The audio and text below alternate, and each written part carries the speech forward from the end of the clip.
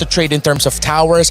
They could not get as much objectives compared to GCT, but you could see that it had to take a unique angle of approach from Geltec, a slow-moving chess match of finding the right angle, then eventually finding it.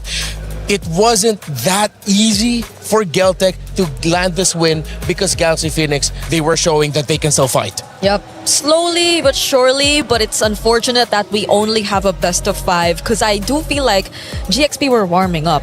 Like they were slowly getting there. They were trying to address what had to be addressed. We saw it even in the draft. Bit by bit, but it was not enough, and it's unfortunate because they had such a strong start, they had such a great introduction to this tournament, but it had to end this way, which I guess is a really good learning experience in such a way that they really find and see firsthand what needs to be improved in their lineup. Yeah, I think tenacity is a great word for what obviously Galaxy Phoenix was able to bring to this tournament, continually retaliating to what their opponents were throwing at them. This series might have went 3-0. Make no mistake about it, Galaxy Phoenix is still one of the best competitors in the world when it comes to our lady competitors. Now, of course, there was a second moment throughout that game. We now go towards the tail end of things, and this is when it becomes a reality for Geltic Cyber Team.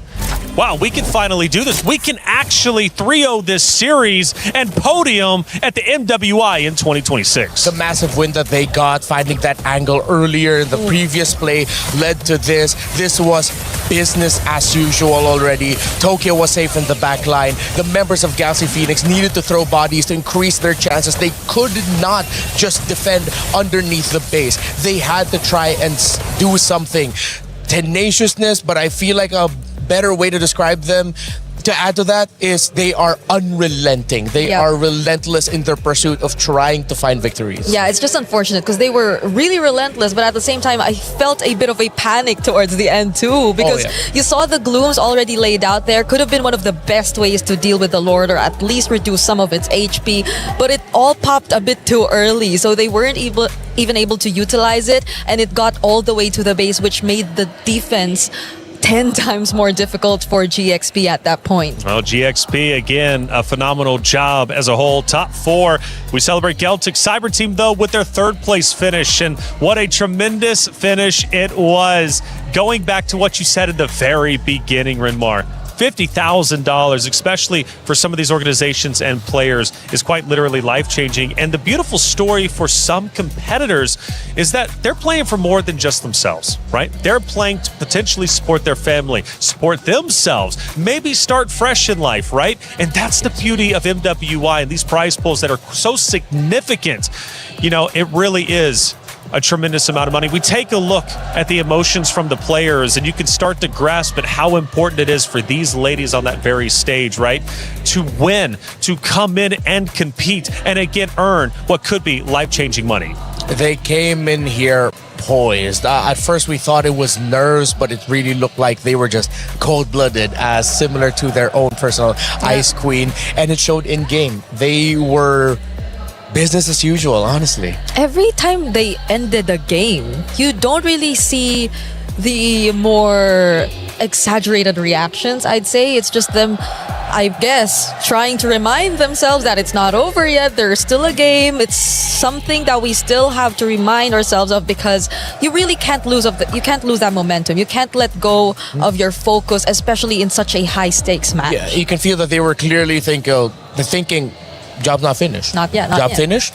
Job's not finished with every game that they won. And you can finally see them relax a little bit and finally let loose once they finally won. Yeah, there were just small celebrations here and there. Yeah. They're just going for the high fives, the head pats. It's cute seeing the head pats, yes. But towards that interview, I think that's where you got to see the most of it. Liu Won and her just being very emotional. I know she probably didn't shed some tears, but she was probably close. Like, I felt how her voice was starting to shake, especially when she was asked about her messages to the supporters and what does this mean for her and her region overall.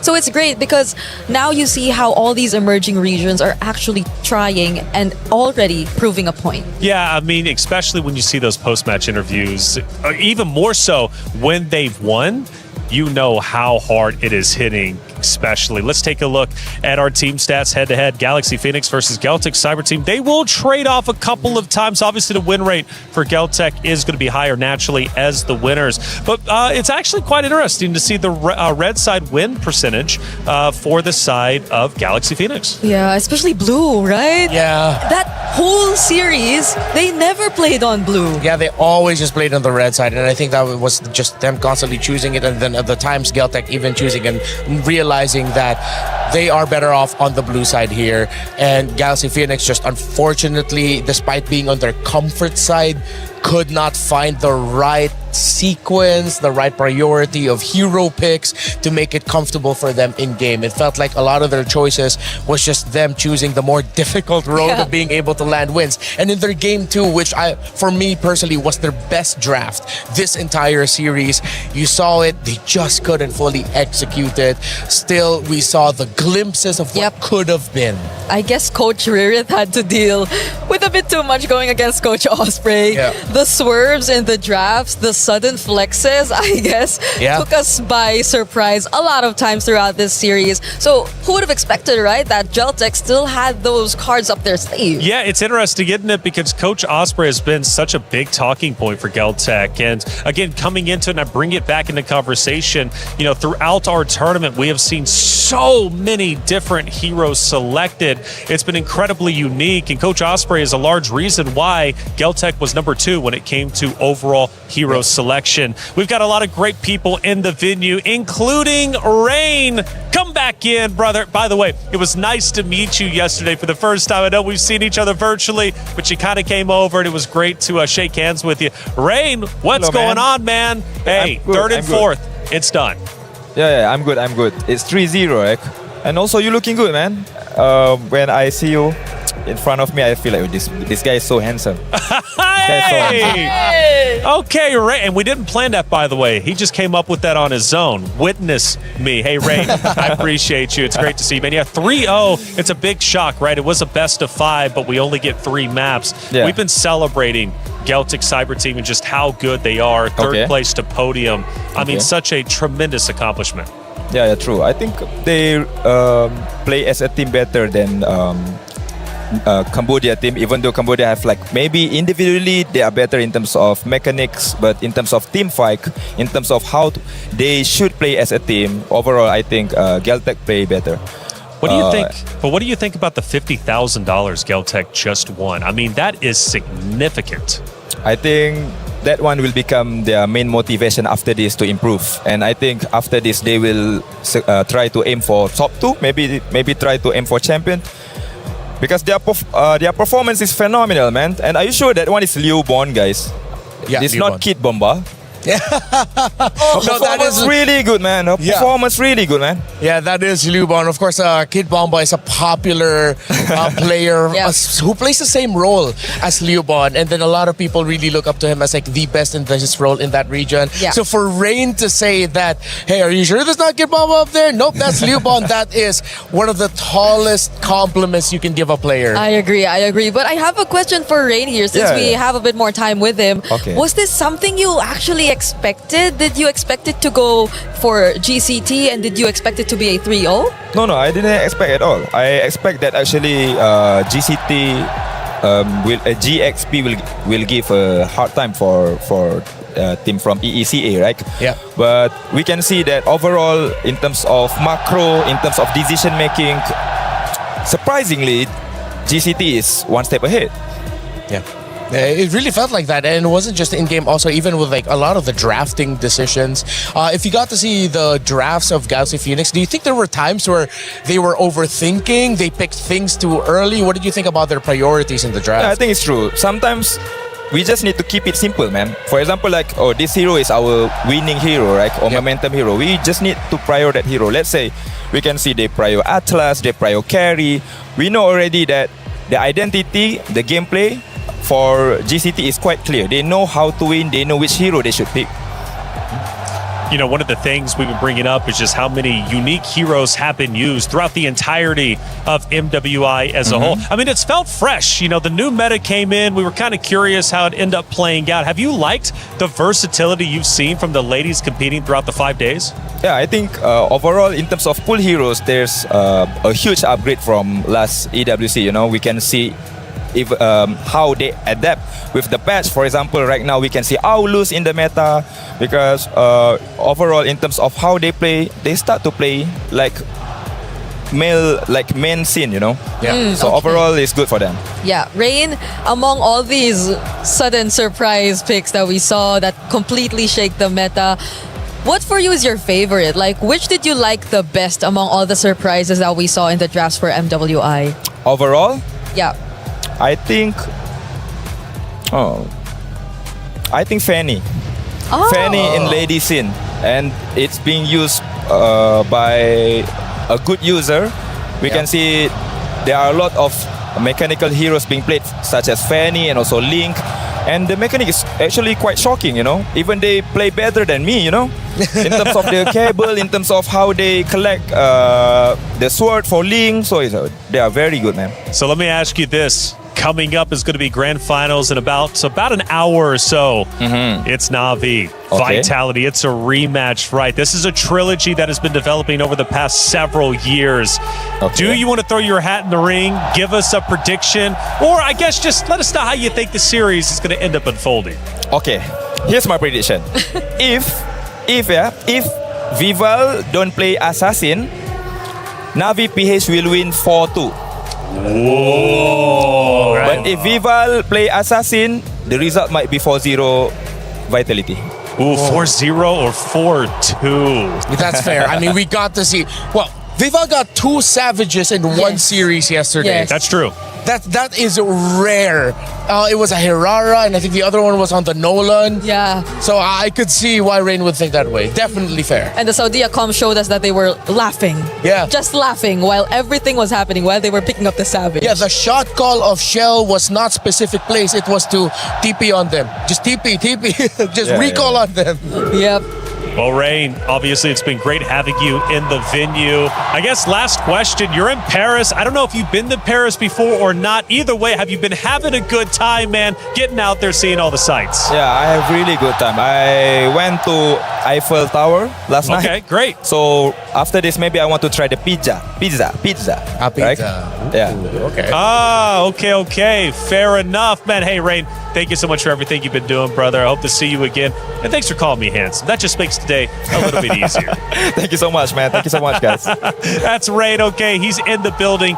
He's doing his own, of course, commentary over everything that's been taking place. And he says he's been enjoying the ride. Hey, Floix, I love hearing these comments and seeing all these comments pop up, man, especially from our chatters out there. And if you want to get involved, make sure you keep chatting so we can show what you're saying.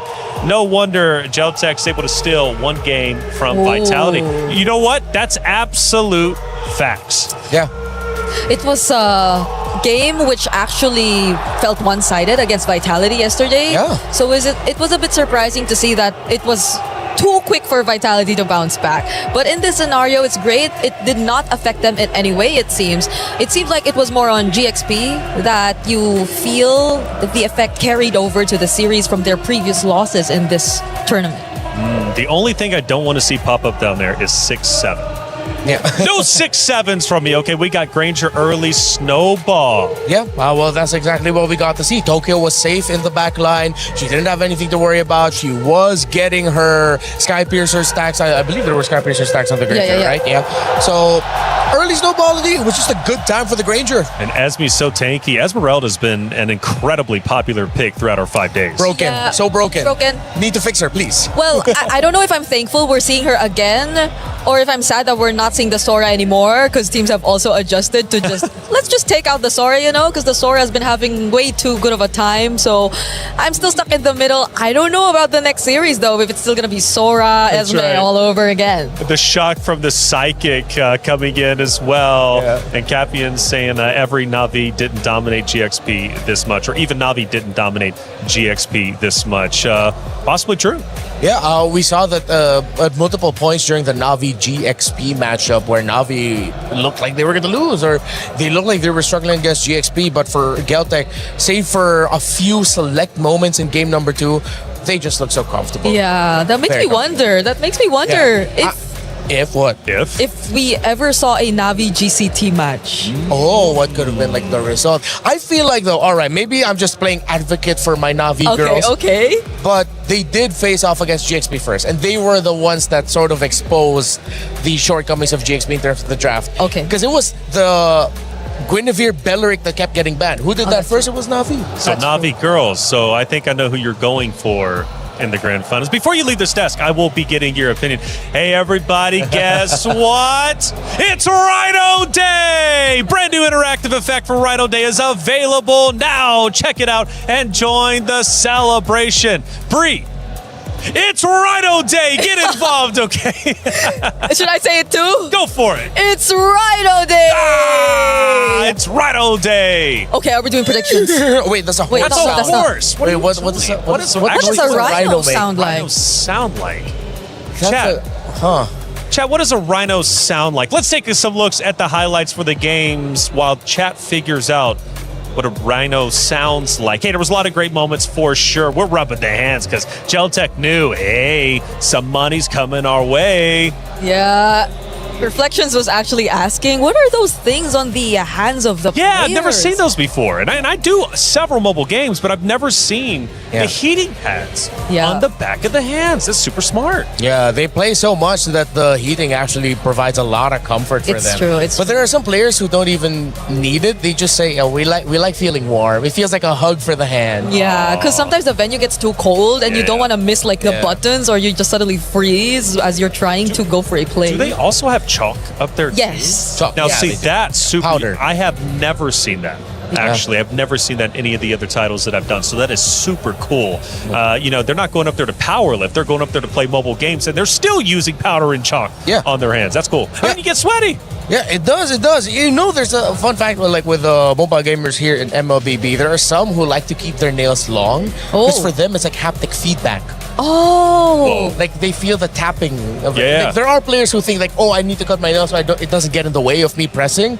But no, some of them really like the feeling. The actually. sensation of just Yeah, the like the sensation, nails tapping the screen. Okay, Yeah. I guess that answers one of my biggest questions because I was really wondering, like, some of the players we got to see here in MWI specifically had also really long nails. Yeah. It's colorful, it's cute, but I wondered how they were actually able to play. But also, when you do that, I think your grasp changes slightly a bit. Yeah, it's like a different grip Yeah. for the hand. Yeah, I think you use your sides to hit the buttons more than like the actual fingers. Well, Rose is on site. She had a chance to catch up with Galaxy Phoenix and talk about their fourth place performance. Hey guys, Galaxy Phoenix here as they end their journey in MWI, officially as the fourth placer. And you know what? I'd like to have a little chat with these girls before we part ways for this year's tournament. Now, girls, we know that this might not be the result that you guys have wanted, but you have made history for Cambodia. The first time ever for the female team placing in the fourth place. So, which part of your journey are you most proud of? បាទអញ្ចឹងប្រហែលបងប្អូនមិនសប្បាយចិត្តនឹងលទ្ធផលដែលបានទទួលថ្ងៃនេះប៉ុន្តែជាប្រវត្តិសាស្ត្រសម្រាប់ប្រទេសកម្ពុជារបស់យើងអញ្ចឹងការជាប់ទី4ក្នុងការប្រកួតឆ្នាំនេះតើអ្វីដែលធ្វើឲ្យអ្នកទាំងអស់គ្នាមានមោទនភាពជាងគេ មោទនភាពបំផុតហ្នឹងគឺចំពោះour friendship like ការយើងខិតខំប្រឹងប្រែងជុំគ្នា support លើកទឹកចិត្តគ្នារហូតមិនថាហ្គេមចាញ់មិនថាហ្គេមឈ្នះ Most proud of our friendship that we built over this time and how we've really worked hard together and we've stuck together even if we won or lost a match. I think that's a very important aspect that we completely usually miss out on. Friendship is something that we do improve on over time as we are playing in a tournament together. Now, I gotta ask, entering this tournament, a lot of the people were saying that, you know what, Galaxy Phoenix are definitely a newcomer. They weren't expecting much. But as you guys ended the tournament, people were starting to say you guys were the dark horses. So what else can we expect from Galaxy Phoenix moving forward? បានអញ្ចឹងមកក្នុងការប្រកួតលើកនេះគឺអ្នកទាំងអស់គ្នាថ្មីប៉ុន្តែគេនិយាយថាគួរឲ្យចាប់អារម្មណ៍ហើយគួរឲ្យកត់សម្គាល់អញ្ចឹងតើទៅមុខទៀត តើយើងត្រូវកត់សម្គាល់លើអ្វីខ្លះសម្រាប់ក្រុមរបស់អ្នកទាំងអស់គ្នាទៀត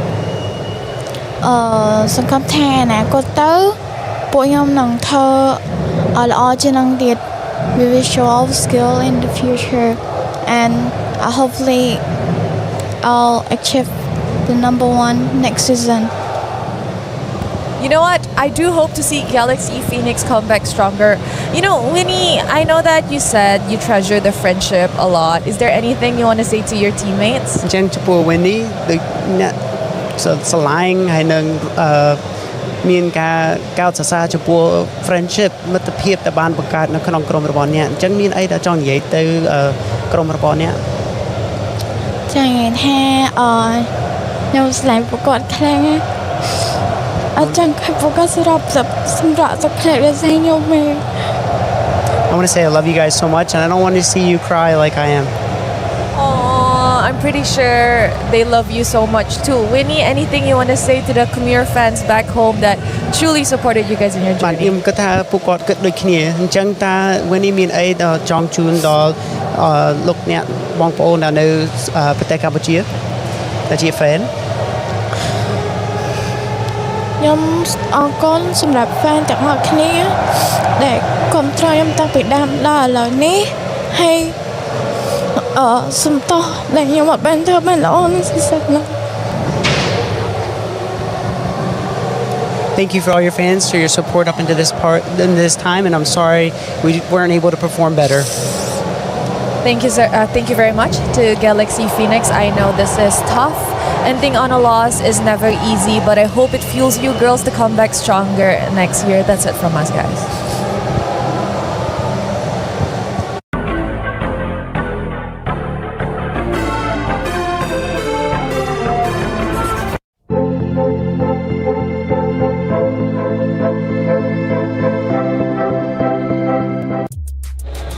Galaxy Phoenix, I just want to say you are world-class esports athletes. Keep your heads up. It was such a pleasure watching you. I know it hurts to get fourth. However, again, celebrate the fact that you made it that far. Think about the teams that you beat along the way and think about what you're going to be able to accomplish in next year's competition. Now it's time to focus our attention to the main event. It's grand finals time, and it's Na'Vi versus Vitality. Two orgs with a storied history, not only for, of course, the club championship here at the Esports World Cup, but also when you think about their history during the MWI. Let's start breaking it down. I'm Taylor Reflections Noble, joined by LaFell and Eterna. Welcome in. We switched it up a little bit. Great to see you too. Eterna, how you feeling? I am feeling great. I am feeling excited as well. What? She has so much energy. That's crazy. That's awesome. It is because it's a rematch from 2024. Like That's right. Na'Vi and Vitality have been in this position before, and I'm wondering whether or not Na'Vi this time around will actually be able to take them down, especially when they lost last time. That's it. Well, we talked to Rain just a little bit earlier, and he mentioned Assassins for Vival. Yes. Right? Yep. Vival comes out with the Assassins. Vitality can win this 4-0. If not, he's actually predicted Na'Vi to take it 4-2. Yeah, honestly, for me, I think Na'Vi has a pretty good shot. You know, Na'Vi could probably do it.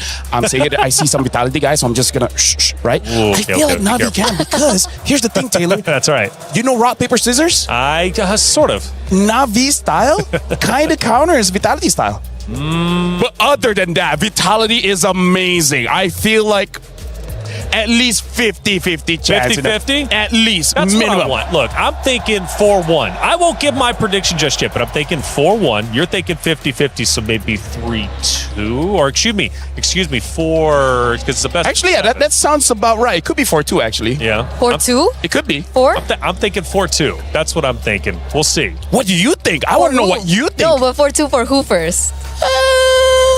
Well, let's start talking about it. You think Na'Vi has a real chance? Let's start taking a look at their keys to victory. Because Na'Vi does have a lot to work with, right? They've got a lot of tools in their tools chest. First one is to constantly disrupt Team Vitality tempo and never allow Vivian and Cinny to get comfortable. Vivian and Cinny, for sure, when they get comfortable, they are menaces on the battlefield. I would like to agree with this, but when it comes down to tempo, I feel like more so it's also going to be reliant on Fumi Echo. What's wrong? Getting controversial already. No, I'm just saying, I feel like not Ayanami alone could do that. That is true. That is true, which is why I'm very worried, for that pick in particular, especially for the EXP lane, because we just underlined how important Fumi Echo is, and obviously the counter to Fumi Echo later on will be not Ayanami, especially in these particular team fights. If we're talking about comfort, especially for Vivian and Cindy, for me, it's not about tempo or gameplay, but more so about their hero picks. Oh, true. Yeah, true.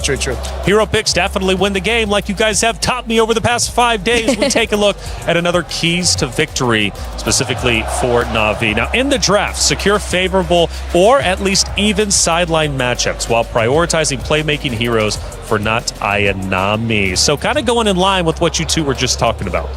It's almost like we know the game or something, am I right? Anyways, yeah. Here's the thing, because going up against a team like Vitality that wins very, very fast, you don't want to lose the first 3 minutes of the game. If you lose the first 3 minutes of the game, at that point, your coach is already thinking about game number 2, right? So at least go even. And then when the fight actually happens, not Ayanami, even if you have to sacrifice yourself, if you take 2 people with you, hey, I'm no mathematician, but that sounds like good odds.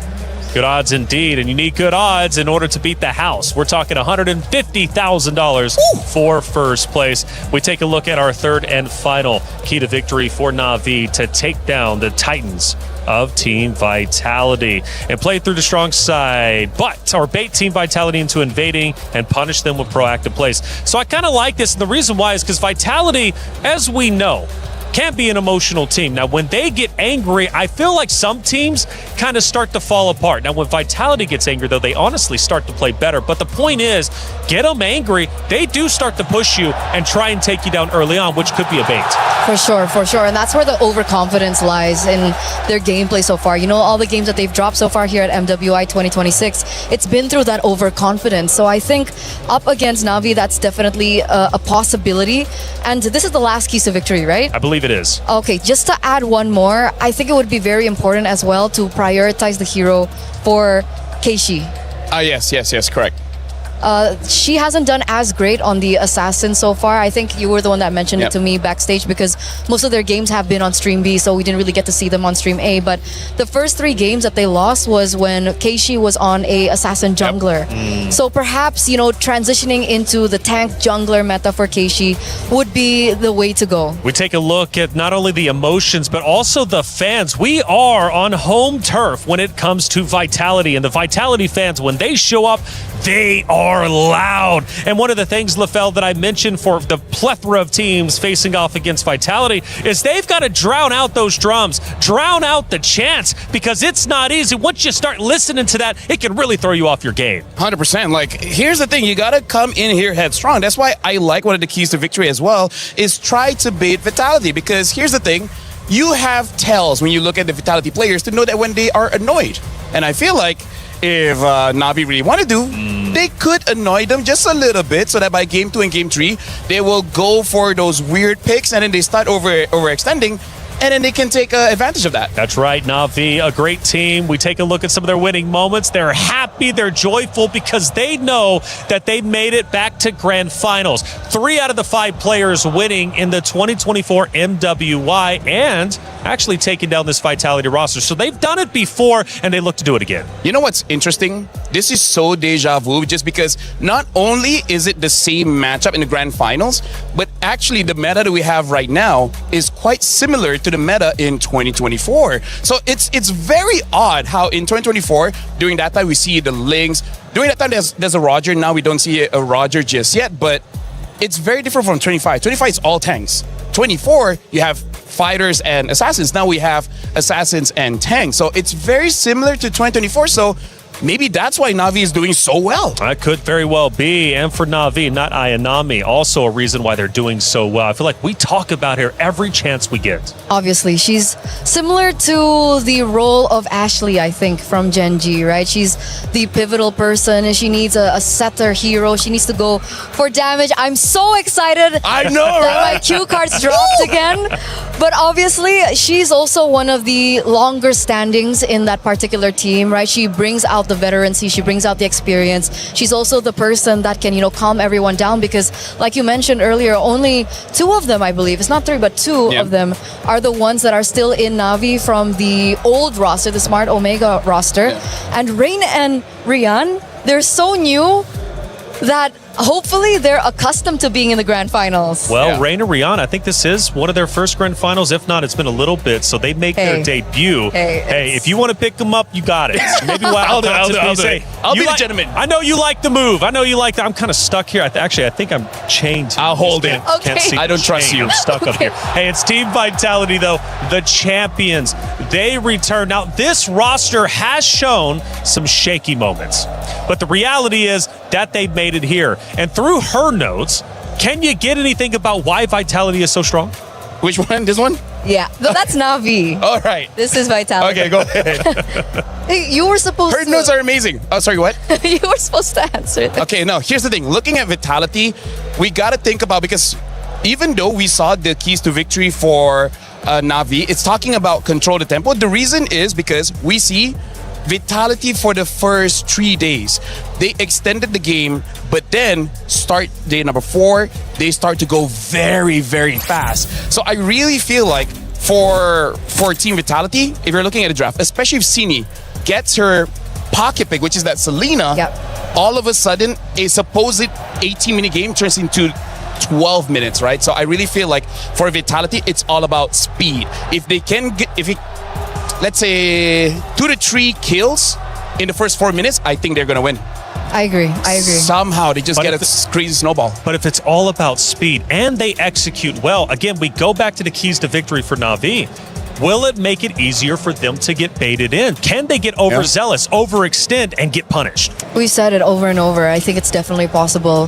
Fumi Echo, especially in particular, I think the past few games, she is the winning or losing condition, I think, of Team Vitality so far. Yeah.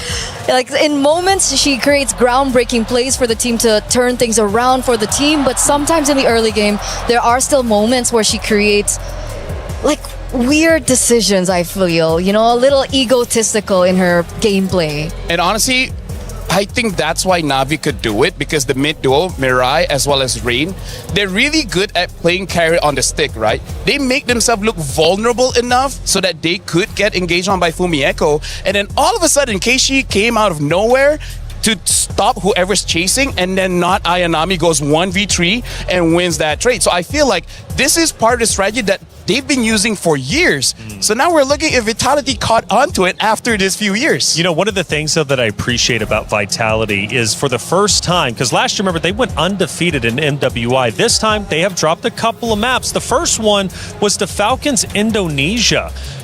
I was hearing that when they came back on stage, they were shaking. Now, I think it was because of anger. They did not want to lose that map. But the reality is they won in a convincing fashion once they finally said enough is enough. So even when they get angry, they are still playing up to par as the best roster as we would expect them. But you don't want to make them angry, because when you do, we know what they can do. Definitely. We talked so much about micro. We've talked about, mechanical, like individual mechanics coming in from Navi PH. But I think the one thing that I'm really concerned for as a Team Vitality fan is their macro. Yeah. Their macro has been really on point. And I think most of the games that Team Vitality has been able to win is because of how they've been able to out macro their opponents. Now, what happens when Team Vitality are up against a team with macro ability that's quite on par with them? Like, they won't be able to utilize that mistake. My other worry is actually if we go back to 2024, where they put all their eggs in one basket, because we're talking about how Vitality likes speed, right? Sometimes they just go overboard, making it so that their late game really isn't there. And this is where we talk about some of the weaknesses, where personally for me, between Rian as well as Shell, Rian has showed, especially when she gets a carry, she is very consistent. Whereas with Shell, sometimes she makes mistakes where she just positions herself in the middle, which that is not supposed to be where you're at. Like, it's kind of like, it's like in American football, you're a quarterback and then this is your line. You're supposed to be behind your line, right? Let your line protect you, but then all of a sudden you're diving in. That's a bad position. So if we actually go to the late game and you're talking about macro, I feel like that's what Na'Vi wants. I think they want to beat Shell to make that mistake. That's what I'm thinking of. That's what I'm thinking of as well. I think if Na'Vi PH can form a draft that gives them insurance into the late game, they might be able to actually take it, because I do agree. I think Shell has been also interesting when it comes down to her positioning, especially I think yesterday when she was on the Claude. But if we're talking about the carry pick, it doesn't look like Rian is comfortable on it very much. 25% win rate. That's right. It's not the best of win rates. She's done better on, you know, the Harriets and the Claude. So we can expect those kinds of picks coming through for Na'Vi again today. 25% in about 25 minutes until our grand final starts. It's going to be underway very shortly. We just got some loose ends to tie up and still some more stories to tell. For example, like our jungle lane, we compare two of the great players from Na'Vi as well as Vitality. It's Keshi versus Vival. And over here, if we're looking at the stats here, we can see a big difference in gold per minute and even the Lord Slave. Because look at Vival, 668 gold per minute compared to Keishi, 597. That shows that Vival is an amazing farmer compared to Keishi. And also, Lord Slane, part of it is, yes, Keishi usually wins that retribution battle, but also it shows Vitality doesn't really need the Lord to end the game. It's kind of like how Na'Vi, they're super efficient. They use all the tools in the map to get a victory, where for Vitality, they don't need to use everything. Yeah, I kind of learned that actually from the last game, because we were looking at Galaxy Phoenix, of course, going against Geltec, and Fa was dominating her opponent on the opposite side when it came to Lord Slain and Turtle Slain statistics, but it didn't play out during that series. So it's not a guarantee. Even though, of course, your percentages are higher, you know, it doesn't matter. It really doesn't matter. It depends on how the games end up going. It just really shows the difference of gameplay, I think, and identity of these two amazing junglers. On one side, you can even take a look at the kill participation, right? One is lower than the other. It looks like Keishi's dominating that one, and I think because mostly she's been doing greater or better on the tank junglers, so she's there to facilitate the rest of her team, for the cores of her team to get those kills down. Meanwhile, for Vival, she goes in, gets a kill, goes back out. Especially because there's a stark difference between their jobs, right? They have the same occupation, but they don't have the same things of result. Yes. We'll talk about that later, That's right. It's the rematch of destiny from Riyadh to Paris. The rivalry comes full circle. Who will claim the throne? Will it once again be Na'Vi back in the winner's circle? Or will Vitality continue their reign not only in the MWI, but also the female scene when it comes to MLBB? This is the Battle of Titans. And you know what's amazing about this is the fact that they have different styles, right? They have individuality in terms of how they play. Like, for example, Vitality, all damage. And then when you look at Team Na'Vi, it's all about that teamwork, because we're talking about the kill participation, right? Because Keishi's job is to help her team. Vival is supposed to be the superstar. She's supposed to be the one getting that spotlight, so her team has to help her out. It's honestly kind of like My Hero Academia, where it's like one for all and all for one. It's a hero villain kind of thing. But it's really up to you which one is the hero, which one is the villain, you know? Well, we took a look at the keys to victory for Na'Vi. Now let's hone in on Vitality. What do they need to do in order to take down the boogeyman, which is Vitality? The first one coming up here is going to be target Rain's hero pool by banning or countering Claude and Harith, forcing her onto secondary picks. But yeah, this is what I was talking about, right? The hero pool from Rian in particular. Again, 25% win rate on the carry. So let's say one picks the Claude, you ban out the Harith, then if Rian's forced on something uncomfortable like the carry, especially if, let's say, Vival wants to go for an assassin, it actually might work in their favor. I feel like the only reason you would take out the, leave the Claude open is if Vivian is willing to pick up something like a Cho. Because I feel like one of the reasons why they've been winning so much on the Claude is because here in MWI, there's not a lot of heroes that actually does knock-up to cancel out the Blazing Duet. And let's be real, for most of the games that Na'Vi wins, it's because Rian has so much space because everyone is doing so well, right? She gets to free farm. I mean, she wins her lane. Against Shell, I don't know how she's going to win the lane. I feel like Shell might dominate on that one. But comes to the late game, I think the safest is banning Claude. Harith, maybe they can fight that. Maybe Vitality can fight that. But hero pull between the two, because Geltec had the second most heroes selected, unique heroes, I should say. I wonder how it looks between those two, because I don't know who the number one was. Let's take a look at our second key to victory coming up, obviously, in just a few moments. And I do wonder what it's going to be. How does Vitality take down the roster of Na'Vi? Well, secure the early game advantage through superior rotations, allowing Vival and Shell to control the map and objectives. And honestly, this is just the style of Indonesia, because I've traveled around the world. I played Mobile Legends in many different countries, and in Indonesia, the timing is very weird. For example, most countries don't fight for the first 2 minutes, but when you're going up against a team like Indonesia, sometimes as quickly as 30 seconds to 50 seconds, all of a sudden there's a surprise gang going on, and that really catches you off guard.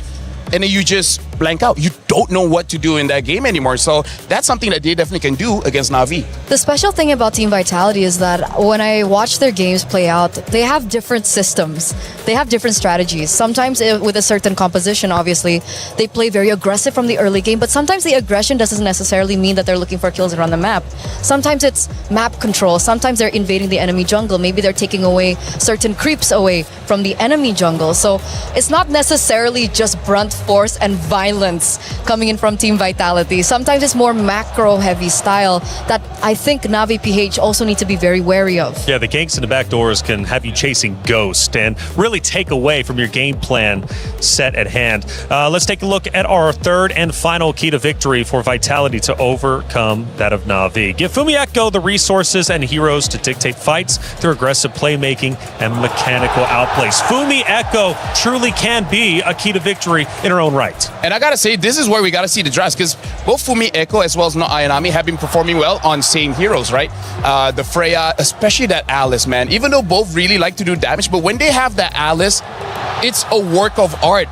4 people get caught by the Throne of Ruin, 5 people get caught by the Throne of Ruin. Like, this game is just gonna be setting up to see who's better. Is it Fumi Echo or Not Ayanami? That is the question, and we're actually going to hone in on that a little bit later. Let's start taking a look at some of the comments out there leading in to the grand finals, and I'm super curious what they have to say. You know, chat sometimes gets a little bit wild, right? But some of their comments have been great, actually, and it's been a pleasure hearing from each and every one of them. Hello, Jep. It's I'm not Ayanami, or in not Ayanami we trust. Just give her a setup and burst heroes. You know what? I really feel like we need to pull her to the side and be like, you know, next tournament, could you remove the knot? It's so, like, honestly, I feel like in communication, like, I think Vitality be like, hey, not Ayanami. Like, wait, so Ayanami or not Ayanami? That is I true. do agree. That is true. Sarmu Gaming, Na'Vi 60%, Vitality 40%. Ooh, so already we're starting to go for Na'Vi over the previous champions. It's a valid opinion. I think 2 years ago, everyone was also thinking, you know what, there's no way Team Vitality win this, and they were able to win. Na'Vi will get some. Wow. JV, I swear that wasn't me. JV, yeah, that was me. JV, Na'Vi will get stomped 0-4 easy. JV, hold up. I do like me some spice, but is that too spicy? Hey, JP Porte is with us. It says 4-2. I really feel if Na'Vi gets under the skin of Vitality, here's the thing. If Na'Vi wins 2-0, I think they're going all the way. All the way. I think Vitality cannot recover after getting 2-0'd. That's actually crazy to say. So because we've seen them come back. So you think Na'Vi up 2-0, it's done and dusted. I think 1-0, it's still okay. I think it's still possible. I hope so. 1-0 on a best of 7. Yeah, like, we can go reset. We've been in this position like a million zillion times, but 2 games in a row might be a little difficult for them to actually come back. One of the win conditions. Assassin. Vival play Assassin, win 4-1. I agree. Yeah. I feel like it would be so crazy if we see her on a Baxia or an Akai. I think Akai might show up. Yeah? I think that's going to be a because it's one of her best heroes, And it's both of their, strong heroes. It's both Keishi's and Vival's. It seems like Vival, a lot of pressure on her back. Actually, she's the one too, like the Vitality fans, when they show up, they love to cheer her name. Hey, Grand Finals is going to be underway in about 15 or so minutes, but the Esports World Cup is massive. There's so much taking place, and we've got an app to keep you all informed. He thinks he can come in here and play my game. Let's go. He knows nothing. Let's go! Tyler 1, you're done. This is my ladder. You can't climb it. It's better than me hard-sucking Masters. You're going too far now. Your eyes buggy. Your elbows ashy. That airline? That's an L airline. Somebody better hold me. Okay, yeah. Do something then. Raw energy. House to pop and blow the house down.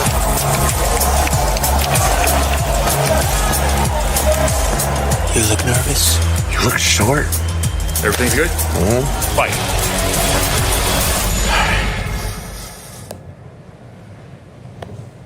Okay. Let me hear you shout. Don't give up. Do you really need the raps? Yeah, that feels like overkill to me. Play is in our DNA. Whenever we let it out, it becomes our superpower. Now imagine an entire city being built to supercharge it. Kadir City, powered by Play. The Esports World Cup truly is special each and every year. Now we went global. We're in Paris, France, and it's been truly a phenomenal sight. It's been great to get out and see all the sites and MWI as well. Hey, think you can call it. Go ahead and scan that QR code. You've already been calling it in chat. Make it official. Scan the QR code and get involved. Who will win the match? Who will win grand finals? Two excellent teams. And honestly, you can't be wrong either way. Obviously, you can be wrong. Yeah. But I think at least in the beginning, if you're making a pick right now, I think both teams are a great call. And it could go either which way. It's a rematch that's been dating back since 2024. The MWI, where Na'Vi was able to secure the win. Vitality, though, they remember that. They are the champions.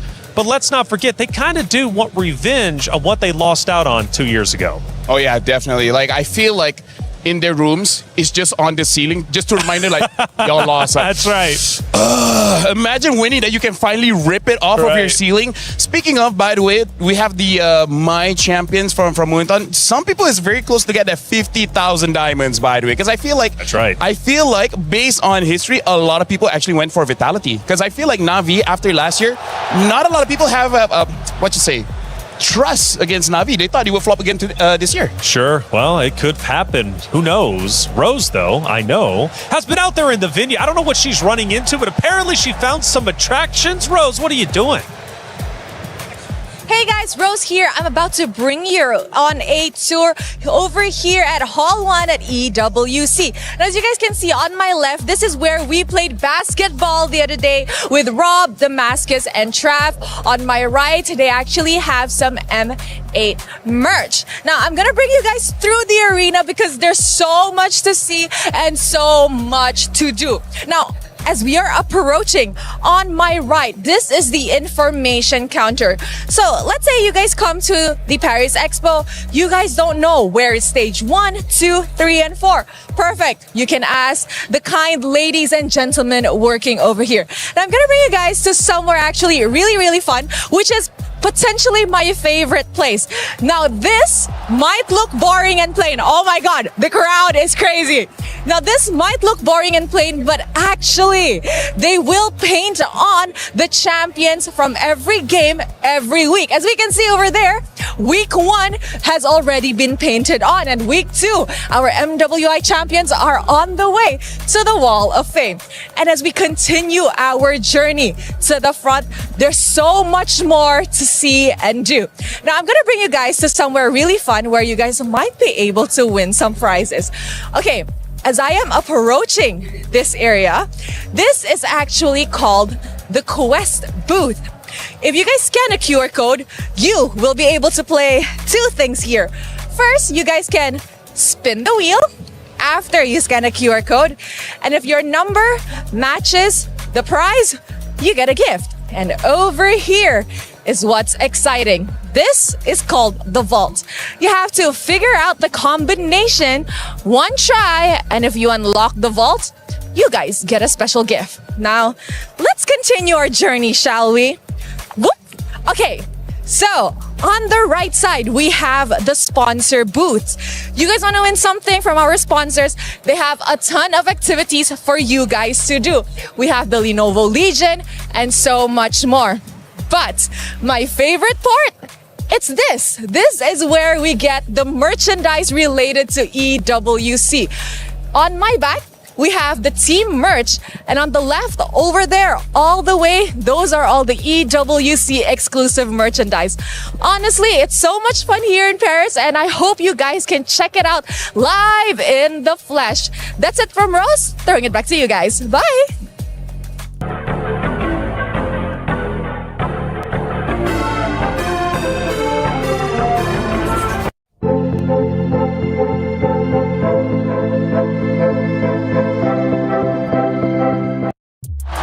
Like I said, Esports World Cup is amazing. I didn't even know we had half those things because I've been so busy up here along with you guys, but clearly there's a lot to do. I'd love to try the vault. Yeah, absolutely. Right? But can you get it in first try? I don't think so. No? I mean, like, if they gave enough clues, I think we can figure it out. Yeah. That's the question. Hey, look, Queen of Assassin. Hold up, this is epic. We're looking at Vival, the first player ever to record 2 Savages in a single MWI tournament. And guess what?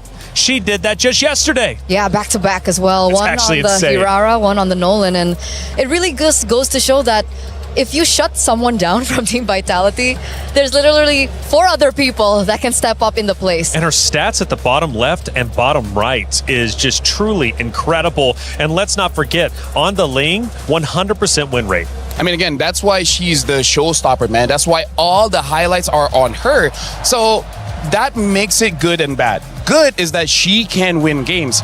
Bad, what if he gets shut down early? Because that's one of the reasons why the tanks started coming into the jungle to stop those assassins. So this is really a matchup kind of thing. Like, if Keishi stops Vival, Vival loses. If Vival is able to outplay Keishi, then Vitality wins. Mid prio is going to be so important, I think. You know, the picks for both the mid laners and the roamers are going to be so important because if, let's say, Vival does go, you know, guns blazing, yeah, let's pick an assassin, let's pick up the Hira, or let's pick up something like the Nolan, that mid prio needs to be perfect to be able to defend her.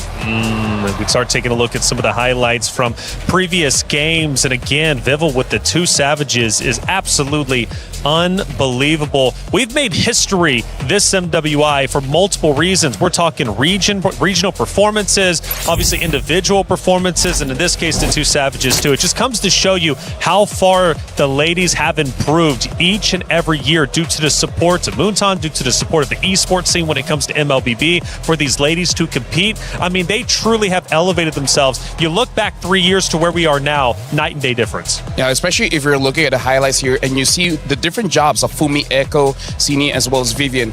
Fumi Echo seems to be the one setting up so that Vival can go in, and then you have Vivian there in case something goes wrong. Vivian will protect the main damage dealer so that they never get punished, and then Sini is just dealing damage. That's how it depends on the picks, especially for, you know, the Vivian that mother you're of tanks, looking on screen right now, right? If she's on a hero that's a little bit more aggressive, a little bit more active, like the Cho that we saw, then you can expect her to be the initiator. But if she's on, you know, I would say like the Atlas is actually an active hero, but the way that they play it is that they try to trigger out the Purifies first and then allow her to come in last minute. Pop that Purify. Exactly. So it really depends on the layering and it really depends on the heroes that's really given to her. Vitality, it's actually quite special to think of. We take a look at their history and, of course, how far they have come to become champions and be champions in themselves. And, you know, Vitality is one of these rosters that truly has, I want to say, some of the most impressive statistics across almost all esports. When you think about how many wins they've got, how many championships, how long they've been dominant. And let's also bring it back to the fact that they have been in every single grand final appearance when it comes to MWI. Now, Na'Vi, of course, Na'Vi is out of this world as well. They are champions in themselves, of course, with the several or a couple players on the roster, and they look to return here with 2 newcomers of Rain and Rion. First time in grand finals. The question is, how well can they do? And let's add a little bit of cherry on top for you guys. Rain has the highest KD in this entire tournament, KDA of 13.7. And I think that's so impressive, especially as a newcomer. Like, You're how so do impressive. Thank you. You are as well. How do you have the mentality as a newcomer to get to this point in the tournament? Like, let's say even like the first 3. Okay, I guess they kind of lost that one. But how did that turn around? How did that adaptation happen so quick until up to this point they're standing at a how many game win streak. I think they're at a 9-game win streak right now. Yeah, I really feel like it's because of both Keishi as well as Mirai. They're honestly the best friends that any mid laner can have because they're active bodyguards just to make sure no one gets close enough to her to damage her. And by that definition, they create so much space. The zoning that both Mirai as well as Keishi has, the roamer as well as the jungler, gives enough confidence for Rain to deal out the damage. And then eventually, either not Ayanami or Rian will be there to do the end game stuff. But honestly, it's very impressive because of that teamwork between the three. So also a bit different where you get team vitality that almost every single player will have an individual highlight, right? We've seen Fumi Echo on it, you've seen Shell. But when you look at Team Na'Vi, it's always, yes, you, but other people as well. Creator program. It's new, it's fresh for EWC, and it's another way you can get involved with the Esports World Cup. And we've been asking for your predictions. Well, we've got our winner, and we have a chance to check them out. Who ended up taking it all? Who ended up winning the competition? Hi everyone. I think in this grand final will be very exciting because it is like MWI 2024 because Team Vitality lost to the 3x Na'Vi PH player. So this finals feels like a revenge match. During this tournament, many teams surprised me a lot. Teams like Galaxy and Galtech really improve a lot and play really well. My favorite moment during co-stream was watching Team Vitality. They had so many amazing team fight. It was really fun to watch. And one more funny thing that I had since I'm co-stream is many people said that Guy, the god laner from Zeta, is look like me. I think that's really funny. I cannot wait for the grand final. Good luck for the both of team and may the best team will win.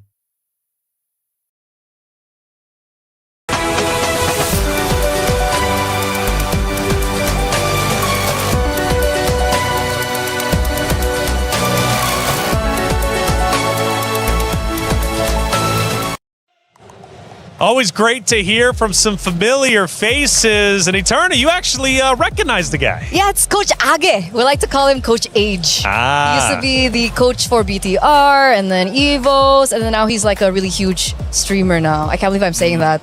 Sorry, we're close. It's weird. It's cool, isn't it, how we continue to move up when it comes to esports. Grand Finals is just moments away from going onto that very stage. Let's take a look at Vitality in their dugout because they're getting ready. They're chanting away, and they are ready to enter the stage for the Grand Finals. There they are. Teamwork makes the dream work. Of course, CIO also coming in there too, Denny Ingles, who has been a big supporter and on that stage so many times, not only before, but also after Vitality takes the stage. Of course, the competitors of Na'Vi also ready to go. They're feeling good. They're feeling confident, but confidence only takes you so far. It's also about the execution. So let's get into it, guys. This is about to be Grand Finals time. $150,000 on the line. Second place walks away with $90,000 as well. But the reality is that's a $60,000 difference. And honestly, looking at the dugout just now, I kind of feel like Na'Vi has to be prepared because I look at Vival's body language, and this is what she shows when she's locked in. This is the typical tell when she avoids eye contact, look at the ground for a split second, and then look to the side. She does not want to get distracted by looking at other of her teammates, the coaches, or anything. So it looks like she has a plan in her head, and she's not allowing it to escape. Like when I see her, don't look at anyone, look at the ground, and then look to the left. That shows that she's locked in. Locked in. I didn't know he had a degree in body language. Of course, he's got a degree in everything. I'm autistic. Okay, well, you know what? I tell you what, this is going to be a great Grand Finals. And not only because $150,000 is up for grabs, but also Sony MVP. That's an additional $25,000 going their way. A tremendous amount of money that could be life-changing for so many of the competitors out there on that very stage. It's going to be a great Grand Finals, and I'm about ready to get it started. Are you ready to get it started? I am super ready. She's super excited. I You am see how she excited. just throws away her cue cards? It doesn't matter. Honestly, like we've been waiting for this since day number one. A lot of people expected it, but now it's actually going to happen. I've casted MWI since the first time, where it was just in a mall. Oh, yes. I remember that. Online. It was nothing like this. So to be here again in this position to see just everything develop. In Paris. In Paris, it's mind-blowing. I can't believe it. Feels like I'm dreaming. And the fans are starting to come in. My goodness, it's getting packed in here. I'm going to love this. The energy is already increasing. The tension, you can cut it with a knife because you have two Titans about to throw down. It's a historical matchup that has been dating back years and years now. It's Na'Vi versus Vitality. And even for the club championship as well, we're talking a lot of money at stake. And both of these rosters for the club championship race are currently number 1 and number 2, which means winning this could very well elevate you up to first place or secure first place even more over the Titans such as Falcons,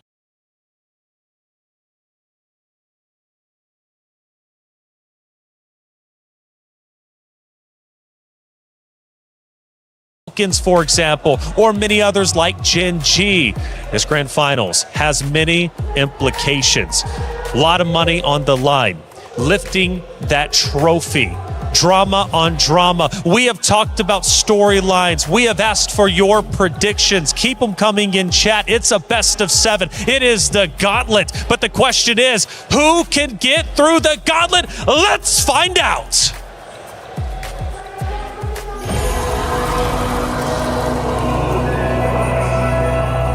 Destiny is not given.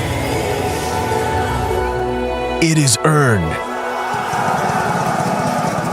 Some are destined to fall. We had a taste of the championship title before. In 2025, we let our guard off. Some are destined to make history. They carry the weight of last year's loss. They're completely undefeated. Team Vitality!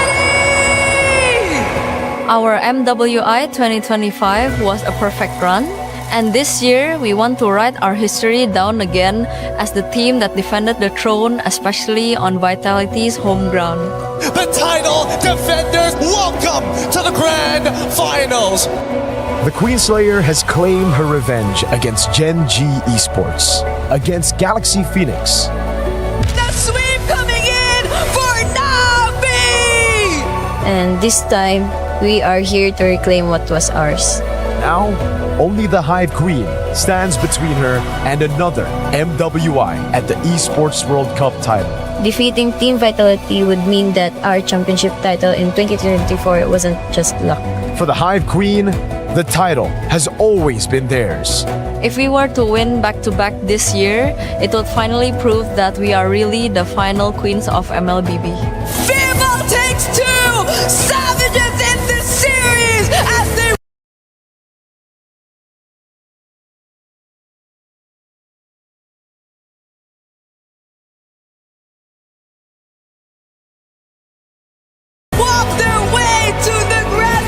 They've been unbeatable from the start. Their destiny has always been etched in gold.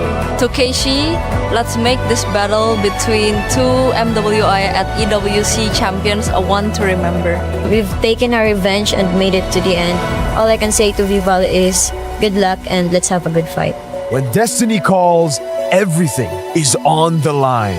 Only one trophy will be lifted. Only one destiny will be fulfilled.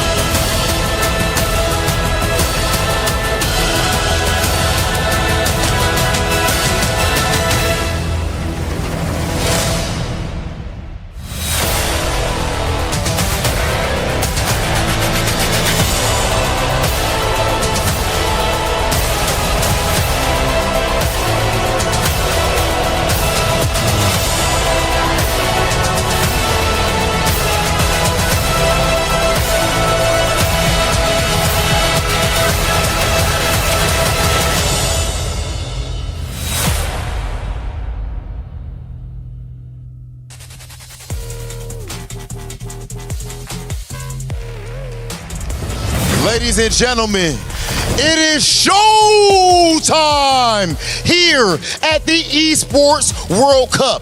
We started out with the 16 strongest teams in the world of MLBB, and now we are down to our final two. I am one of your hosts, Hollywood Rob TV, and I am joined here with the immaculately dressed Cheryl. Cheryl, how are we feeling going into grand finals? We're feeling great. A resurgence 5 days in the making. Na'Vi, Philippines, has been sent down just in their very first match here at MWI 2026, forcing them to claw out of the brackets to be standing before us here today. Whereas on the other hand, a dynasty who has reigned for years, and right now, that throne is being tested to see. And those are the exact same people who has taken that throne from them.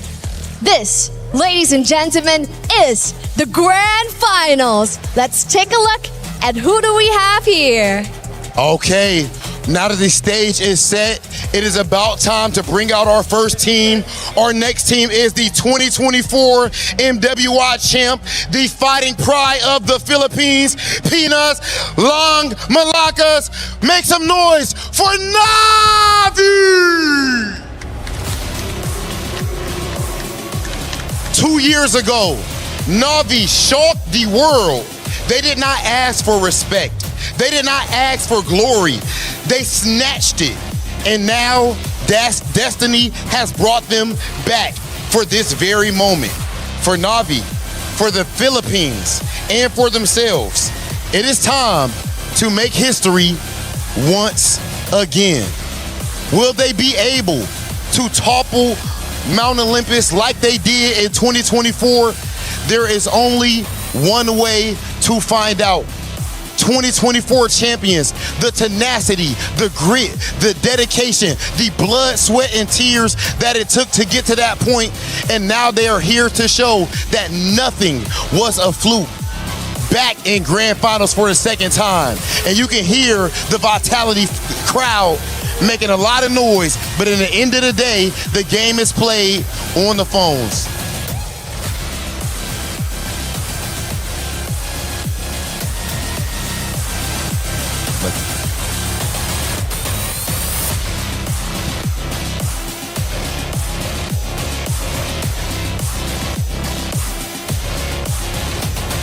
Our roamer, Mirai. Jungler, Kashi. EXP laner, not Ayanami. Gold lane, Rion. And mid lane, Ray. Now, of course, our next team, our returning champions, we do have something very special. Damascus, what's going on with the people?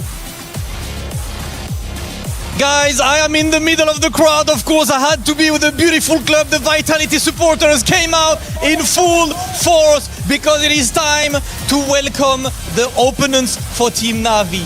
Listen, guys, vous êtes prêts?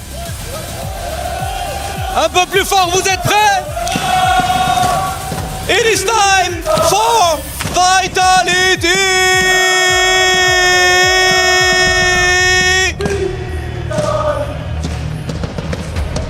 The absolute queens of MLBB, the running champs, the 2025 champs, and of course still undefeated today as they won 2-0 against MIBR, 2-0 against Genji, 2-1 against Falcon, and now 3-1 against Celtic. One more step left for them to do the repeat, the back-to-back, and take the title twice. This is the battle to be the double champion and a battle to make sure they claim who will be the best, the absolute queens of MLBB, as we know that the supporters are always the loudest in the house. I have no idea if you guys can hear me, but you know what we have to do, parce que c'est l'heure de le faire en français aussi. Les Vitality, ce sont les reines de ce jeu. Mobile Legends, elles l'ont dominé pendant des années. C'est les 5 joueuses à descendre sur ce circuit. Et pour l'instant, elles sont restées invincibles. Et pour l'instant, elles ont été absolument intouchables. Nos 5 reines qui arrivent sur la scène et qui vont chercher encore une fois le back-to-back, les champions en titre, Vitality.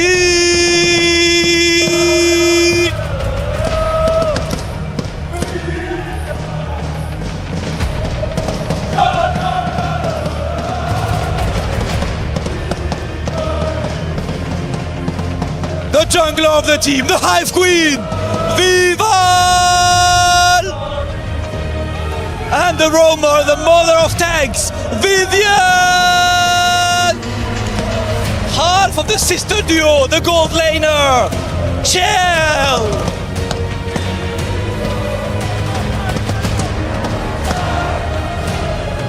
Potentially the best EXP laner of all time, Fumi Echo! And of course the other sister, the mid lane queen, last year's MVP, Tini! The crowd is ready right here. We can hear the hive buzzing. Let's hear it from the players. City, this is a rematch that we never asked for. 2024 champions going up against the 2025 champions and in your home ground of the Hive. Anything you would like to say to Navi Philippines? Let's both do our best and have some fun in the game. Let's do it, Ale! This moment, you hear the crowd. You guys are back in grand finals, going against who many believe to be the favorites going into this tournament, but you have beaten them before. How do you handle the pressure in a moment like this? I think pressure is normal, that we gonna play confidently. Okay, ladies and gentlemen, we have officially heard from both teams. I believe it is time for our face-off. Ladies and gentlemen, let's get to it. Navi, right here. Vitality as well. Face to face. You guys can come up just a little bit, just a little bit. Oh yeah, oh yeah.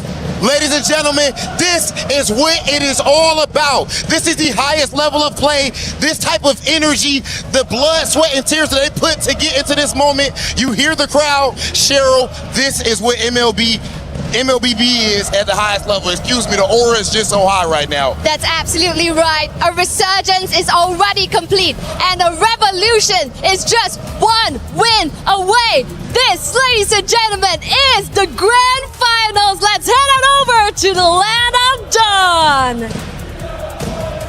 After 5 days of competition, so many heartbreaks, elation as well, we have finally reached the pinnacle. It's grand finals time. Navi versus Vitality, a rematch that has been set in stone for the past 3 years. For one, to get revenge, for the other to submit themselves as the best female team MLBB has to offer. But there can only be one winner in this best of 7 series, and it's up to them to determine their own destiny. Do they want to be champions, or do they want to be runner-ups? Let's start breaking it down. It is Vitality versus Navi. We've been talking about the prize pool, $500,000 on the line, $150,000 for first place. We also have the Sony MVP with $25,000. So much at stake, so much pressure. But we just heard in the interview, pressure is normal. And they have to have that mentality. They have to have that mindset coming into such a high stakes game. And it feels like, looking at them both up on stage, it's like they were both destined to be here at that stage right now. It's all about being comfortable when you are uncomfortable, because in this kind of situation, there's a lot of things going on in your head. The challenge is how to pick and choose which one you really got to think. And that's why I'm looking forward to the coaches, because KCS as well as King Salma, and so far in 2024, that was the big talking point. The draft, they messed up. This time, we cannot allow such shenanigans. They faced off in the middle. They stared their opponents in the eyes, but they are undeterred. They have full confidence in their ability to win. The Vitality fans on screen now, they've been going crazy. They've been going insane, and the drum has been beating to the victory of what can be Vitality. For Na'Vi fans, I say, get loud and support your roster, because you're going to need to be louder than the Vitality squad on the opposite side. Here we are, the opponents, the competitors, getting set up on the stage, getting ready to go through the gauntlet. And it is the absolute gauntlet. LaFell, a best of 7. If it goes to the 7th map, these ladies will have been playing for many hours. You want to talk stamina. Stamina is a real thing. Oh yeah, 100%, especially the mental stamina. That's why a lot of veterans in a best of 7, they really know how to pace themselves. That's why I would say in the first 3 matches, they use a very simple to execute draft, as well as they don't mind going through the game, like say 20 over minutes, just because they're testing out their opponent's stamina. Especially if somehow you've been winning a lot of that game, you just slowly chip away their mentality. Especially Vitality has been doing this for years, but for Na'Vi, not everyone has been doing this for years. I actually have a fun fact. Team Vitality are used to a best of 9. Oh yeah, that's true. Yeah. Yes. So they've played a best of 9. A best of 7 is something that they're definitely comfortable with. And that's why I like that you point out Na'Vi PH here. This is really going to put them to the test. And if they want to be the best, they have got to beat the best. Got to beat the final boss, and that is Vitality. We go to Flying Cloud for map number 1 to set the tone, to set the stage of our grand finals for the 2026 MWI competition here at the Esports World Cup in Paris, France. This is going to be a battle to the death, and we've got the Queen Slayer. We've got the Hive Queen, Vival versus Keshi. Vival versus Keishi. We've been talking about her picks, and that's why it's so important for them to get the side that actually favors them. Because for the past 4 or 5 days that we've been seeing them in MWI, there is a significant win rate on red side. Yeah, and honestly, I kind of feel like part of it is because you want to get the early combo as well as that potential counter pick in the very last slot. Especially because we see Team Vitality, they have some pocket picks like that Selena. It would be very nice if you see the majority of the composition first before you actually invest into it.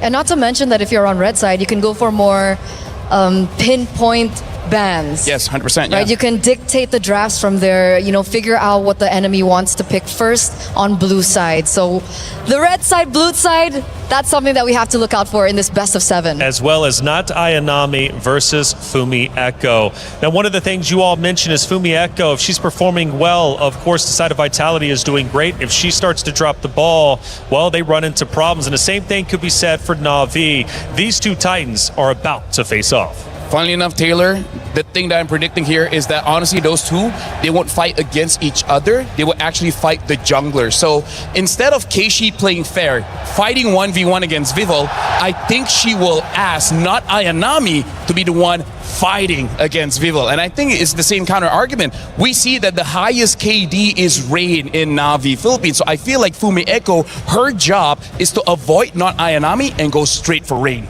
And that makes the picks even more important, right? Especially they're going in Flying Clouds, so they're not on the other maps that Expanding River, Broken Walls, yeah. Exactly, the additional movement speed. So with that being said, I'm looking at heroes like Esmeralda that can mobilize a lot quicker around the map. Terizla's very difficult, like the impact is there, but movement speed is definitely not there. So Sora might also come into play. These are just some predictions before we get into the first draft. For the Grand Finals debut of Rain and Rion, they have made it to this point. They have played phenomenally well. But we have to admit, there is a different level of pressure playing in the quarters of knockout, then to semis, ultimately the Grand Finals. That pressure can either make you into a diamond or it can crush you under the weight of the moment. Personally, I think Rain will be okay. Rian is the one that I'm a bit worried about because Rain is surrounded by Murray as well as Keishi. If something bad happens, they can pick her back up. But Rian, she's a solo laner. She's going to be playing weak side, meaning that not a lot of rotations going on her. So if she lose a 1v1 against Shell, I don't know how she can recover. If she can, hey, props to you. You deserve to become a champion. And because of how aggressive Vitality has definitely played, especially with the mid rotations.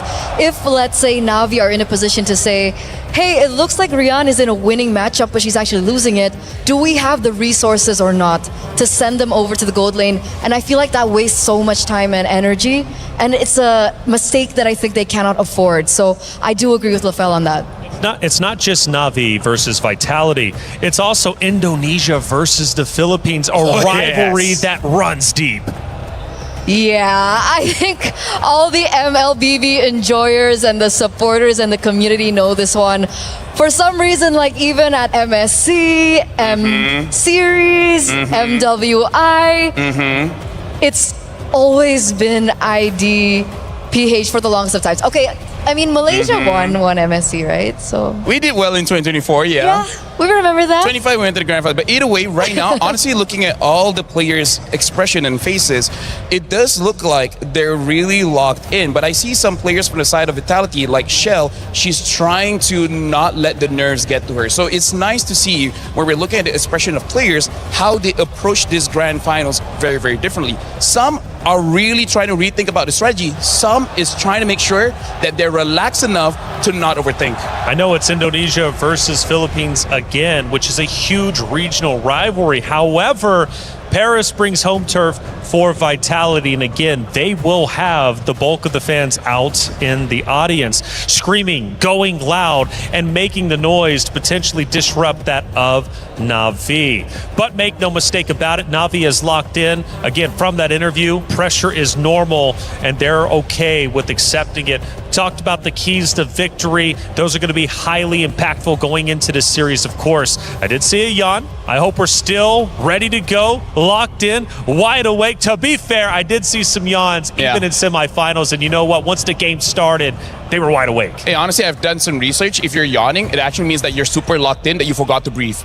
Because your brain needs oxygen, and if you are super focused, you forget to breathe, so that you yawn, you bring that extra oxygen back to your brain. And everybody at home just manually started breathing.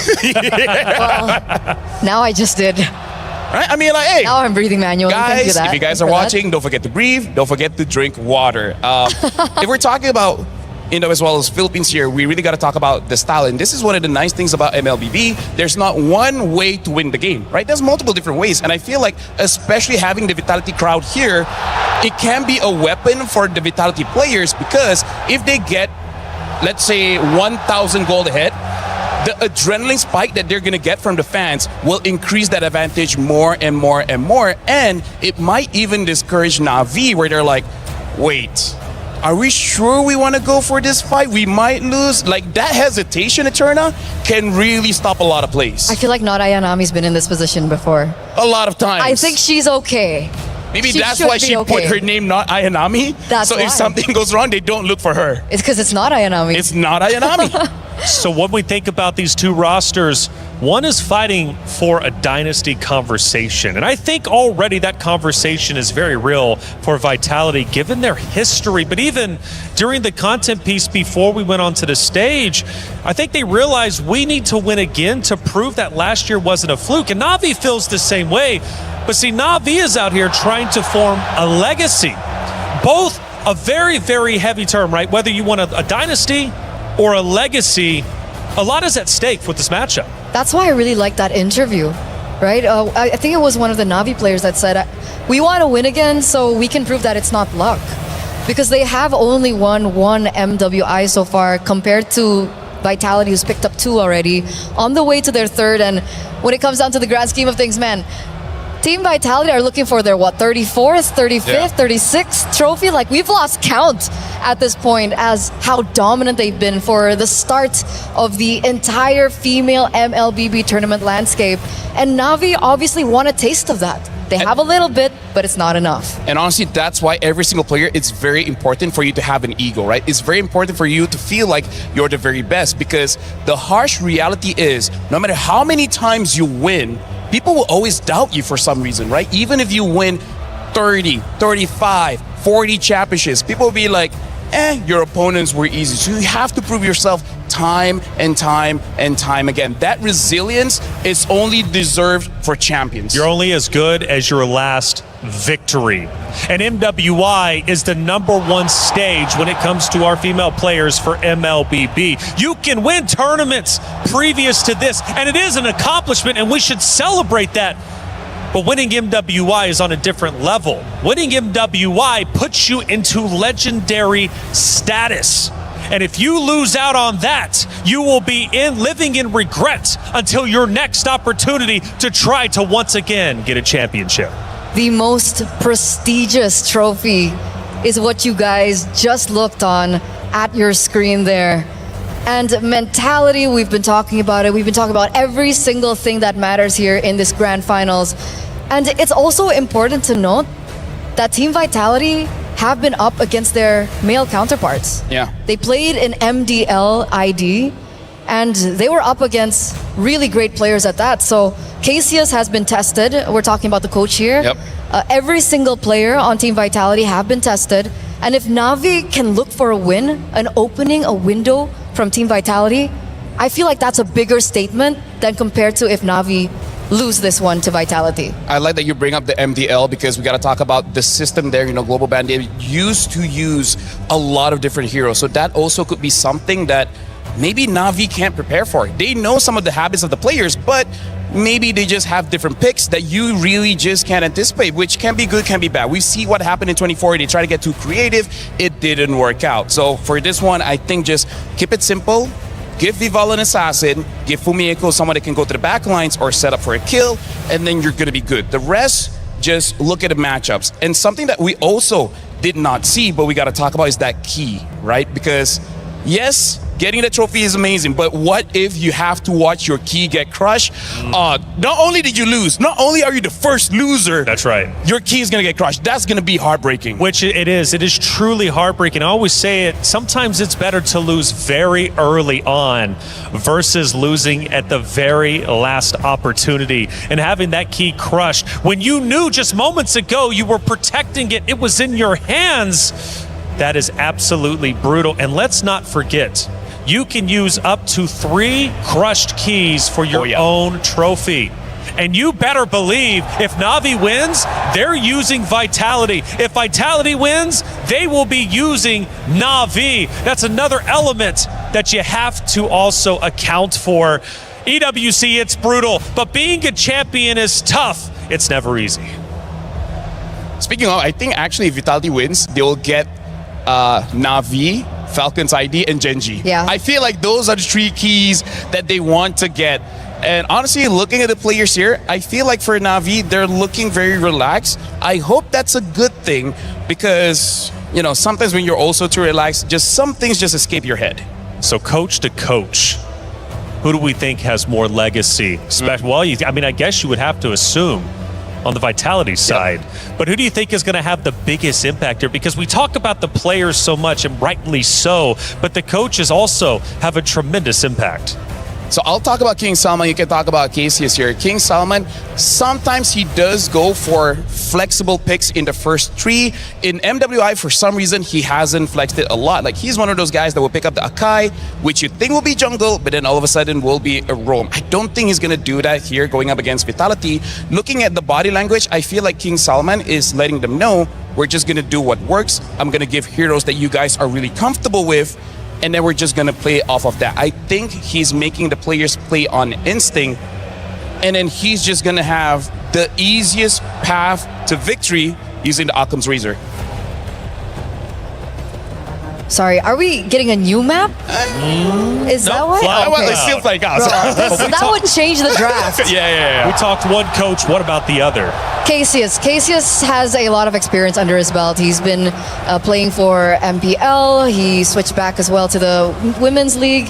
And he's been around with Vitality for the past 2 years, including this one. So he definitely understands the players. He's been with them for quite a while. And the thing about Cassius is that sometimes in the first few bans, I believe, in their particular games, we do see some of the heroes being let go. Like, they don't necessarily go straight for the throat. They don't necessarily go for the respect bans, because I think for me, they want to still test drive a little bit, figure out whether or not it's imperative or not. So we'll see if that actually does happen in game number 1, or they respect Navi PH so much that they're gonna actually start the respect bans straight up. We move into Flying Cloud. The first draft is now officially underway. And the question remains, will we see Vival on that assassin? If not, can she win with her roster, irregardless of the assassin or non-assassin pick? And already, whoa, we're going quick. Holy. Very quick, very decisive as well. And it was one of the keys to victory, I believe, earlier on. BTR by Vitality. There goes the Akai pick. Okay, so this draft is going fast. So now I'm going to talk about the synergy here. Vitality, what I like is they bat out of Baxia. Make sure that Keishi does not get that, one of the best heroes. And then looking at Na'Vi, betting out the Marcel as well as the Hirara. Now we got to talk here. Vitality, they want team fight. They got the Arlet, they got the Lilia as well as the Akai. Akai, Arlet, best combination. Lilia able to beat out that tank, which they know Na'Vi will probably get. Now let's talk about Na'Vi here. They pick up the Eve. S-tier mage, Claude, S-tier goat laner, and it's good because they counter each other. Now they're on the same team. It will be amazing. Alice, good counter towards the Arlet. Also, one of the best heroes so far in MWI. And remember how much we highlighted the mid-trio rotations coming in from Na'Vi if in case they want to try and pressure Vitality, especially in the early stages of the game, which is why the Yve pick here is very important to that. I wonder how they are going to help the Yve, especially now that we're going to the second phase. I want to know what kind of heroes that they're going to prioritize for their roamer in this regard. And this is very interesting. I was thinking that King Salman won't be flexing his heroes around, but looks like Coach Casius is thinking that he might, because he still sees the Alice, but he's considering this Alice might go in the jungle, considering that Keishi has used that yesterday. So instead, they're betting out the EXP laners. For now, Esmeralda as well as Paquito is out. Freya is still open, but looks like they're going to ban out the Phoveus just to make sure this Arlet has a very easy time. I wonder if King Salman here sees this and is like, you know what? We thought of the Alice going into the jungle, but maybe it's better to be in the EXP just to match with the Arlet. Because I got to tell you, Eterna, you got to respect Fumieko. If Fumieko is able to get out of lane for that first turtle, it's going to spell trouble for Na'Vi. Definitely mid-game, late game, it's going to be very difficult to control there for Na'Vi. But obviously, there is still some room, but Glue gets picked out. It's looking like it's Alice jungle, and that's why they set up for the carry ban for Na'Vi. Intelligent, but it looks like VTR by Vitality have a Bruno on their side and the Belleric. They know that there's dive coming in from the Claude and the Alice and the Glue. They pick up a lane bully of their own in the Bruno, but that last pick, Freya, might just change things. Okay, very quickly, looks like Team Vitality, they want to win the lanes as well as trying to win the team fight. A lot of crowd control, a lot of burst damage. For Na'Vi, they're going to play with the team, but now Ayame is going to have a solo mission to try and kill that Lilia. Both teams have been champions before. Both teams want to be champion again. For Vitality, it's about protecting what is theirs. For Na'Vi, it's about regaining what they lost. It's the rematch of destiny. It's grand finals for the 2026 MWI. It's Na'Vi versus Vitality. Let's get grand finals started with Miracle and Gideon. Here looking over the land of Dawn, history is about to be made here. Both of these competitors have been looking eye to eye since 2024. 2025, they missed up their chance, but here in 2026 for the Esports World Cups, our very own MWI Grand Finals, we have Vitality facing off Na'Vi. And of course, let the games begin. It can't get better than this. A grand finals in MWI between the champions, at least 3 of them from the same roster of 2024 and the defending champions of 2025 in the home court of Vitality. It's going to be tough because we can already hear that extremely loud crowd here. I can't even hear you. It's tough, I'm not going to lie. But these fans, they're happy to see Vitality already on the big stage. But the real question is how they're going to adapt. How have they learned so far? By first blood rate comparison, 64% expectation for Na'Vi to take it away. Which is kind of crazy because then you'd think Na'Vi are the more aggressive teams. But if you look at the games of Na'Vi, it's because they play it so slow that first bloods come around for the first neutral objective. Let's see whether that's going to be the case. Looking at the emblem set overall, we have a lot of wilderness blessings coming on from the mid laners as well as roamers. They want to be quick across the map, but other than that, really this Bruno on this Master Assassin making sure that Shell can bully it out and might even find a 1v1 here that's in her favor. She didn't win the trade necessarily, but she was able to get the wave in a very, very good spot for her to continue to bully Rian on the Claude.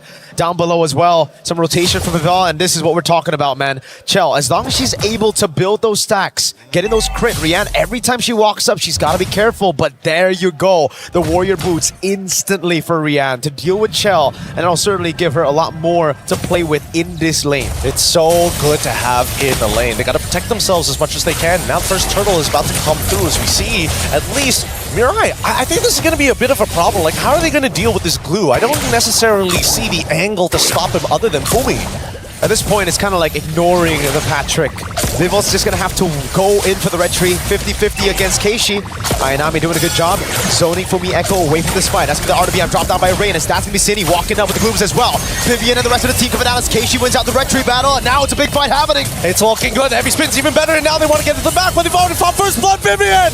That's the First Blood raid coming around. That's a slam 7 to pass out to City, who's going to get caught with no black shoes. Ayanami gets the double. Vival's next in the chopping block. And it's a big triple for Ayanami. And so far, Navi more than happy with the way that they want to play their comp. They want to chase down their targets, get their resources out. And unfortunately, if the engagement is just a little too good, Vitality doesn't get that chance to retaliate. Not until Vivian hits level 4.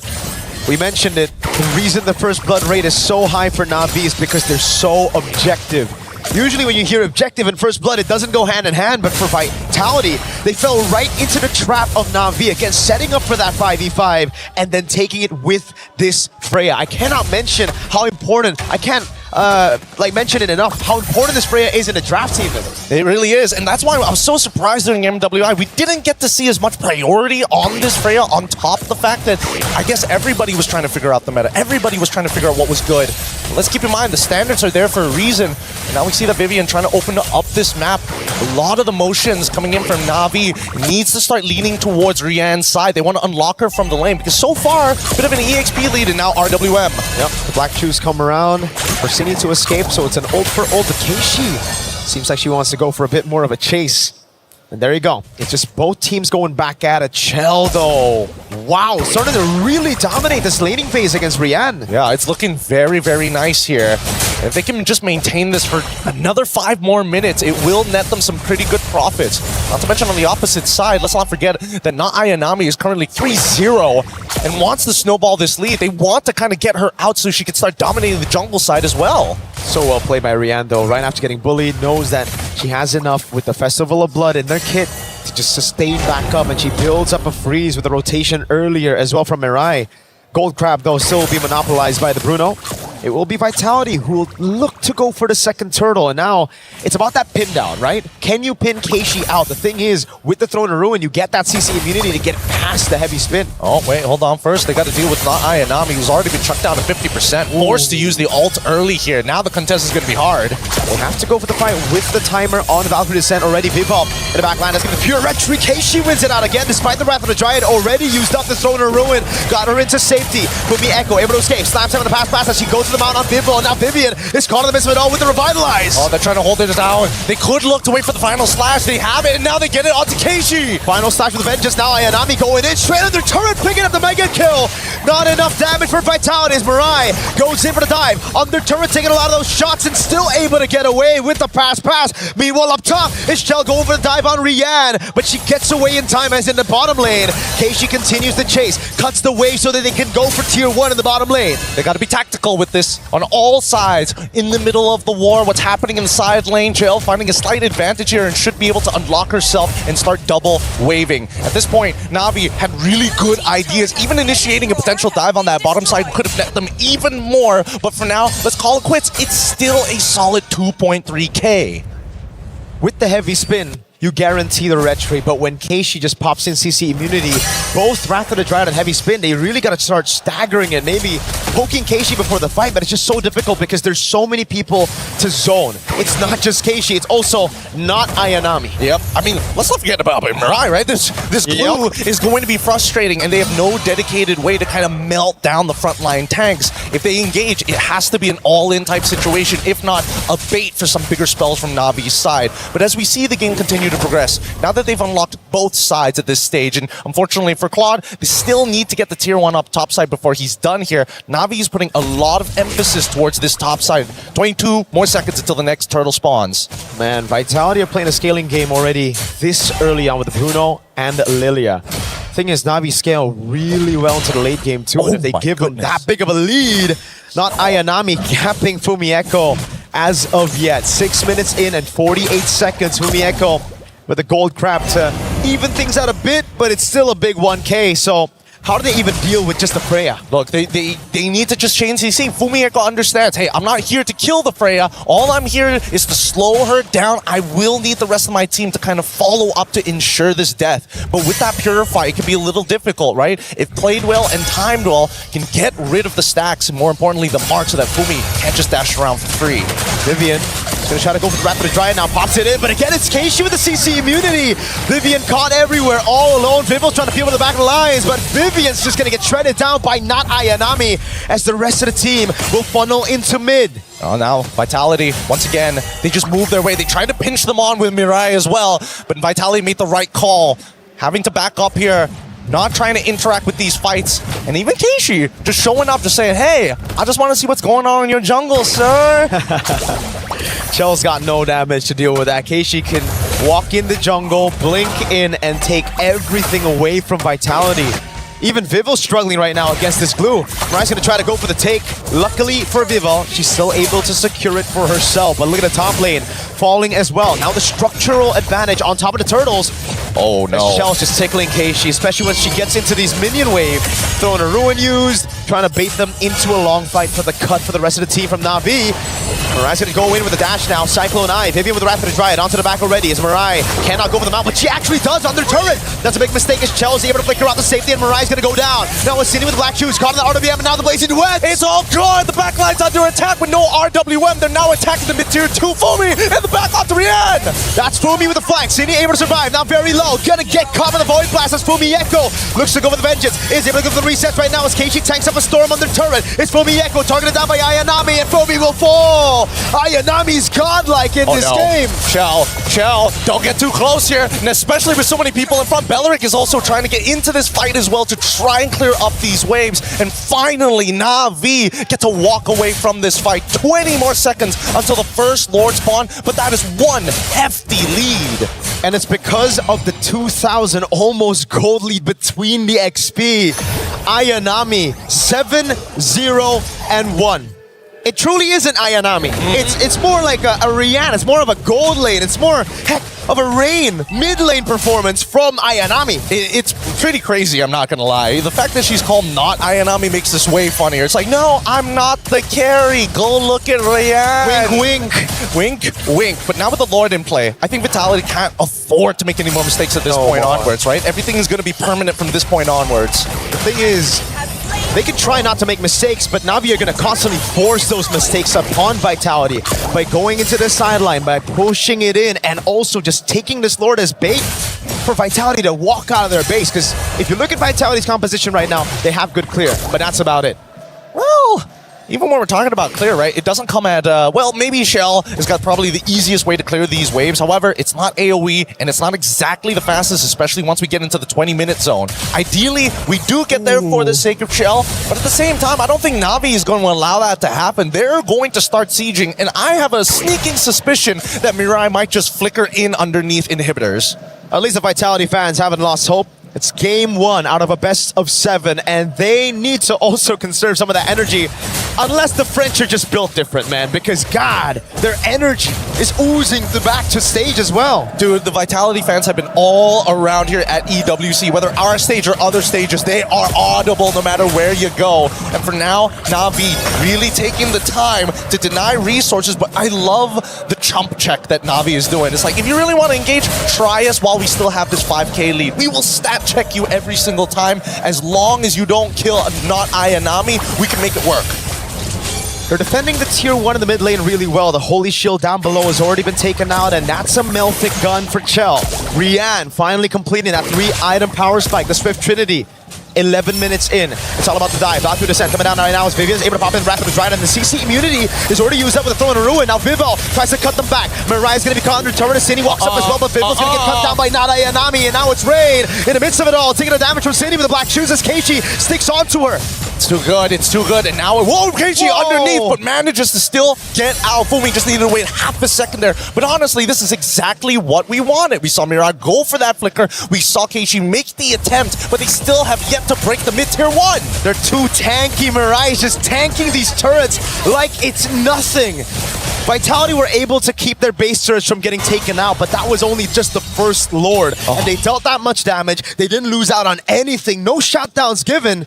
This is just complete domination from Na'Vi in game 1. Right now, Na'Vi has Panzer tanks roaming around. You cannot cut through that armor just yet. The endless battle already complete on top of everything else. If not Ayanami, I don't know how they're going to deal with it. Even for Vival, who's trying to pin down on Ayanami, is dying midway through. And we can see why. Not Ayanami has picked up an endless battle as well. Rain already has a Divine Glaive. This is the reason why Viva on paper, crazy front lines that can take a beating and a half. Not against this composition with this much of a lead right now. It's just too much to handle. 6.1k, but it feels like it's already at that 10k mark, but it's not entirely hopeless for Na'Vi just yet.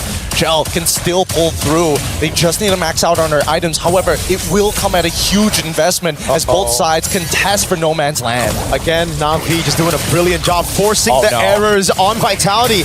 Vival's going to try to go for the pin on Mirai, and it will work out. They will get Mirai, but now it's the Lord already taken for Na'Vi at the cost of just their roamer.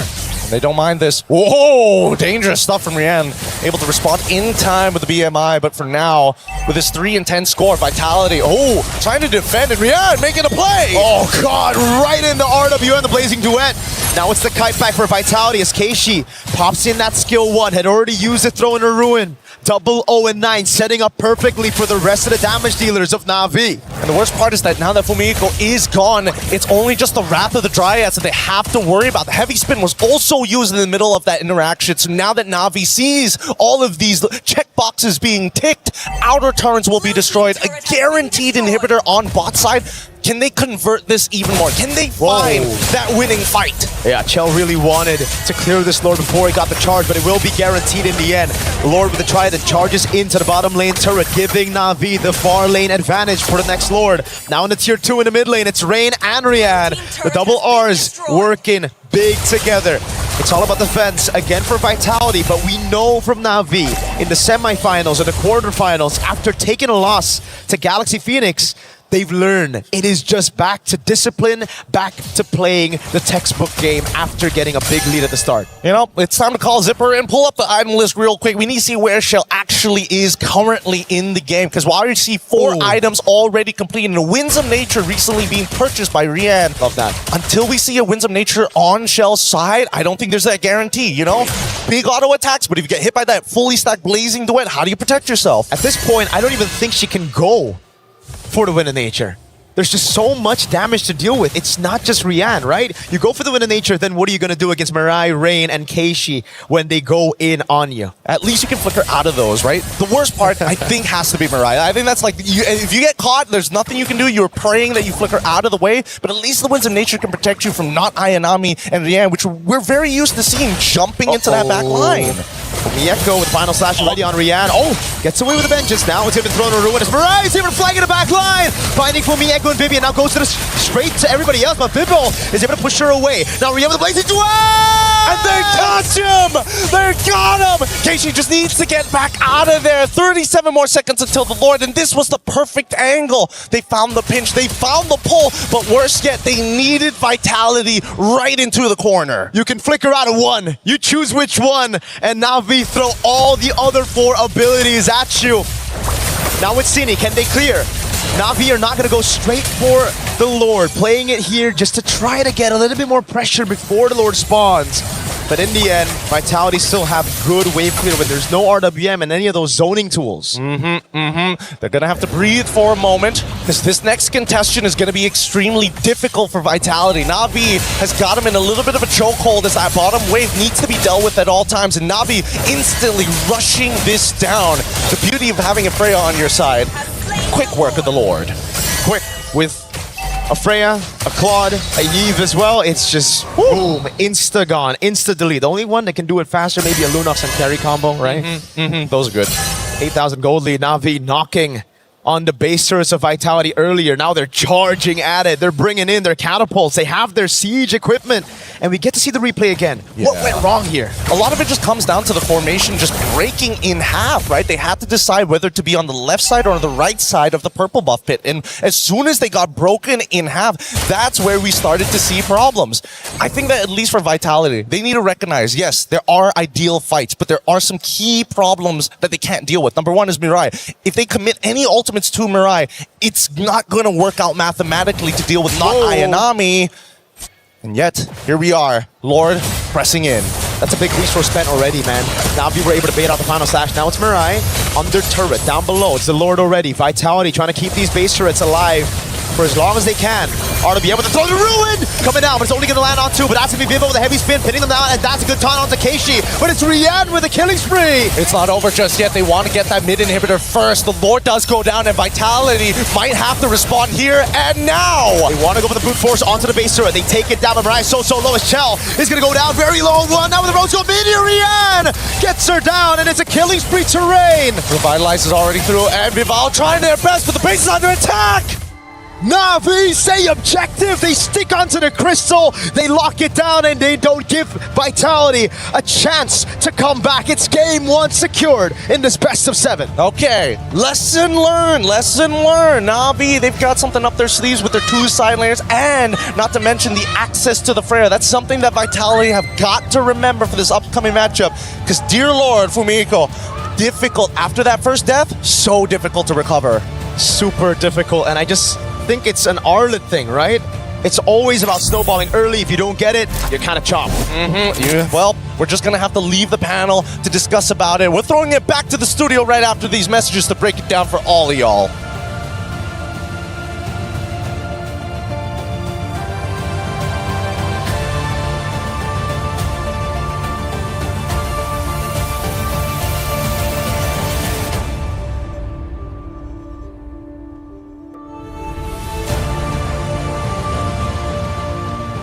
Was built to move. Not trapped at a desk in one singular posture for 12 hours a day. It's time your chair evolved. This is Secret Lab Titan Evo. Ergonomically engineered for you. Gamers, hybrid workers, artists. Backing your every move. Grand Finals is already off to an exciting start as Na'Vi get the job done, winning map 1 in our best of 7. Vitality forced to answer back. And this is reminiscent of, honestly, Vitality's run, not only in semifinals, but even before that, dropping map number 1 only to come back even stronger in the next. But can they? It's Grand Finals time and anything can happen. Hey, welcome back to our desk. Map number 1, Na'Vi. Was it you, Lavelle, that said, look, if it goes 1-0, it's over with, and Na'Vi's dominated 2-0? 2-0. Everyone calm down. Here's the thing. Calm down. I know. Let me just say, not Ayanami, you can't fool us anymore. You are Ayanami. You definitely are. Because let's talk about is winning the lane. All right, that's cool. But then winning the turtle fight, all right, that's cool too. But then you win everything 8-0-1. You didn't die the entire game. What's going on? Which is why in the drafts, when I saw the Freya last pick in for Na'Vi, I was like, this is a game changer. Yeah. This is going to change the course of the game, because if the Freya gets rolling early, you better bet that snowball is going to hurt. Well, for our commentators, the first blood was very exciting. We had a chance to see their reaction live. 50-50 against Keishi. Ayanami doing a good job zoning Fumi Echo away from this fight. That's going to be the RWM dropped down by Rain, as that's going to be Cine walking up with the Glooms as well. Vivian and the rest of the team coming out as Keishi wins out the red tree battle, and now it's a big fight happening. It's looking good. Heavy spin's even better, and now they want to get to the back, but they've already fought first blood. Vivian! That's the first blood raid coming around. That's a slam 7 to pass out to Cine, who's going to get caught with no black shoes. Ayanami gets the double. Vivo's next in the chopping block, and it's a big triple for Ayanami. You can't say that they're not giving it their all, and rightly so. It's grand finals. They're going to be calling the action throughout this entire best of 7. We talk stamina for the players, stamina for the casters. I mean, like father-son combination, man. You just can't fight it. You can't. Just open. They got that bond, you know. It's a long story. We'll tell you one day. Okay, one day after this broadcast, hopefully. Yes. And, hey, check it out. We got some more moments, though, taking place in that map number 1. And we'll take a look at our first action of the game. And there's going to be a massive fight around one of these turrets. We're now 8 minutes in. At this point, after the initial reaction earlier on, this is what we were talking about, right? The insta snowball coming in from not Ayanami, and not to mention, because of that, she created so much space for the rest of her team, and unfortunately so, Team Vitality have been taking these team fights in the real world manipulation, and you can feel Rain just really pop off here, not Ayanami even going under turret as well, and we mentioned as well that Fumi Echo is a pivotal person in how these team fights usually go. So if Fumi Echo can't tank the damage, the initial brunt of that damage from the real world manipulation, from everyone else on the team, she doesn't have time to set up. And so the team fights just look so bad. If I can describe not Ayanami on that Freya with one word, well, 2 words, it's no mercy. Yeah. One word, it's relentless. Because here's the thing, it's one thing to be like, hey, I'm coming in, I'm gonna kill you. But it's just like, all right, I'm backing up. I'm kidding, I'm going in again. She doesn't stop. It's the mind games. It is, and let's take a look at our second action of game number 1 and see how it ended up unfolding. I'm sure we're going to be towards the tail end. 17 minutes in, and the base, it's under attack. And again, this is what we're showing that Na'Vi, they're relentless.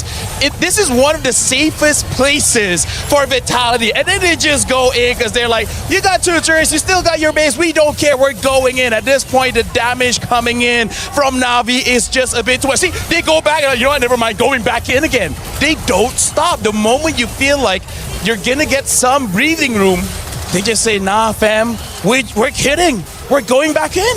And you can tell Rian is so comfortable as well on the Claude, because after all that opening coming in from not Ayanami, you would think that, okay, the initial brunt of the damage is done. She's the core, but then you completely forget about Rian on the Claude, and she just goes in ham. Wind of Nature, blazing duet into the back line, and Shell has nothing to offer in that situation. Tough break for sure. What is chat saying? Let's take a look at some of the comments after that map number 1. We got some spicy picks. That glue. Yeah, it's glue. No, I'm just kidding. No, honestly, there's nothing that you can do against that glue, bro. You don't have the right kind of damage to take that glue down. So how do you take a glue down? You kill him before he jumps on you. But that's so difficult without something like a carry, without a Vexana. With the Lilia, you can kind of do it, but you kind of want to kill the jungler Keishi, but then I don't know, man. That was a rough game 1, I gotta say. Well, what do we think about this? That Eve combo with Alice jungle is just too good. Wow. It's the boxes. It's the boxes. They're playing within the boxes. We saw it in multiple highlights that we saw earlier as well, right? Real world manipulation comes in, or the Thorn of Ruin comes in first, but then just the layering of both of those skills are enough for the front lines of Team Vitality to really suffer, because like we saw earlier on, they went Vival Akai. What is she supposed to do in that box? Emotional moments, obviously, from our players out there on the stage, and rightly so. I mean, there are so many emotions between these 2 rosters, Na'Vi and Vitality. They've got a long history, and as we take a look at some of them, obviously, the pride out there for Vitality is intense. However, Na'Vi ignores the noise. They come in with a mission and they take map number 1. After all, during the interview, they did say pressure is normal. But is Vitality truly feeling the pressure now? I mean, first of all, hey, shout out to the headphones, man. Helps out with the noise. It does. But that's one thing that I really want to mention now, especially after that first game loss that unfortunately Vitality had to go through, is that after they won last year, MWI 2025, a lot of people out there have made both statements that said the only reason that they won that year was because they never even met Navi in the grand finals. So this is their time to prove. And obviously the pressure is definitely there. You can even see, That's Shy, by the way. Shout out to passion. Shy. If we interview you, I'm going to take off my earphones, but shout outs to Shy. Shout outs to Shy. Shout outs to the player at Navi celebrating the moment they finally took down Vitality in that map number 1. Phenomenal job coming out from the ladies on the very stage. They'll continue to battle, however. Got to win 4 games. It's a best of 7 after all, so still a long way to go. We're talking 3. We go to the dugout. This was just before they took the stage, celebrating once again, getting together, and hugs are needed, especially in tough moments like these.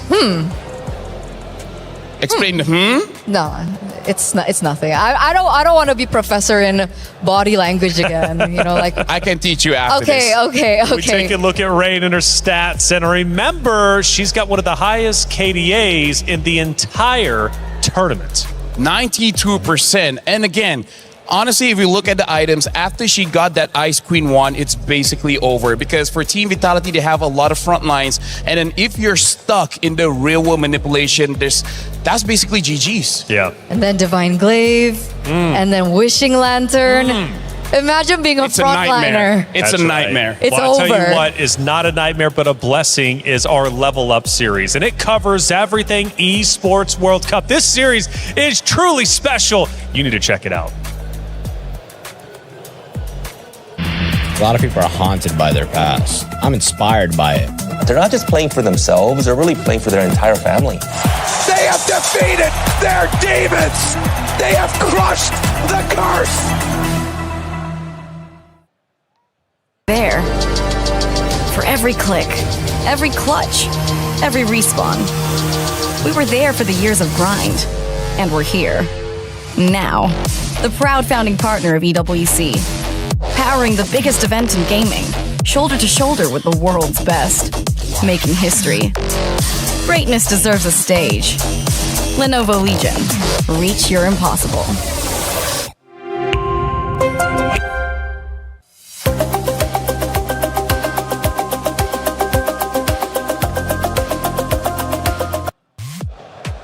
Level Up series, you guys got to check it out. Fun fact, I was in episode 1 of the original Level Up series. Now season 2 coming out. The cool thing about it, it's on Prime, and they go through the entirety of the Esports World Cup, and they tell the story like no other, bringing in players, focusing on interviews, of course, with org owners. They focus on everything EWC related, and it truly is remarkable how much coverage that they get. Esports World Cup, I think we could all agree, revolutionized what esports truly is. And now with this being year 3, they continue to do the same. So Level Up series, check that out. Back on the stage though, here we are. And you notice top right, the current match, Na'Vi is leading 1-0 over Vitality, forced to come back. So talking about shortcomings, where did Vitality drop the ball, map 1? First of all, Taylor, you're cool too. I love you, man. You've been amazing all throughout MWI. I feel like I'm about to get roasted. Shouts out to you. No, honestly, let's talk about what Na'Vi did that Vitality is not comfortable with. Na'Vi brought fire against fire because Vitality is supposed to be the aggressors, right? But then Na'Vi with the Alice, with the Freya, with the Eve, it's like they're the ones always having forward momentum. And I kind of feel like Vitality is also not being comfortable. It's like, wait, why are you the one rushing against us? The script is supposed to be upside down. So I hope this time Vitality gets a draft where they have forward momentum instead of trying to kite back. Because kiting back doesn't feel super Vitality, you know? I agree for sure. I think the pressure now in game number 2 is more on Coach Casius than anything else, because when it comes down to execution, I feel like 60% of that is signified from the drafts. So Na'Vi now are on blue side, and obviously Na'Vi earlier won on red side. So let's see if Vitality has something to say on red side this time around, their more favorable side of this draft. You can see Akai being banned out very quickly, Atlas and the Hirara. On the other side, the Bakse and the Chip. Last time we saw the early Akai pick for Vival. Can we expect an assassin this time around to help facilitate what you mentioned, which was the early aggressive tempo that we usually see from Team Vitality? Honestly, hopefully, because Akai as well as the Baxia is out right now. The tank junglers that are left is not really great. They are A tier at best. Something that I will keep track of is Vitality banning out this chip. The chip creates a lot of pressure onto the side lane and in the jungle, but I don't know if it's super necessary here going up against Na'Vi. I think this is a bit of a risk, but again, it's only game number 2. We'll see whether this works out or not. Right now, Marcel has been banned out for Na'Vi. Quite a few heroes are still open, notably the Freya, the Esmeralda, as well as the Paquito. So there is a lot of EXP laners open. So I think that's part of the strategy here that both teams are saying, hey, just now the Freya was a little bit too much. We're going to leave some of the counters open just in case. So what would be crazy if Na'Vi go first pick Freya here? Like they just double down on how they found success in game number 1, but they go for Esmeralda actually. So technically it is quite similar. They both are very dominant in that lane. Obviously the Freya has an additional, spice to it because they can still flex her. Esmeralda though has been very, very impressive as well in the lane and very just pressure heavy in the lane too. I would say specific for this meta right now, Esmeralda has a winning matchup against everyone, even against the Freya. Of course, it's still a skill matchup, but after Aya Nami's performance, I feel like she's got it on the wraps. Right now for Vitality, seeing that the Esmeralda is there, I wonder if they still want to get the Paquito because they've used that sometimes against the Esmeralda, but on paper, the Paquito should not be winning, so they pick up the Alice instead as well as the Claude, and I like it just because this Alice is an absolute power pick for MWI. In fact, Montan, if you're hearing, get her an MWI skin, man. That would be cool. She deserves it. She definitely does. She's a bad person, but other than that, she's cool. Kimmy, I wasn't expecting this Kimmy pick. I thought they would go for the Yves. If they wanted early rotations, faster at that, I would have expected them to go for, the Yves, but they go for the Kimmy instead. The Harith does show up, and they do have the ability to do so because they are the ones that have picked up the Esmeralda first. Harith, Claude matchup finally. I mean, is JK rolling in the building? Why are we building a Harry Potter composition here? It's all magic damage coming in from Na'Vi. So the front lines of Team Vitality should not have any problems building up an early read in armor and then start winning the fights. I gotta say, Na'Vi, this is pretty high risk, high reward. If they win the first 3 minutes, hey, that's it, GG, right? You can get all the turrets basically for free. But if you don't, it's gonna feel pretty bad very, very soon. So let's see the last pick in for Team Vitality here.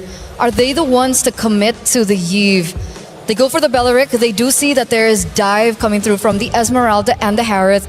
It is going to deter the Harith by just a bit, but they do still have to have an answer towards the Kimmy. And that's why maybe we do see the Alice first in by Vitality. Yeah, I'm still thinking this is going to be Fumi Eiko's Heroes. I don't know whether Vival has a chance to play with that. Let's not. Yeah, I feel like Na'Vi, they should be a bit threatened. Like maybe ban out the Eve and then one jungler here because I'm really not entirely sure. But having a Harith, having a Kimmy, for now, it feels like it's not a bad game for a Red 5 Ling. I mean, we'll see how the draft turns out. If there's not a lot of crowd control, I'm looking at Ling, I'm looking at Hayabusa, I'm even looking at the Nolan here. So I feel like Vitality is having a good start on making sure Vival gets a good matchup. Which is why I think if that's the case, they do need to set it up for her, right? They need to go into the bans for her. But interestingly enough, it's the Balman ban instead. If they want to set up for something like an assassin, I would have expected, like the Hylos or maybe the Cho ban come through for Na'Vi. But the fact that they ban out the Balman, what is this signifying here? I think they're really trying to make sure that there's no tank jungle for Na'Vi here. If they ban out the Barats, it kind of forces Na'Vi to be a little bit more creative, in the jungle. And the fact of the matter is, Keishi hasn't done so well outside on the assassins. Yeah. So I feel like this is a interesting, loophole to it. I want to know if it works. Yeah, honestly, with the Kimmy as well as the Harith, it would be nice if you have a tank. They even banned the Fredrin, so they're kind of forcing, if you want something, it has to be a Barats. Matilda is still there, so they can go for Barats Matilda, but that's 5 magic damage. There's basically no physical outside of the Barat Stomp, so I don't know if they want to go that heavy onto the magic damage, because 2 defense items is kind of enough to shut your composition down. they're definitely putting them in the spot. Now, Na'Vi, if they want to nail them down by just a bit, I would expect maybe the Lilia being banned out alongside the Heave. If they want to have more control in the mid lane, that's definitely an angle that I would expect. Going back to the jungle pick for Keishi, is there room for a Kyoe signature pick? Is there a room for like an Aulus or even like an Xborg? Or Do you want to see that considering she hasn't tried it yet? hey, who knows? Maybe I mean, they've hey. scrimmed with it. I mean, like, I Right? feel like a safe Suyo. No, Suyo's not safe. There's so much magic damage. Honestly, I have no idea. I think a Hayabusa might still be okay-ish. I really don't know what is going on, especially because Na'Vi has put so much egg in the magic basket here. So I feel like it's better just to pick up your mid. And then after the last two picks of Na'Vi, I would feel a bit more confident picking up whatever they're already planning in the jungle. Well, I mean, Ling's banned, so they're not allowed to pick that up here in this second They game. still pick up Nolan, no? They go early Nolan, so no surprise factor.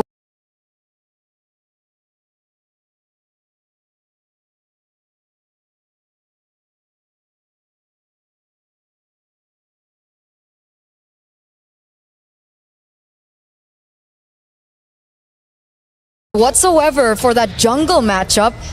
It's actually the mid lane that we're still waiting on. Do you think it could be like a Selena last pick in for Cine? I feel like they kind of have to, because even the Valentina won't be all that great unless whatever roamer or mid they pick up makes it super valuable. Yeah, I'm thinking it might be the Selena. It's very risky though. Going up against a Kimi, if they have a very good roamer like a Hylos, I gotta say it's gonna be very difficult for that Selena. So I don't know what about Vitality's draft for now. I'm very iffy about it. We're waiting, and it looks like the Actually, players iffy are by also both drafts. thinking about it. Wow. I Wow, wow, did wee, not wow. expect a Hanzo pick here. I think the Hanzo's sitting at a 0% win rate. We saw it picked up once by Falcon's ID. I don't know if you saw it on Stream B.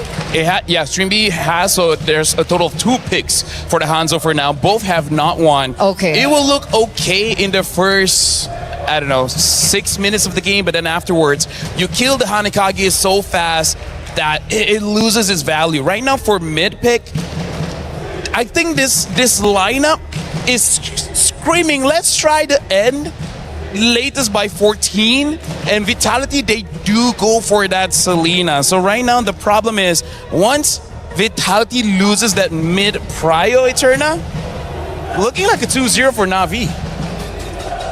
Let's see if it will be. Vitality, where you at? You gotta step it up. You're down 1-0 in the series. I know it's early, but you can fall behind in the blink of an eye before you know it. For Na'Vi, however, they're off to a stellar start, and they look poised and ready to potentially go up 2-0. However, it's up to them to decide. It's Na'Vi versus Vitality, the rematch of destiny here at the grand finals of MWI. Let's get map number 2 started with Mirko and Gideon.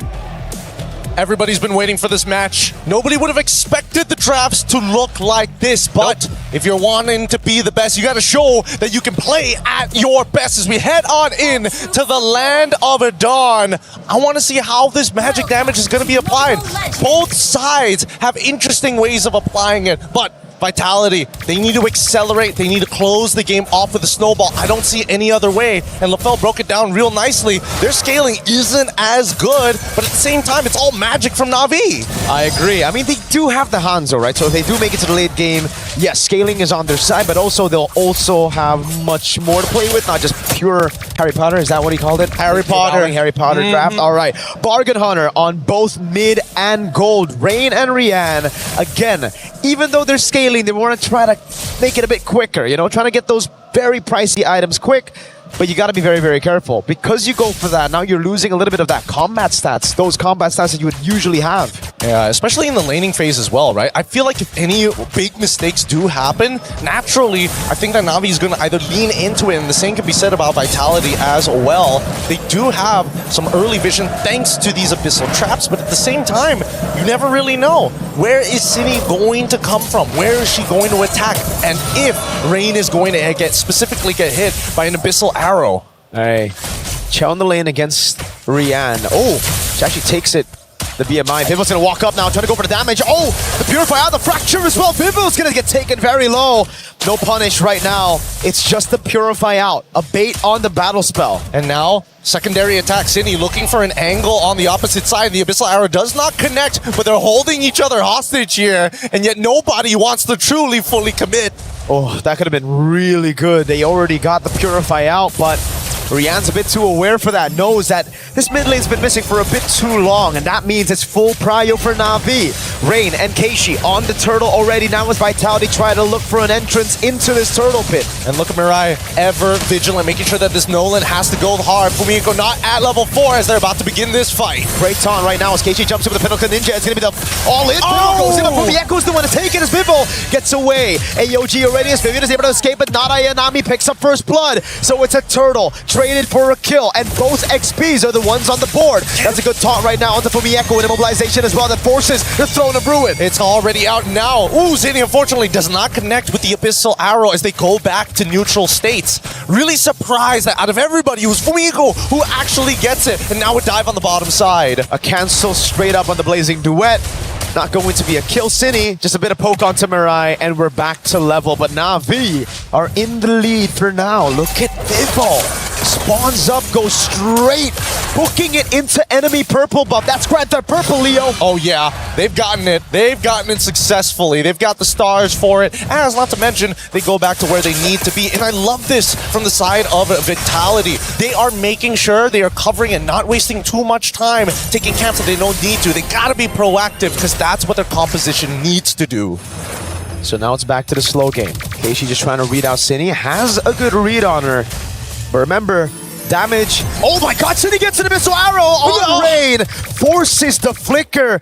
And it's also an aggressive flicker from Cine. My god. Honestly, was pretty close. I think, you know, if that second half of the leap connected in a single auto attack, I think that should have been more than enough. But still, they still get it again. They've got the battle spells, and with that 100-second cooldown, they can look to maybe try and connect another arrow, ideally, but even for looking at the other people who actually needs that snowball, Vival in particular has yet to find that one kill to accelerate her in this game. Oh, good take by Rian there. Takes it away, and yeah, if it's not just the arrow, right? If you already have Flicker burnt out, now it's that dash skill of yours. Once you use that jetpack, it's Vivo's turn and Fumieko to hold you down for a Wrath of the Dryad combo. You got major AoE skills here with a Flicker. Yeah, let's keep an eye on this for now, as both sides are looking to go. Flicker is about to come back up for Vival as they proxy that bottom side and even force out the Salmon Force. Yeah, they just burst it straight out right now as Keishi jumps in onto Vival. That's going to be the AOG to follow it up, but Vival's going to be able to escape right now as Mirai is caught with no AOG and pops in Revitalize Vivian. Same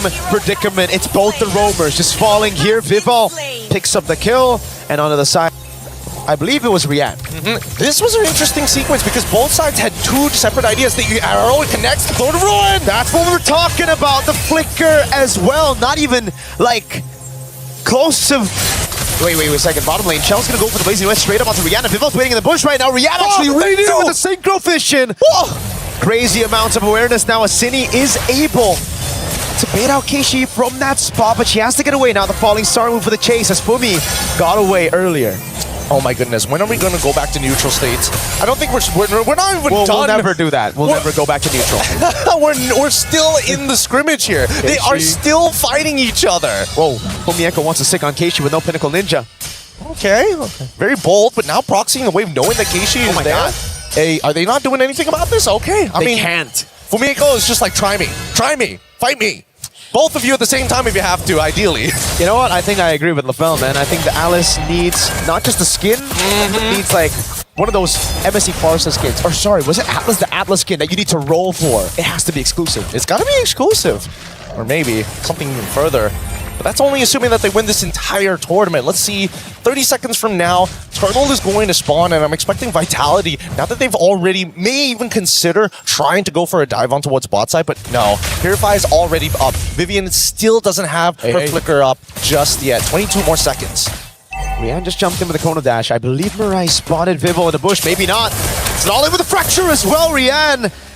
Good reactions, just chrono dashes out of it. No battle spell baited just yet, and it's a fracture down for, I believe, 20 seconds. Cool, calm, and collected. They understand, hey, maybe the first initial attack, I can't really dodge it, but that all, I gotta make sure I'm not getting hit by all 3 of those points. Now, however, that mid lane, you can see immediately, quick punish on towards Cine, keep her out of here. But that's the thing, right? I would have expected Belleric to show up in the mid lane more, just to be able to say, you know what? Concussive blast it, clear that wave, we get first move.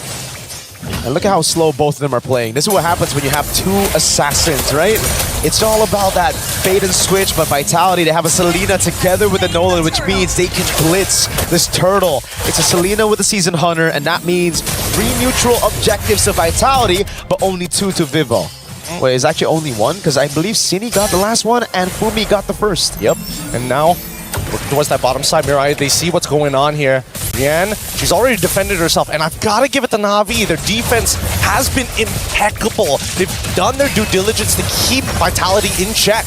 Yep, we're gonna all in onto Vivian. The traction pulse as well, but Vivian just walks out of it. All right, back to the neutral game. Now it's so much slower. Both XPs have already gone for a cut. Seems like setup for a big fight down below. And, I mean, all because of these scrimmages. Oh, wait, the trap, the combo, it's good, but it's not going to kill just yet. I don't think she has enough items to go for the full one-shot, but it will force a recall, which is kind of good. This would mean that, as you can see, Vivian instantly already trying to man-mark, looking for Keishi. Where are you? What's your status? And most importantly, where are you going to show up on the map? They got that map pressure. Vidval goes in. First passive strike, that's the second there. That doesn't land on Ayanami. Yeah, Ayanami is just going to be able to tank this up all day. No chance for them to burst her down. Maybe if she waited for that Melfic roar first, she would deal 10 more damage.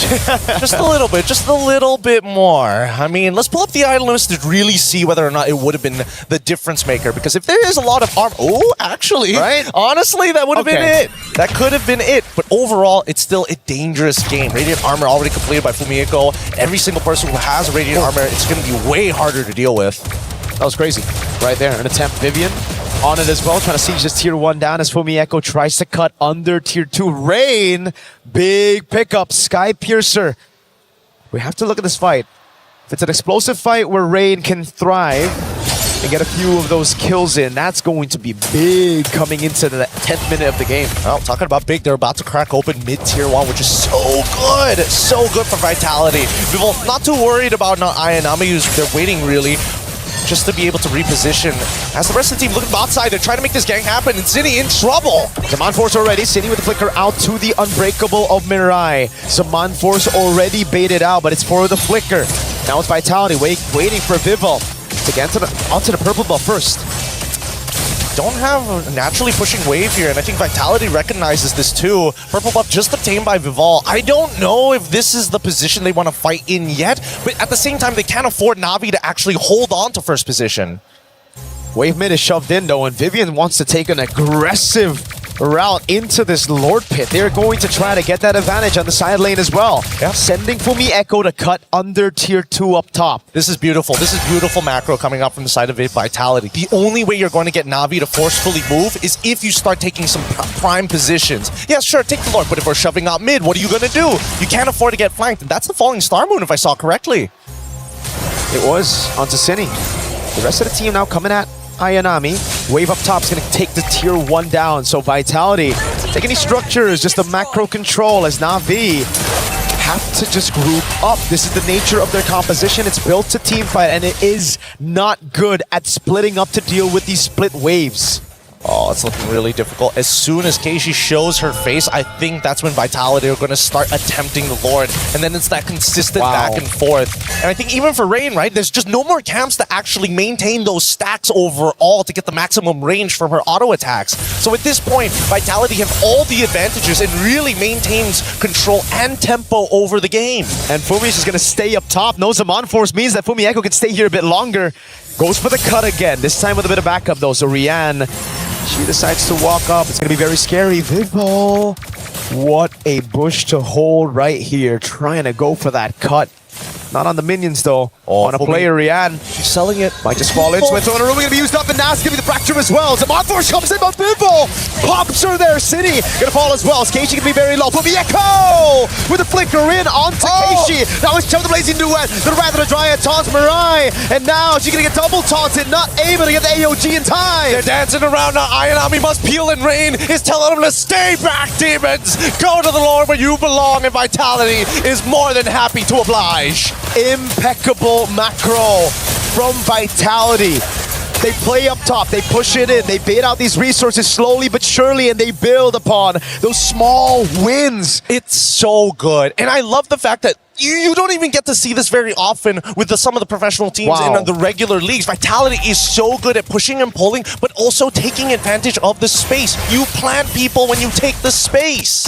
It's just ridiculous how good they are able to execute this very difficult to execute composition. The Abyssal Arrow really lands. We gotta breathe, and even a Zaman Force coming out from Rian here. I don't know if Na'Vi is losing composure, but you can also tell that Vitality, they're not slowing down with a 6K lead. Oh god, good taunt there. I don't think they're going to lose on composure just yet. They have a very good composition to bring it to the late game, but the Abyssal Arrow lands again, and the Wrath of the Giant is just barely missing out on the front line. Vivian with the Blazing Duet, escaping away. The Blazing Duet comes in from Chell, they burst Rian down through the Zaman Force. Keishi with the jump. Vivel able to escape right now, but Keishi chomps her down and gets a shot. It's Cindy running away as Keishi continues, but she ran out of time as Chell goes into mid, takes the base turret down, and it will be just one base turret with the First Lord. Honestly, all things considered, pretty good from Vitality. They get an inhibitor, they put both of them really, really low. They got a kill onto Rian, which is even more impressive. And not to mention, all they had to sacrifice it was Vivel, who was already doing significantly better than Keishi all throughout this game.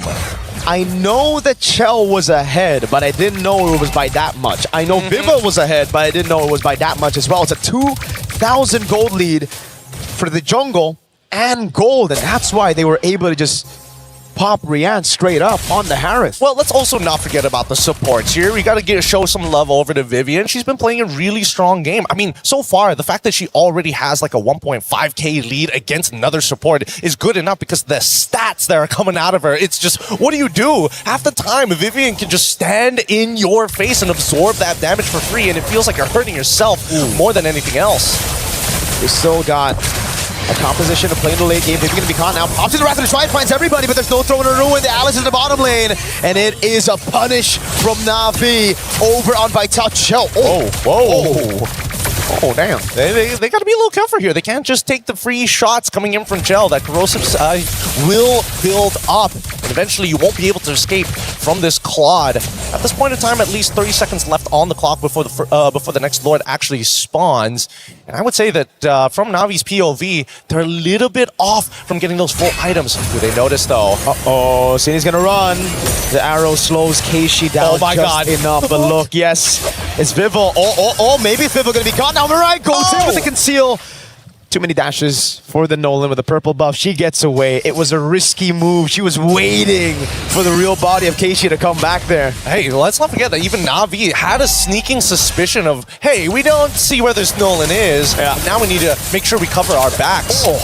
Look at that burst. My goodness. It's all up to Keishi, though. Whoa. She has an entry with the AOG as well. Vivel's going to have to go for the steal right now. The 50-50 goes to Vivel.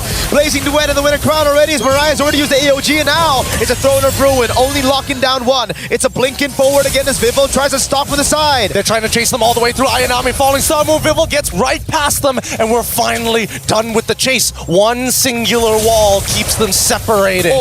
The arrow lands on terrain. There's no one there right now, but Zaman Force has already been baited out as the Lord spawns in mid. And Keishi's back up. She's going to try to go for a little bit more poke.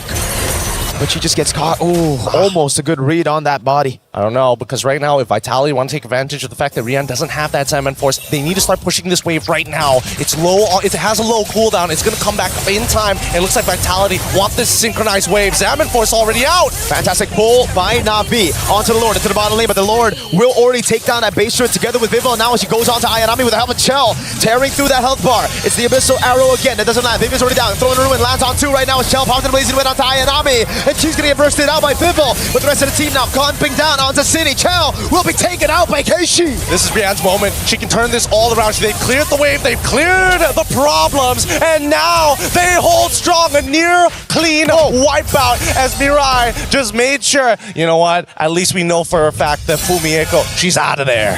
3 base turrets, but Na'Vi show more than signs of life. They got signs of winning this thing with a comeback. It's the scaling that we were talking about from the start, Gideon, that is now really showing. Rianne's doing ridiculous damage. Rain as well, and especially with the help of the Crystal. Oh, they're bursting through Fumieko! They can do it. Forcing the winner crown. Mirai's right there, but Fumieko has to burn the flick, which means she can't use it aggressively for the next 120 seconds. Oh man, the Lord is going to spawn and Fumieko is still not going to have her flicker back up.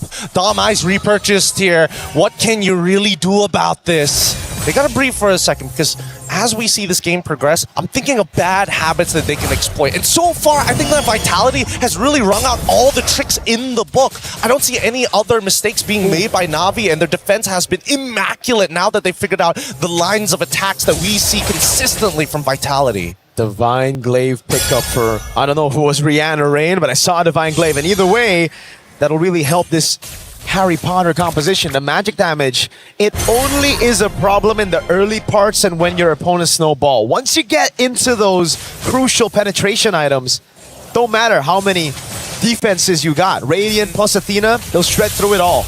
Yep, they just gotta make sure that they can survive.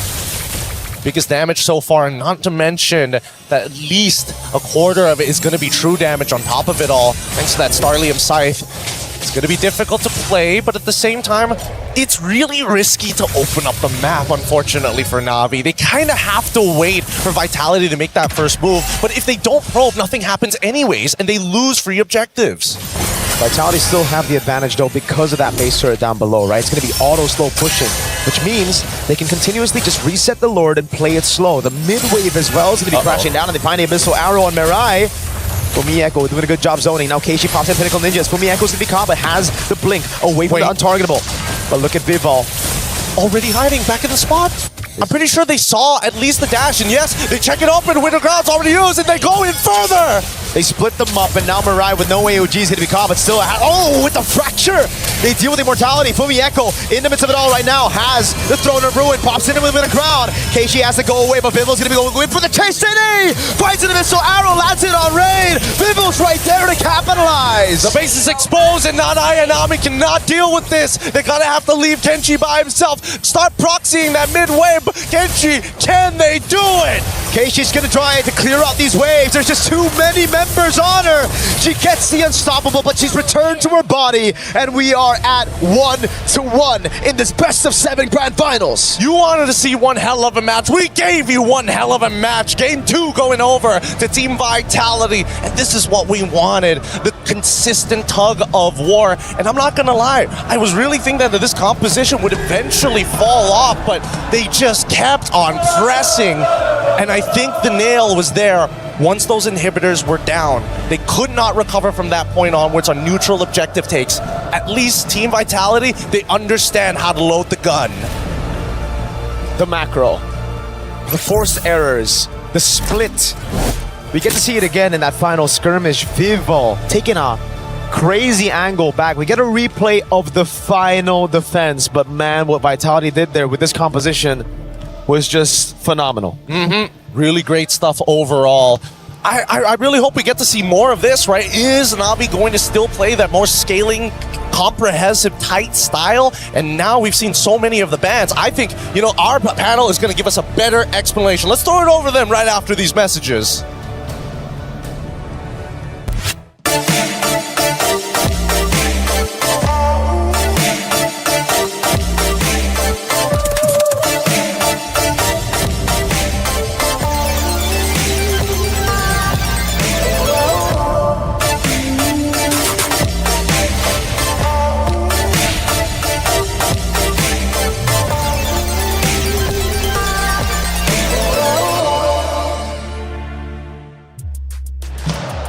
After a relatively long game, Vitality ties up the series 1-1. We've got a series in front of us, and it could, in fact, go the distance. It's a best of 7. Do we get 7 maps? Let's find out together. Hey, welcome in. I'm Taylor Reflections, so we're joined by Eterna as well as LaFell. Good to see you guys once again.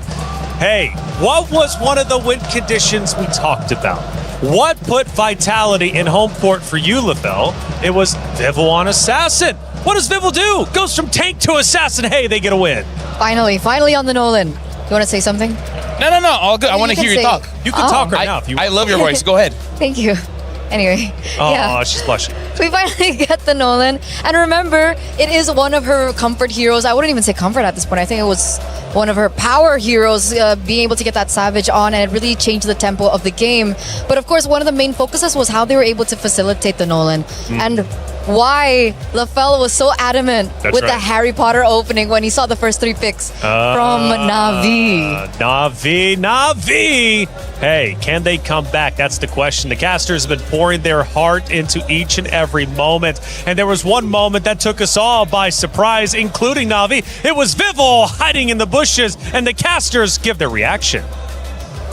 And she's selling it. Might just fall into it. So in a room going to be used up, and now it's going to be the fracture as well. Zamon comes in, but Vival pops her there. City going to fall as well. Is Keishi going to be very low? From Echo with the flicker in onto Keishi. Now it's Chum the Blazing Duet. The Rather Dryad taunts Mirai. And now she's going to get double taunted. Not able to get the AOG in time. They're dancing around now. Ayanami must peel and rain. Is telling them to stay back, demons. Go to the Lord where you belong. And Vitality is more than happy to oblige. Impeccable macro from Vitality.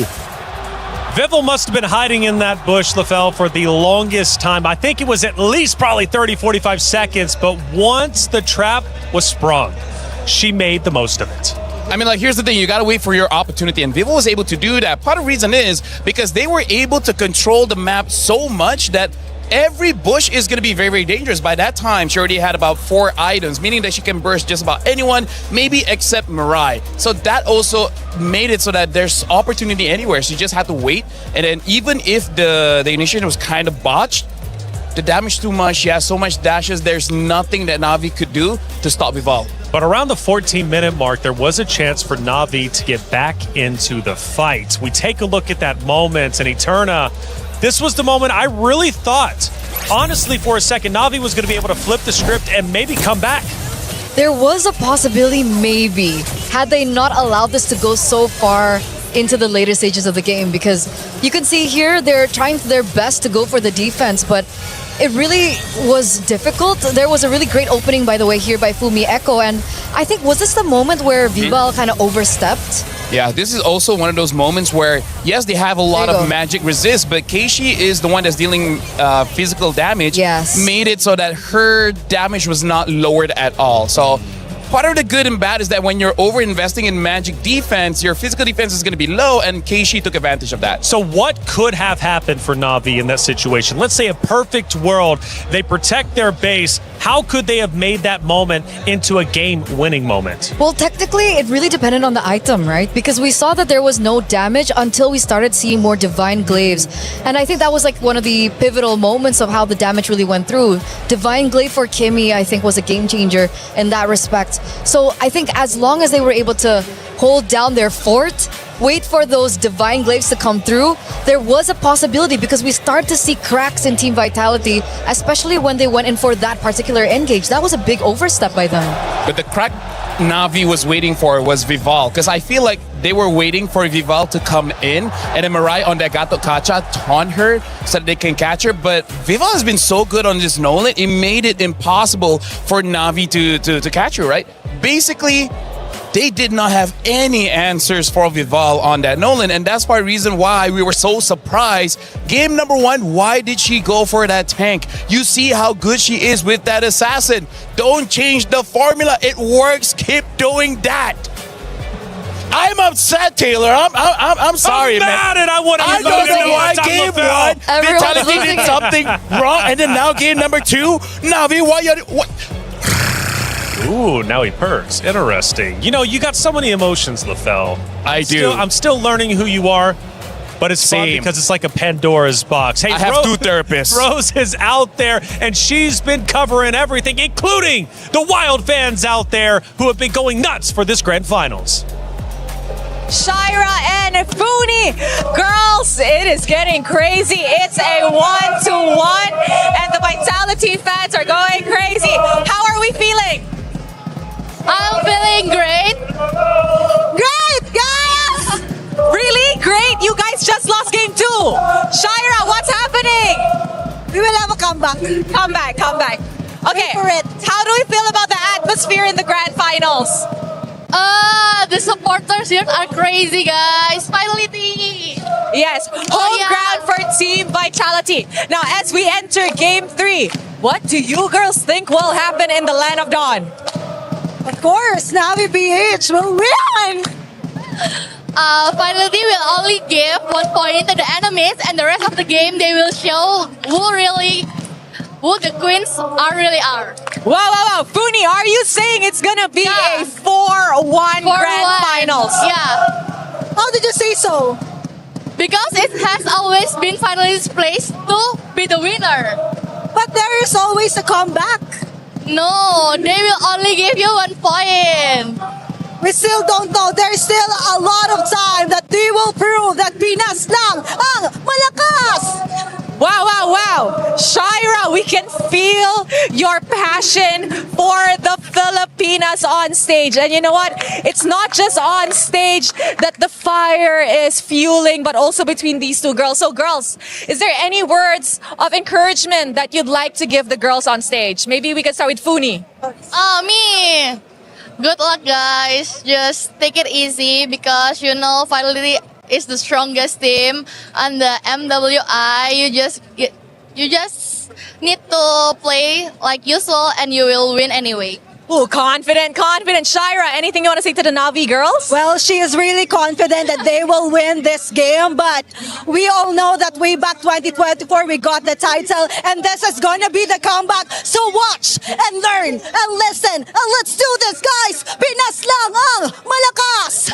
Oh my goodness, Shira, the energy is through the roof. Thank you very much, girlies. May the best region win. That's it from us. Throwing it back to you guys.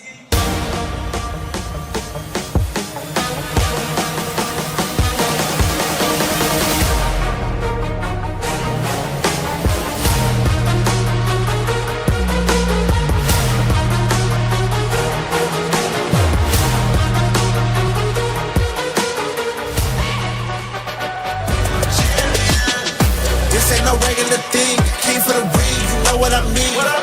You see my name in the lights, better get right, champion.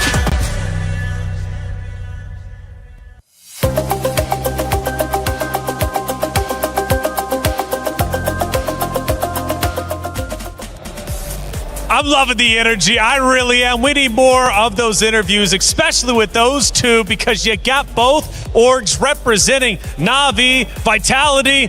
Rose, you got to get back with them, okay? We need an update a little bit later on. Hey, we also need a club championship update. Trav, what do we got?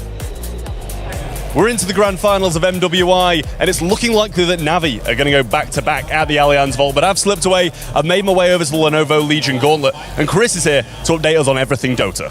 Yeah, club championship-wise, there's really not a great deal to touch on from what happened yesterday with Falcons, obviously, in that surprise loss going out in the quarterfinals. That was a real shock to a lot of people's systems, especially considering they could have picked up some valuable points to catch up to some of those squads. There was no other real contender for the club championship sitting in and around Dota. You've got BB team right now who are on stage. They could go, if they can go on to win, they can compete in it, but they're only within like 2 or 3 games, so they're not necessarily going to be over towards the top side. BB, though, are currently, slamming Vici Gaming, who did beat Falcons and upset them yesterday. So kind of showing Falcons may well have struggled even if they got through today, but those extra club championship points would have probably went a really long way. Yeah, well, it sounds like we're going to have a few shake-ups here and there when it comes to the club championship leaderboard at the end of this week, but we'll see how things progress. Back to you guys. Thank you, Trav and Ton, for the update. Ton sounds pretty good. Hey, he's been my good friend for about a decade, and I gotta say, man, He's a great talent. Thank you for the club championship update. We'll be keeping you up to date as much as we possibly can, including here with Na'Vi and Vitality. Series score 1-1. Na'Vi won game number 1, but Vitality answered back. And now the series becomes that much more serious. Now, as far as the series go, Vitality, they have been known, at least in our tournament over the past couple of days, to drop map number 1, but be flawless after. LaFell, is this one of those moments? Here's the thing. I gotta say, Taylor, they gotta stop building PCs with just graphic cards, man. They need everything else. The thing that I didn't like in game number 2 coming in from Na'Vi is that they're just drafting the same thing over and over again, meaning like magic damage and then magic damage and then magic damage and then just one physical damage. There's no balance, right? Thanos himself said balance is needed all across the globe. And Na'Vi didn't listen, and that's why they lost. So this time, you know, balance. I think they can deserve the risk, right? They deserve the risk? No, like they can. All right. They can afford it. They can afford Remember, the it's a best of 7. It's not a best of 5. It's not a best of 3. It's not a best of 1. So they tried a certain strategy. It didn't work out for them in the very end. And the fact that they're once again on first pick on blue side gives them more of an opportunity to start dictating how the drafts are going to go. So just a quick reset, go to game 3. Yeah, but I gotta say, Freya is like pretty cool. You know, she's a Valkyrie with swords and wings, a lot of life steal, a lot of damage, got longer range than usual. So I don't know, I kind of feel like that worked really well game number 1. I would like to see it in game number 2. Crazy suggestion, I know, but hey, sometimes just hear me out here, because in terms of the bans, it has not changed so far. We still see Akai, the Atlas, as well as the Hirara ban coming in from Na'Vi for Vitality, banning out a chip still, as well as the Boxia. So we saw Na'Vi in game number 2. They picked up the Esmeralda. I still think Esmeralda is pretty strong, but maybe just pick up something in the jungle that can help you out, because I also feel that's something that happened, right? All the junglers were banned, and there's nothing else for Keishi. And by the way, update on Hanzo, now we're up to 100% loss rate out of the 3 times we've seen it. So avoid Hanzo if you're Na'Vi at all cost. And another one, she has not won with the Assassin. Yeah, still at a 0% win rate with her Assassins. Maybe she can flip the script here. And obviously, if they wanted to go, if they wanted to go for a Freya first, they could have looked for a ban early, I think, for like the Esmeralda, if they wanted to set it up. But it looks like they're still focusing in a certain direction. Obviously, now we do see that the Claude gets picked up by Na'Vi. They're indicating that they do want to have a strong gold laner. But of course, there's so many other things that they can respond to here. Team Vitality. I like his reaction when he saw the Claude. He's like, first picking of the Claude. I did not see that one coming. So now, for Vitality, after seeing the Claude, there's still quite a lot of marksmen still open, notably the carry. And knowing that Na'Vi might eventually pick up a tank in the jungle. Let's see here. Akai as well as Boxia is not there anymore. I'm not so sure what they're going to go for. In fact, maybe the Guinevere might also be a pickup that they could consider if they want to go pick off anyone from Team Vitality. Right now, the Freya is open. I don't know whether they want to pick it or not. They pick up the carry first just to make sure that they have a lot of space to flex the other roles, but they pick up the Eve. I'm liking the opening of Vitality, even though the Claude can counter the Eve. You cross that bridge when you get there, you know? I was just about to say, it's, I think, an act or a statement of confidence. By the way, this POV is pretty cool. Yeah, Coach Cam, right? Super unique. And he's going back and forth. What are we doing? What's the game plan? Coach's perspective, you get a little bit of it. And like I said, I've really never seen this in an esports production. Yeah, it's brand new. I wish we could see their notes. Well, I guess they're not the type of people to bring notes. But if there were notes, that would be kind of interesting. I'd love to see what they have on their notes. But back to this, carry Valentina very early here, as well as the Bellaric. So they already have a strong laner there with the Claude, and obviously they do want to have some more to play with, especially if they want to go strong side Claude. Obviously it's really difficult because you are up against the carry, but the Valentina will be able to utilize her creativity. I think the clear is still lacking as compared to the Eve and the Bellaric. What do you think about the clear from Bellaric? Honestly, right now, I feel like at least there's balance. You got crowd control coming in from the Balearic. You have utility bursts as well as some crowd control coming in from the Valentina, and the Claude is just a strong pick, and probably a deny just to make sure that Shell doesn't get it. I agree with you. I think that's going to be a big problem right now. They don't have a lot of clear, and if they're going to go for a tank jungler, I think the clear there is not going to be good. So we really got to see what does Na'Vi get for not Ayanami. I'm thinking sometimes in this kind of situation, they will default to something like a Benedetta, which I think might be able to work, but only when we see the roamer. Benedetta for? Not Ayanami. Okay. Yeah, so for now, looks like the Paquito has been locked by Vitality. So mid, gold, as well as EXP has been showed by Vitality, so not a lot of flex anymore for their lineup. Pretty honest, but I think it's still very, very strong. For Na'Vi, their options are still open, which is good and bad, because the bad, they don't really have an identity just yet. I'd love to say, going back to your point about the Benedetta, that it shows for Na'Vi. But against the Paquito, I don't think it's the best of ideas. I think now, with the Paquito shown so early, they go for a Freya ban, which is exactly what they do. And perhaps they want to eliminate the Esmeralda here. Because if they want the Paquito to be strong side for Fumi Echo, which we have seen them set up for, this hero really needs a little bit of help with the drafts. Well, if they want to default to something like an Alice, they still can, but that does mean there's a high likelihood that Keishi will be using some damage dealer inside of the jungle. The good thing is, looking at both draft here, I feel like a Ling is definitely possible for either side of the drafts here, so, you know, it could be something that they want to consider. Okay. Ling, an option on the table for both teams. Guinevere eliminated, so you mentioned the Guinevere earlier on. The Guinevere does get sniped out here for Na'Vi. BTR though, I really do think, there you go, Esmeralda being banned out. Na'Vi,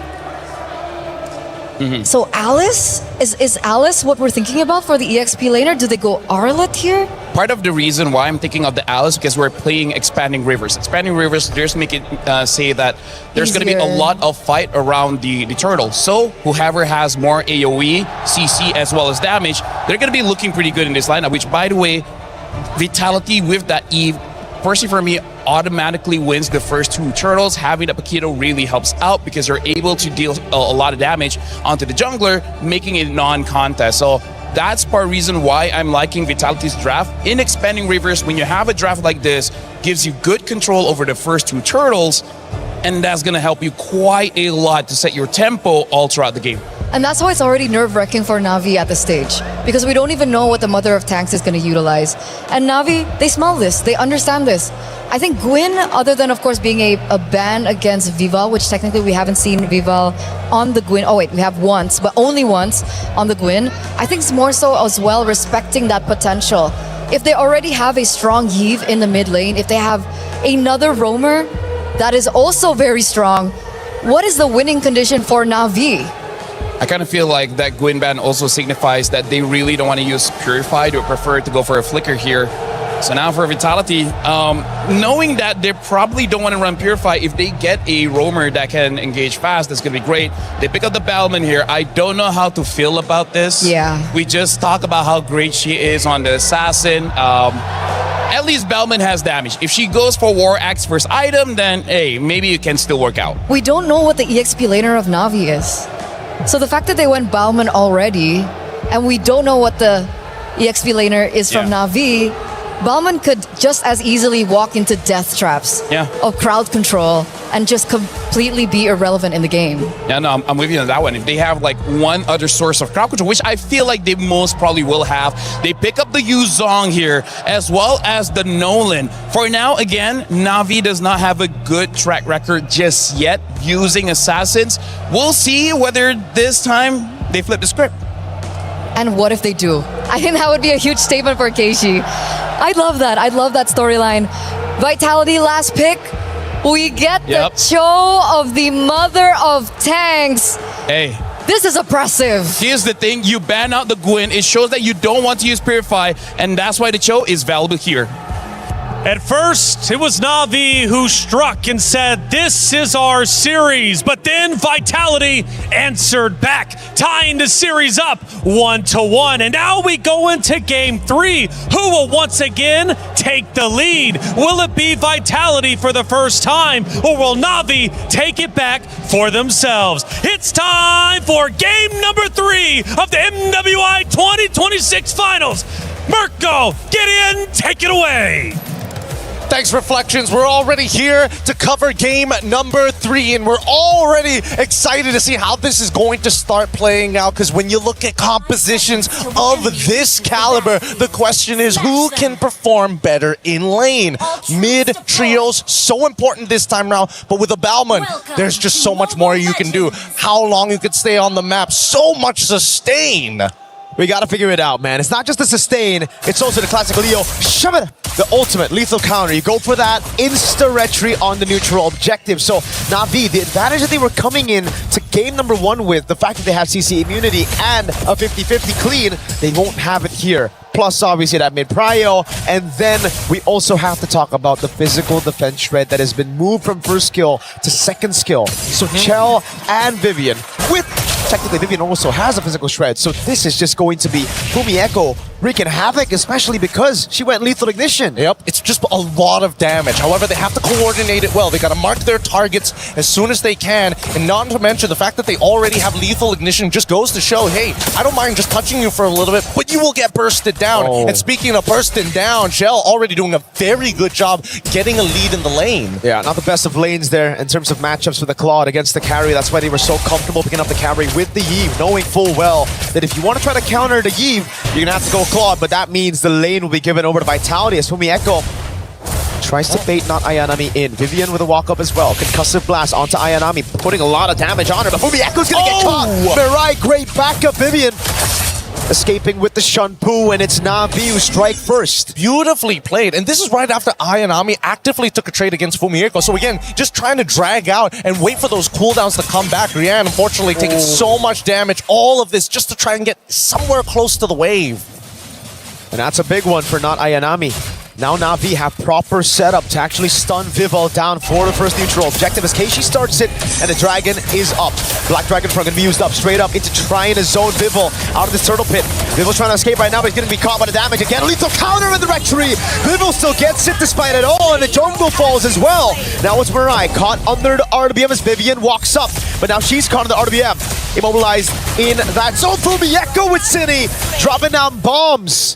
Again. Oh, up top. Whoa, Rian ends up dying for it. A solo kill for Kel. Sokolil. Vitality strike, and in one fell swoop, despite the small wins from Na'Vi in the laning phase, they couldn't convert onto the big objective. But do you hear that? Do you hear the Vitality fans? They're really taking this momentum from that game number 2 and bringing that same energy here in game number 3. And it's only more proactive that we are seeing Vitality move across this map. Because once again, Vivian double checking whether or not the purple buff is open to give information to Fumi Echo. Hey, if Keishi doesn't see you, you can go for that big one shot we were talking about. You have so much damage in the early game. And that's why you have to respect the Bauman. They were doing all they can to respect it, to be fair. But once she got into the vicinity of the turtle, lethal counter retry is guaranteed. There is no way for a Nolan to out retry that unless it's just miscalculated by Vival. Yep, it's unlosable in a lot of scenarios, like the old Suyo, but still relevant as Ayanami taking this full fire. Fumi Echo tries, Black Dragon form getting called here. Vival has the lethal counter. If she drops down just a bit, oh my god, she might be taken out from the skies. Gets away just in time, but she stays. No. Ayanami with a bench by the Furious Dive. They're going to go in onto Fumi Echo. The way the Dragon comes around with a lethal counter. Shove it. Vival picks up the kill up top. It's Cine. Caught in the 1v3. Can she escape? She flickers out to safety past the RWM. Oh man, that was a game of Dance Dance Revolution for sure. You're able to sidestep basically everything and still maintaining a good amount of health. However, Shell needs to get back into this lane, and Na'Vi is denying them that space. Vitality need to make some choices. They still have to deal with the turtle down on bot side, so they cannot commit everything to alleviate space on top. It's free. Maybe Rain can deal with it with a splash of damage. Vivo with the retry. Vivian still trying to buy as much time as possible, just being an absolute nuisance to Keishi in the jungle. Just gotta show Just gotta show that presence, and I think that's the beautiful thing here, right? Khalid, Cho, all of the... My God, Vivian! Wait, potential dive here. Vinay, gotta hold on to that BMI. You can't show exactly where it is. As long as you don't show it, Vivian ain't gonna engage on you for free. Oh, what is that damage, my guy? Right through the XP crab as she gets it, and she bursts Ayanami down. Hey, gotta be careful. Gotta be careful. They've got a pretty significant... Hey, a one-level lead in EXP is a lot for a lot of these laners. And not to mention, with that lethal ignition, it's a lot harder for not Ayanami to win this out. Uh-oh. Mirai with a walk-up. Great read on the dash by Mirai. Baits out the flicker. Mirai tries to go for a little bit more now, but look at the backup from the rest of the team. Cine and Vivo has already rotated towards the top lane. Navi not able to get that trade in structures. Finally, Vitality said, you know what? They're putting so much pressure on you. Just take the mid wave. Cine is going to swap lanes with you and maintain that. Mirai should be... Oh, no. Wait, the Dragon lethal counter. They're going to try to feed it over. Mirai gets a massive taunt. Oh, it's a cancel of the Blazing Duet. Straight into the knockout strike of Fumieko. Can they get anything off of this? No, they call it off. And Vivian getting disrespectful. Ayanami's thinking about it. They know they don't have the way of the Dragon, but the RWM is still in play. This is going to be a Nolan with no purple buff at 5 minutes. Up top, it's the carry Chell. Taking a structure down below, it's Fumieko. These side laners working double time. Again, this is what we were expecting in the Balmond versus Assassin matchup, especially when an Assassin needs purple buff. We've seen it happen many times already. Oh my God. No way they're going to commit even further than this, right? I mean, Fumieko's barely taking any damage, but even so, that's really because not Ayanami just doesn't have the items yet. I want to see what items Fumieko is on right now. Oh, no wonder. Hunter Strike and a Legion Sword already. That has... I think it's a Sea Halberd. Yeah, I think it's going to build into the Sea Halberd as well. There is an argument that maybe you could lean into it later on and look for something else. I honestly kind of feel like Fumieko can even go for a Malefic Roar if she wanted to, but I think the smarter option is for the anti-heal. Even Keishi is having a little bit of troubles here as Cine now joining Vivian in this Roman expedition. And, oh, Vivo. Into the bottom lane, they just burst her down even through the Petrify! And the Furious dive, the lethal counter didn't even land! No, they try to go for compensation on Vivian. That's Sajid Kundo. She runs out of the Wrath of the Dryad and baits out the RWM! Chell with the punish, now they all punish! Chell, it's an all-in, but Fumieko in the back line and Vivo's just waiting in that tier 2. Vivian getting the way of the dragon on Keishi! The awareness is just crazy from Vitality. That was a planned play from literally top all the way down to the bottom to corral the sheep right into the mid lane. They are capturing Na'Vi right now. And I think the Na'Vi, they got to be proactive. I think, unfortunately, the choice of ultimates here needs to be maybe not just the RW, maybe even arguably a Way of the Dragon if necessary. Vivian, she was the one who baited everything out. RWM, the Wrath of the Dryad, and Chell flickered forward. That's how comfortable she was. Now they're going to go in for the dive in the bottom lane again. Rian hasn't had the best of games so far. Fumieko just waiting for the double dash. Knockout strike. Oh, lethal counter from Vivo. Now it's the retaliation. Now it's the punish. You did that to our goal later. Now you must pay. RWM will save from City. This is ridiculous. Vitality. What? With the... Oh no, they canceled out the recalls, but at least nothing is punishable at this point. But Vitality, they're starting to mess. They've kind of downloaded a little bit of the tactics that Na'Vi has. They're recognizing some bad habits and some... Well, I have noticed a couple of pathways when they're on autopilot. Their pathing is becoming a little linear now. In normal situations like that, Gideon, you're 5-12, you get a kill on the Paquito, it should be a good trade. But the fact that it's a goal laner and there was no shutdown, there was no bounty on Fumieko, that means Rian's gonna have it even more delayed. That item power spike that they're desperately waiting for. I think it's gonna be 11 minutes or maybe even 12 arguably if it keeps up like this before the Trinity is even complete. Fumieko now looking on the side, sees not Ayanami as well as Mirai, but at the same time, this is what Vitality like to do. If you want to go to the bottom side, sure, let's push out mid. We could potentially flank you, and Na'Vi has no choice but to back up because bottom and mid tier 1s are non-existent. Oh, that top wave is looking good right now. Maybe jumps Sajid Kundo. Oh! A big miss, a big whip from Cine, and that's a punish from Ayanami straight onto Vivian. Fumieko with a jump, but she's only 1 against 4 right now. Mirai getting a massive taunt! And another big kill on the Paquito, this time on the hands of Keishi. Okay. They end up losing 2 here, but is Na'Vi going to force the scenario? Because again, that top wave is still pushing, so Vitality can hang around here for as long as they want. If they are able to tax the health enough, maybe they can get Na'Vi off of this. Whoa. Ayami's gonna walk up again, gets covered the lethal counter! A straight Kumar moment, she knew the Batman was there. Blazing went out to Cini and Vival right now, but she's able to sustain for a minute. Xiao Zhou into the back line, and Keishi won't be able to get the rectory. It's Rian who steals it away and saves it for Na'Vi. But Xiao with the flicker in forward, trying to go for a bit more kills. Mirai doesn't have the Wrath of the Giant. Vival walks back up right now as the chase continues, and Vivian is trying to go for the Jeet Kune Do, but she will save that flicker for later. Na'Vi, great hit and run. Oh boy. And that's how they just have to play the game, unfortunately. They gotta stay on their toes. Looking at the item list as well. War Axe already done 2 tank items on top of the Cursed Helm. Speed up the clear and also apply real damage towards Navi's side. They can't deal with these longer fights. Maybe Yuzong, but Yuzong can only deal with so many people at once. And now it's how Na'Vi convert on this. They see Chell. They know she doesn't have a flicker. They bait out the ultimate, and that's about it. Now Na'Vi build again with the Lord. Down below, though, the Holy Shield's gonna go down to the minions. And Fumieko, if nobody responds to this, there's a possibility they might be able to just clear out that wave. They don't need her right now, as we see that Na'Vi is slowly taking pressure up mid. I'm just trying to go for a flank right now. Just walk straight up, and Rian has her physical defense shredded just a bit by Vival up top as well. It's going to be good for Na'Vi to try to get this tier 2 down.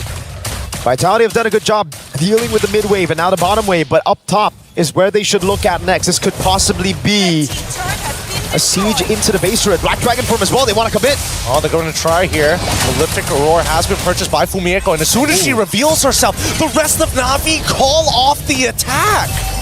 It's because of Fumieko down below. They know they have the Lord, they need to convert, but it's not worth if they go and lose their own base turret, because it's the far lane down below that Fumieko was threatening. This is difficult. This is a difficult position to be in. With no holy shieldings, a single mistake could net Vitality an inhibitor.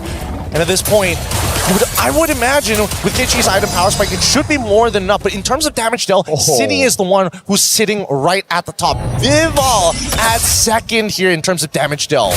Whoa, Mirai? Jumps in all alone, has to flicker out of there. And that's why once Cini used the RWM, once she whiffs it, Na'Vi pounced on Vitality. And also, it should be a lesson for Vitality, learning after that big mistake. If Cini whiffs or if their backliners can't reach them, they have to just call it off. That's the important thing. But hey, they have a lot of faith in each other, right? They will learn from this mistake. And I think from Navi's side, the question is how good of a play does it need to be to ensure themselves a victory? Or at least a 3 for 4, 2 for 3, as long as they're positive. This is the problem, though. Na'Vi, with this kind of composition, you would usually think they can play in the side lane. Hold on. They're trying to catch Fumieko down below. Won't be able to find it, but the Claude cannot match the Paquito right now. Rian cannot deal with Fumieko, and that's why they're going to have to stick together. I wonder if Rian's already hit those item power spikes, though. I think that's a big one. Try to have a look at the items to see if Rian has it. Zipper, let's pull up the item list right here, right now. Thank you so much, Zipper. Big ups. 3 items already complete. Looking to get a Winds of Nature as well. In comparison to the opposite side. Fumieko. Oh, can they do this? No, they've already triggered it. Yeah. Vitality, they set up the chokehold once again. No choice. They were going to lose an inhibitor for it. And they have to make a decision whether to back off or to go for the fight. They go for the fight, but it's only 4v4 right now. Bounty in at the bottom lane. They're going to go for the commitment right now as Vivian jumps in. The Wrath of the Giant is able to connect in the back line, but Vivian's going to go for the chase on Keishi. Finds the way of the dragon. They got the kick. Lethal counter takes it. They got the Lord of Chell. Deals Ayanami. Who's here is Fumieko. Punishing with the help of the RWM. Look at Keishi running through the hills, but it is onto the bush, and Chell's going to try to go for the read, and she cancels the recall. Keishi jumps in, but Chell has the win of nature. Fumieko will be sacrificed for it. At least they got the RWM out of Rain, and at this point with the Lord coming in, as long as Cini maintains her distance, Rain will not be able to steal back a real war manipulation from her. Chell, finally, full item build. The Malefic Gun, we've been waiting for so long for it. With the Malefic Gun, she'll be able to maintain her distance against the majority of the heroes, as Vitality would be looking for the end, but Mirai's coming back up. And the safe place to go for the guaranteed base turrets right now. Wave bot will guarantee the base turret bot. There's no wave up top. Na'Vi have done a good job. Now it's up to Vitality to try to play with this Lord. Keishi's up in 1. No chance. They're going to back away. They're going to breathe. They're going to say, you know what? There's just too much risk. Not enough reward. We want to close out this game, but we want to guarantee. And we've seen Vitality do this. They like ending their games closer to the 17th minute if necessary because mistakes are costly at this stage of the tournament. And that's why Rain is crucial in these skirmishes. For the Lord, if they wanted to go for the gamble on the Lord, they need some more CC, some peel. Not for their backline or for Keishi on the red tree. Because the team did such a good job. Mirai already got the Wrath of the Dryad. Not Ayanami as well, sticking onto Vival. But Vivian was doing the same on Keishi. But that's the thing. I really think it should be not Ayanami going to deal with these waves rather than Rain in these scenarios, because at least you have the Black Dragon form to kind of just run through. But Na'Vi understand, hey, the Black Dragon form is going to force Vitality to back away, or maybe that's what it's supposed to do, but with the guarantees on this Balmon, like the collateral is so little, there's so little risk. It's a difficult scenario to be in. Very difficult. I'm literally trying to figure out a way for them to catch like something off. Like, unless Mirai can flicker in with a Rapid or Dryades to catch Chell alongside Fumi. But the problem is Vitality purposefully make sure that they are split apart. And with no War Axe, there's no reason for Fumieko to ever peel for Shell. Just play to kill. There's too much they have in their arsenal right now, especially with the 5,000 gold lead. And the Lord is spawning up top again, so that wave in the bottom lane, it will already be a threat just having a Paquito on the other side. Now that it's a base turret taken out, that's free push onto bot. Fumieko could just wait in bush, and it will already be a mind game for Na'Vi. They're constantly going to be thinking, is the Paquito gonna punish us bot if we move towards Lord? Or is the Paquito sticking and using that? I mean, they got to start doing their protocols right now. It takes about roughly 12 to 13 seconds to get right from your spawn point all the way down to the end of the lane. So they need to start clearing out these bushes down bot side around that timer just to make sure that Fumieko moves away. And once she's done, then slowly start clearing up to the Lord side.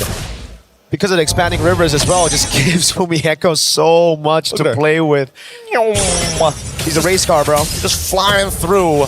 The Queen is here. And now we wait. Wait, do they know? Oh my god. Whoa. Oh, right through it, lethal counter! No way, she tried to be at my forward to go for the poke on City as she overextended, but it was just a bait. Now it's a free Lord. And with Rian down, I believe Vitality are just going to go for the straight push. Lord's going to be up in 4 seconds. That has got to hurt. That's got to hurt. It's not just hurt, it's a tilter, Gideon. I mean, yes, it is a tilter, but at the same time, what can you really do? Oh! Vivian. Another attempt here. Rapid Dryad, though, locks him down. The RWM is melting Mirai. Thank God for that flicker, because the lethal counter would have found another victim. It's not over just yet here. No big ultimate from Cine at least. Can Rain steal it? And yes, they got the RWM back. But she's getting poked down now. It's giving the RWM to lock Cine down. Has the flicker out. Not Ayanami with the petrify the Fierce side, but it's sure they get deleted by Chell. Last baser up top gonna be taken down as Mirai tries to move up forward for Rian to clear. They're not willing to die for this. They're not willing to die for this base just yet. There's enough minions, and honestly, they could have forced it down, but Keishi finally in a position where actually she does some real damage. Rian as well. She's scaled up to the max items, and if the Art of Thievery is maxed out with the Golden Staff, I don't think Vitality can hold it out, especially without some Winds of Natures around, which they use very early on in that fight. I'm just scratching my head right now, trying to think of a way for Na'Vi to come back against Vitality, who've scaled up. Because if we talk about scaling, this is a carry and a Yve. Exactly. And I think the worst part about it is that the fact that they have guarantees on this Lord, I think they need to kill Vival at some point. The question is, what timer is good? I would say around 30 seconds is pretty good, arguably even 20, but Vival just refuses to die and is always so close to her team. The only time she died was when she brute forced Turtle 1, and even then she died with the Turtle after securing a big objective for the team. Rian has the Wind Talker, right? No more boots. She's bootless. She is full damage with a Wind of Nature, but she still gotta respect that lethal counter, man. That big bonk. Na'Vi, at this point, is just waiting for Vitality to make the mistake. This game is not in their control. It's not in their hands. It's an uncomfortable feeling to be in, but at the same time, you kind of have no choice. There is no out at this point. And I think that much is clear. Vitality, they're going to slowly choke them out. But truly, who can maintain this game, right? We're already going in close to the 20th minute. Eventually, somebody will fall. Na'Vi have to try to either gamble it around the Lord or just bank on a defense. Because at this point, they're trying to do both. They're trying to set up top to clear the wave after it's been slow pushed. Then they try to go over on Lord. This is a good idea. Could they sell this? How could they sell this? Did they make Yuzong just walk into Tri-Brush or something? I think they sell it by just waiting for someone to walk up right now. And they clear it out. They know the timer is up right there for the Lord. So they reveal themselves. And it's still going to be a slow push again. They haven't cleared it enough. Yeah, this is inevitable. This feels inevitable, and Vitality have played this so very well. They've got to gamble. They've got to gamble. They got a 50-50, and Fumi already on the top side.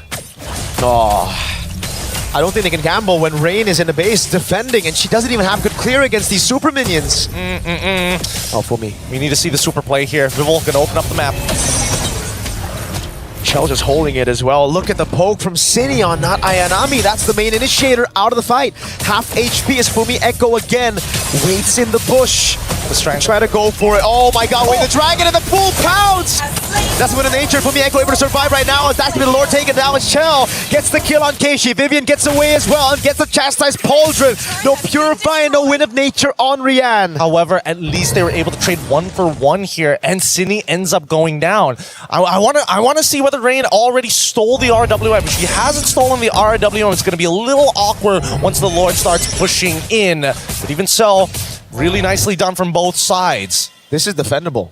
30 seconds on Cine. They're going to have time to build up. Now, the question is for Vitality, do they want to bank on a 4v4 instead of waiting for Cine, right? Because if they wait for Cine, this Lord is as good as gone. Yep. And I mean, big issue is that Cine won't be able to participate in the fight like fast enough. No chance. Unless Vitality just starts slowing, they can't slow their own Lord down. And Na'Vi, they don't mind it coming in quick. Yep, 10 seconds on Keishi, so it is going to be the gamble. If they can go for a fight before Keishi spawns, and Fumi Echo jumps in. Knockout strike is off! With a crown already used up as Rian goes for the damage again. Damage reduction coming out as Fumi Echo is able to survive, but now it's Vivian caught on the taunt. Still able to get away with Jikundo, and the Black Dragon form comes around as Vivian is going to get taken very low, but it is Na'Vi staying in this game. There's still the second wave that we have to worry about. This is where Cine now comes into play with the RWM. They might be able to do something here with it, and they still have the Way of the Dragon. No IMU from Rain, no Wrath of the Dryads coming in from Mirai. Oh, wait a second, you're right. Second wave, here we go. Ultimate's already down, and they still have Cine on the eve. With the damage, with the poke, coming down with the Wishing Lantern. Oh, Ayanami finds Beerus down to Petrify, but she gets baited in, and now it's the RWM to take Ayanami down. Didn't get max value, but that should be good enough. 2 siege minions there, and Na'Vi, with the Vitality, has to tax him every single time. Oh my goodness, the damage coming in from Yan. Good enough to chunk down Fumiko past 60%. And they defend again, even with Ayanami down. They have enough firepower with Rian in the late game, having full items, even the bootless with no boots, just a wind talker.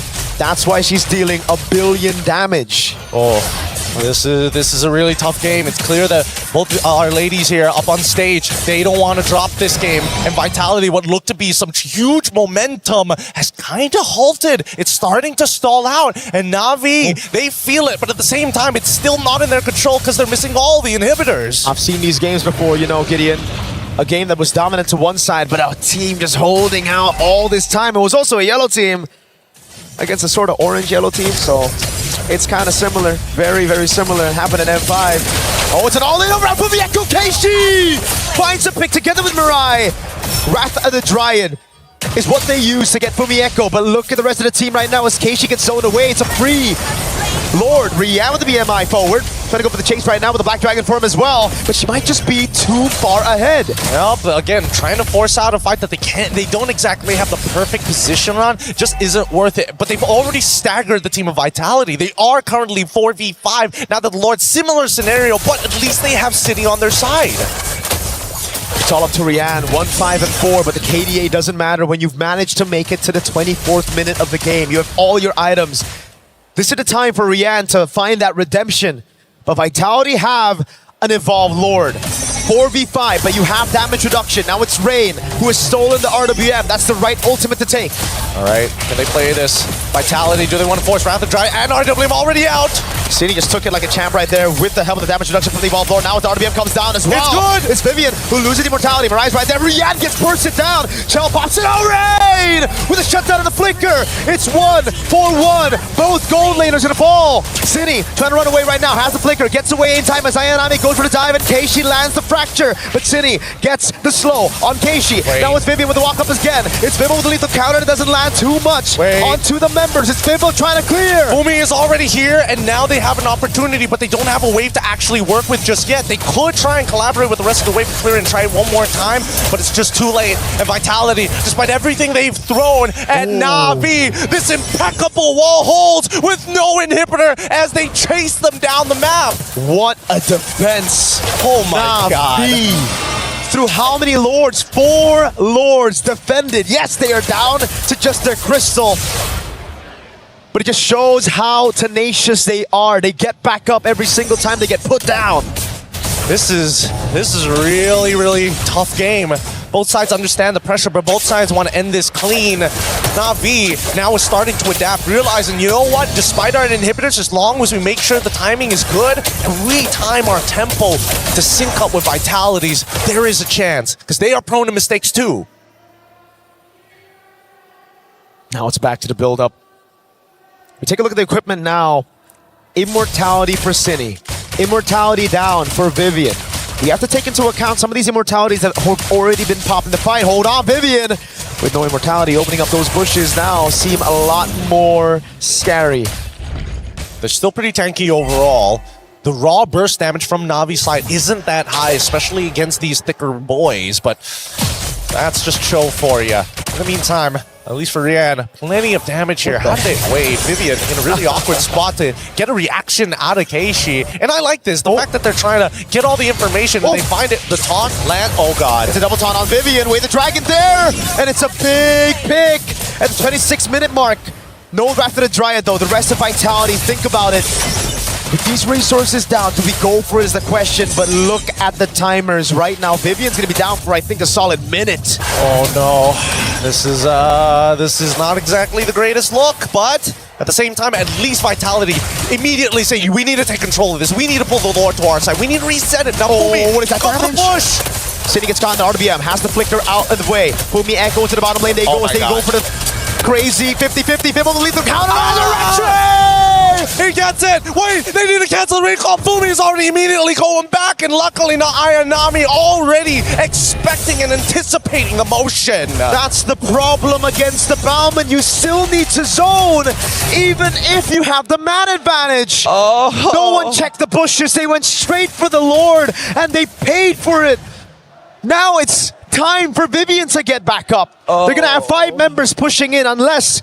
No, the mini waves are still okay. Vivian's not up just yet. That just goes to show how long of the death timers are. They're trying to synchronize it, and they're going to push all at the same time. However, this time, it's not staggered, and they're looking for a little bit more. City, you cannot afford to die here. They have to play it very safe. Just go for the poke constantly now. It's blazing duet from Rian. Onto Fumi Echo, who's able to flicker out the safety now. Mirai trying to go for the rapid drive, but gets walked down! Whoa! Finally, lethal counter! Nobody was expecting that much damage, but okay, it works out. Vitality now looking for the end. Minion's already there. Vivian goes over to the dragon, but it's actually off. Into the RWM they go. Keishi gets away from mid in time. Now it's a dragon to the skies. They go straight for the crystal. Vitality are up 2-1, the lead in this grand finals. Oh man, I think Vitality, if we were talking about working out the stage nerves, working out all the plays that we're going through, and having the tenacity to deal with that, an exhausting game that's past 20 minutes? Holy! What's frustrating is if you're Keishi, you're thinking, I'm losing these red trees, but in reality, that's a Bauman. Yeah. Just through a Bauman, you need the team to zone, and nobody opened up for Keishi. It's just, you can't, there's nothing you can do about it. There really is nothing much you can do about it. But let's look at this one more time, because Mirai, down to a literal third of her health, instantly dying to the lethal counter. It's so ridiculous, but I think they now figure it out. Hey, maybe it's not just us. Maybe it's the draft as well. We got to really make it happen. But with that being said, though, what an absolute banger of a game. We're going to be throwing it over back to the panel right after these messages. Stick around, Mobile Legends action.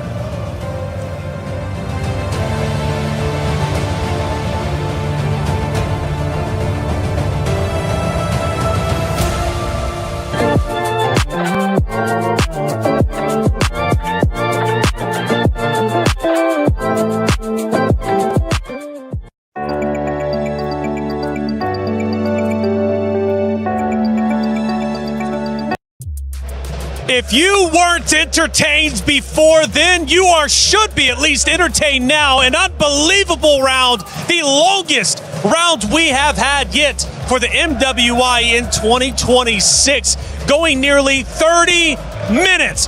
Back and forth, Na'Vi refusing to budge until the very last seconds of the round number 3. I am blown away. MLBB has been incredible, and I have loved watching it over the past 5 days.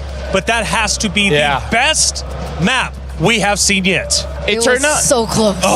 Do we have no idea what we're talking about? Absolutely none. What? Absolutely we none. were talking about how Vitality wanted to go fast, and now they're the one scaling. And then, like we said, that Na'Vi wanted to scale, not go fast, but then they had very fast game one. What's going on? Absolutely no idea. I thought the game was going in a certain direction, and then it went another way as well. There's just so many things to talk about, honestly, in that almost, 27-minute game? Like 27, 28. Let's look at the stats. I believe we're going to compare a couple of different players here after this map number 1. And yes, we will have our star-studded players. It was 28 minutes and 10 seconds. Unbelievable. But what are we looking at when it comes to our star players? Well, first of all, we got to talk about Sini, man. She's the carry as well as the best wingman. Always being there when we're talking about fights. Over 6,000 damage per minute. That's amazing considering it's 28 minutes of the game. Sini on that Eve, unstoppable. But I do have to, give my flowers over to Rian here. Being able to get the rich guy. We were looking at her laning phase earlier on, and she wasn't having that great of a time up against Shell. But the fact that she was able to, get to the power spike, be able to stay relevant within the game despite her being so far behind, I think that's very impressive. We see now the players going back. Oh, we even have some dancing action. We have some dancing inside of their vaults as they get ready to set up for map number 4. But just seriously, I'm absolutely blown away. Obviously, on the bottom there, you have Vitality. They're feeling comfortable. They're feeling good. Granted, it was tense. I felt like there were moments Vitality absolutely could have closed it out if they played perfectly. But Na'Vi also in their base defenses were out of this world. And I believe we're going to take a look at a couple of them anyways, especially the first base defense. And really was a shock to see Na'Vi defend as well as they did. I mean, it had to have been 3 or 4 if I'm not mistaken. Yeah, and honestly, we talk about this backstage as well, where this is such a long game. This is going to be the turning point for this best of 7 because let's put this into perspective. This is 28 minutes, and this is only the 3rd game in this best of 7. Before we start, Taylor, even you talk about stamina. Their stamina has been depleted quite a lot in just this one game. Dude, it's incredible. This is literally 2 games, 3 games rolled into one from quarterfinals. Obviously, going back to group play, rounds were 11 minutes. So it's just absolute insanity. We take a look at our second base defense. Na'Vi holding on tight. An unbelievable set of circumstances they had to go through. We're talking the Lord coming in, Vitality with a full frontal assault. But Eterna, they held on tight. They did. They held on real tight. And this was one of these exceptional moments, I believe, that was made by Rain. The fact that she was able to get 2 people down here, really just making the team fight unorthodox, I would say. Not the way that obviously Team Vitality were planning. And they went like this over and over and over again. The splash damage and the taunt as well that goes through from the Valentina was very surprising for me. And in the later stage of the game, it turns out it came out really clutch. And I want to say that was just 2 of them, right? But we had 3 or 4 of those moments throughout the 28 minutes. And one of the critical moments of the game was the final Lord fight. And Vitality ended up stealing it for themselves. And the commentators were going absolutely insane. Crazy 50-50. Viv will lead the counter. He gets it! Wait, they need to cancel the recall. Fumi's already immediately going back, and luckily not Ayanami already expecting and anticipating the motion. That's the problem against the Bauman. You still need to zone, even if you have the man advantage. No one checked the bushes. They went straight for the Lord, and they paid for it. Seeing Gideon just sitting there and then going absolutely ballistic. I love when we get the chance to see the commentators who are providing the voice to this grand finals. Hey, this tournament has been insane and the competitors are playing for a lot of money. However, you out there at home, guess what? My champions pick is now live. 2 champions, 1 game. From July 27th, submit your predictions for the MSC and MWI champions for a chance to win 50,000 in-game diamonds and MSC 2021 through 2025 tournament skins. Don't forget to leave your picks under at MLBB Esports post for even more chances to win. Lock in your champions now and cheer for your favorite teams.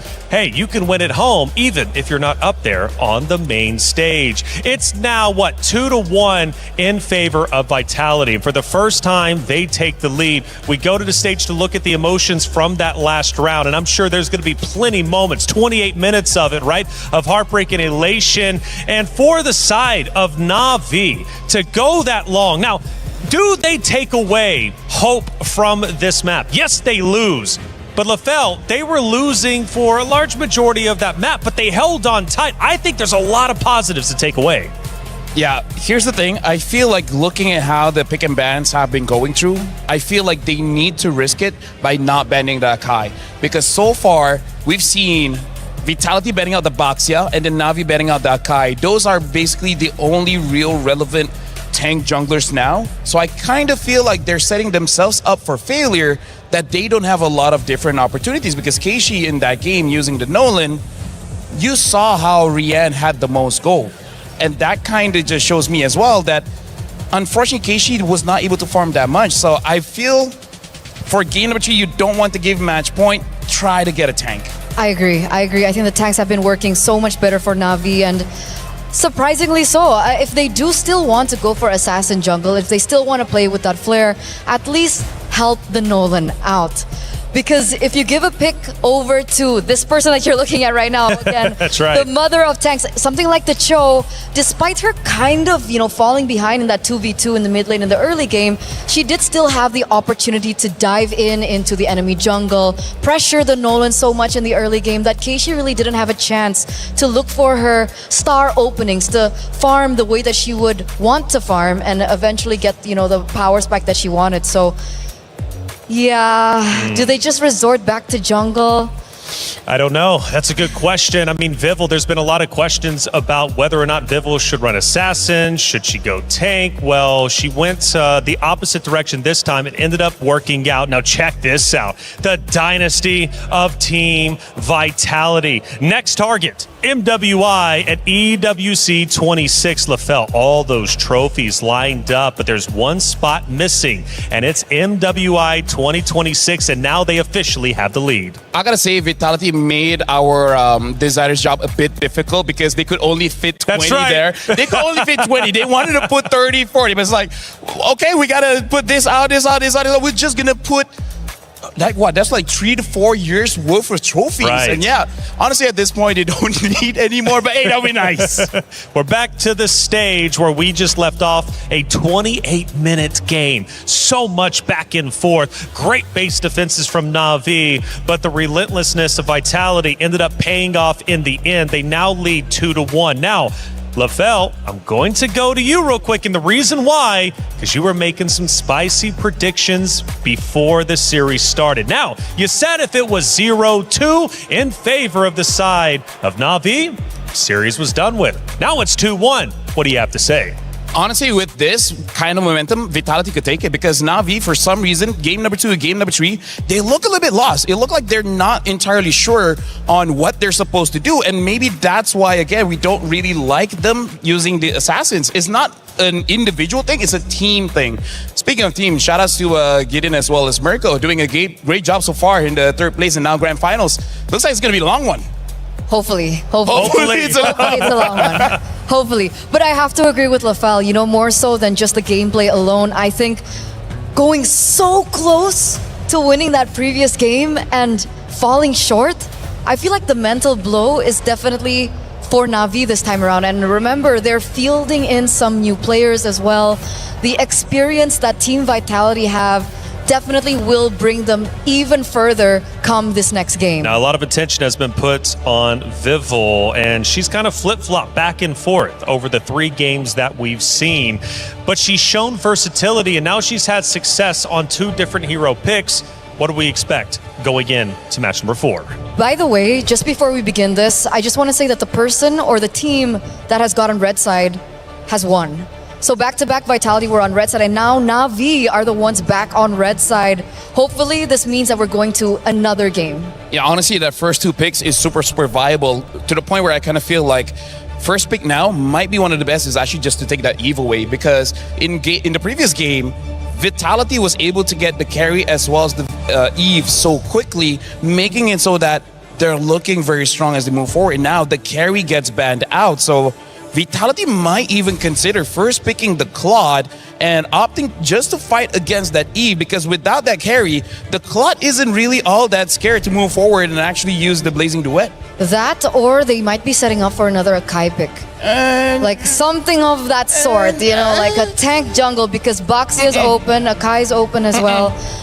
Hopefully we don't get it. Yeah, I'm not a fan. I'm not a fan. I know. I feel like Na'Vi should be the one using Akai. The Eve gets banned though, so I think Vitality, Claude would be great, but if they want something like a Paquito and Esmeralda, I can accept that. Because right now, in terms of the power picks, there's a lot open, so I feel like no matter what, Na'Vi will have the advantage anyways.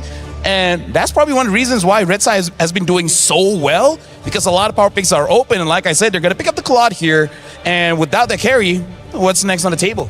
Maybe the Esmeralda would be okay. I think Paquito's a little bit too risky here come first phase, unless they save that for second phase.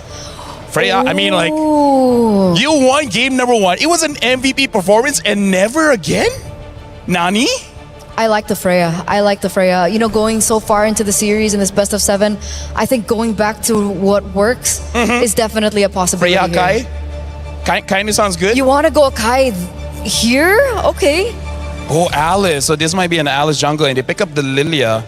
Well, since the Eve is banned out, second best, I think, in terms of wave clear would be the Lilia. I think the Lilia still does trump the Valentina if they are relying on mid-rotation, which they did rely on mid-rotation, but in reflection to the earlier game that we saw, I really do want to think about the side lanes. Oh. Like side lane match priority. Yeah, so far now, we've seen in game number 1, in terms of the side lanes, was 100% won by not Ayanami. I would say the previous one, the Paquito coming in from Fumeko, did die early on, but then redeemed herself, come to the Turtle. So I agree with you, the side lane is going to be pretty important, but I do have to say, for all 3 games, the gold laners, they haven't been super pivotal in the match. For now, Esmeralda as well as Atlas has been picked up. So now both side laners for Vitality has been shown alongside with the Atlas. Na'Vi might be able to ban out a few mid laners just to make sure that his Lilia has an amazing time. Now I kind of feel like picking up a roam early would be good, because the Belleric is still open, and I think it's not bad going up against what Vitality has already shown. Yeah, Esmeralda, it's great against the Claude as well. There's an argument to be made there. But they go for a Moskov here. So we don't get the Harith matchup here against the Claude. We get the Moskov instead. And just in case, let's say, Team Vitality want to pivot into a assassin jungler for Vival, they do have some answers towards it, considering they also still have yet to pick up the roamer. So there's more layers of defense for Na'Vi here in this game against that. Yeah, right now we got to consider that this Alice is most probably going inside the jungle here. So I think for Team Vitality, maybe ban out some of those strong EXP laners. Again, like the Freya, maybe even respect a Paquito. And then honestly, I feel like Vitality already has won the draft. Like, as long as this Esmeralda is not disrupted, this is looking good for Vitality. Could be. I think it depends again on Cini's pick. And Na'Vi understand this. The Kimitas get banned away. when I had a look at the Atlas pick, third in for Team Vitality, I expected that they would go for something of burst. See, I don't know what Cine would like to play. Does she want to go for something real heavy into burst? Like the Farsa? Kagura? Farsa? Farsa does work, but the Kagura was the hero that we did see her really play on in this MWI. Another hero, if she's feeling frisky, she could actually pick up the Gord. The Gord might be able to do quite well against this lineup coming in from Na'Vi.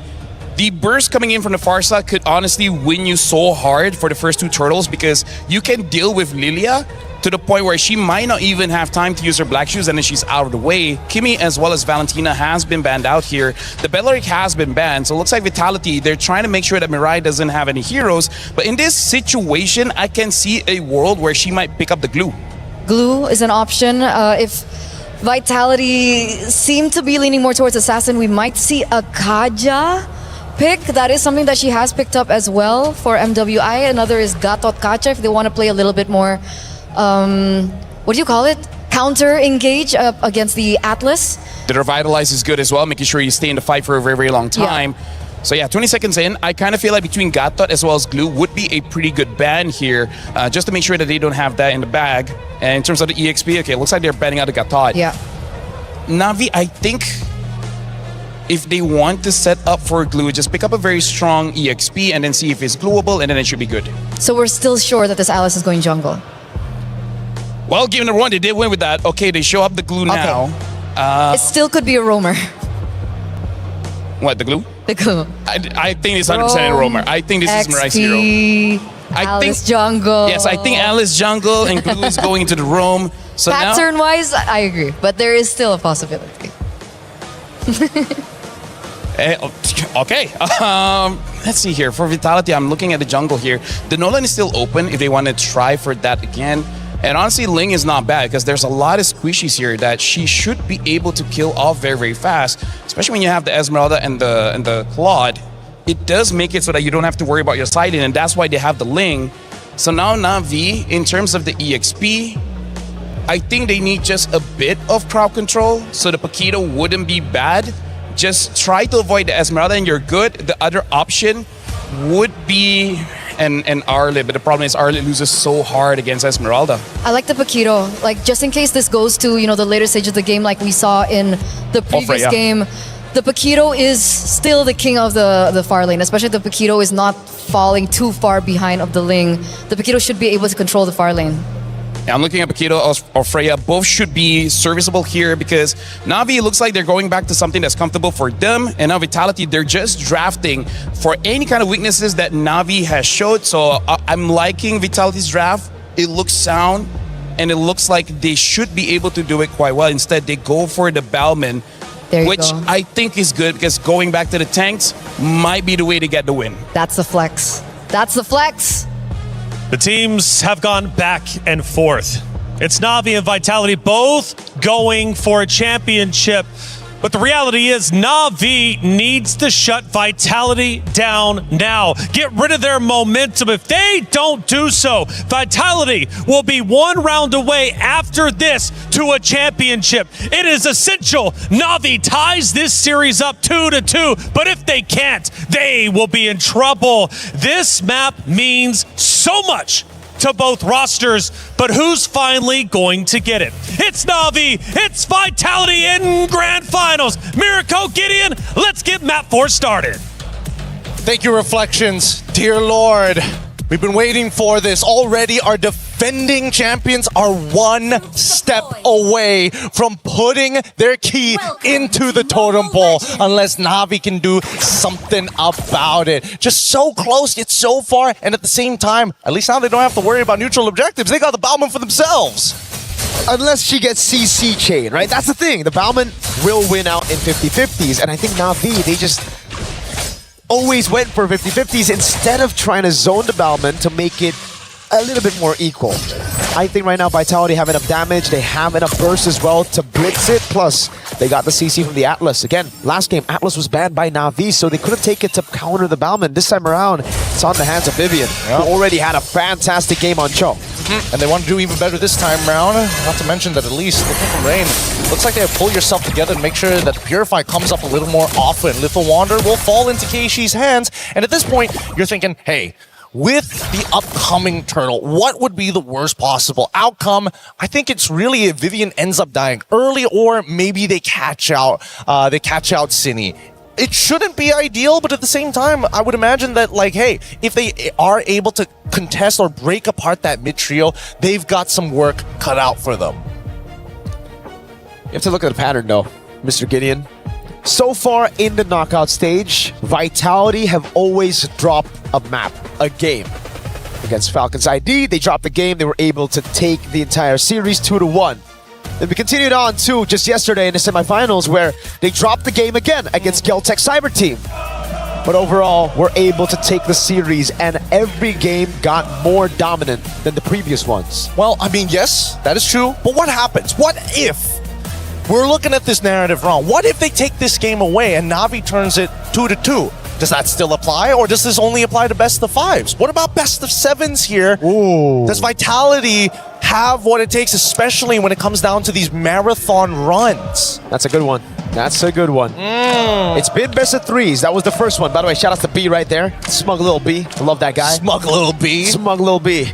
Best of fives, it also was 3-1. So we'll see. Again, after getting this game, though, if they get this game, just as Reflection says, it's momentum. It's ridiculous momentum. Home turf as well. We just saw, in other titles, how home turf really plays a big role. Yeah, it definitely helps when you got your fans literally shaking the stage with their chants. Through the other stages as well, by the way. We hear the echoes and the shockwaves of these other titles. It's vicious. It's really, really vicious. But at the same time, does that mean that if Vitality end up, completing history, getting that title run, that next year we're going to get best of 10s at that point? It's like, at some point, they can't just keep on winning.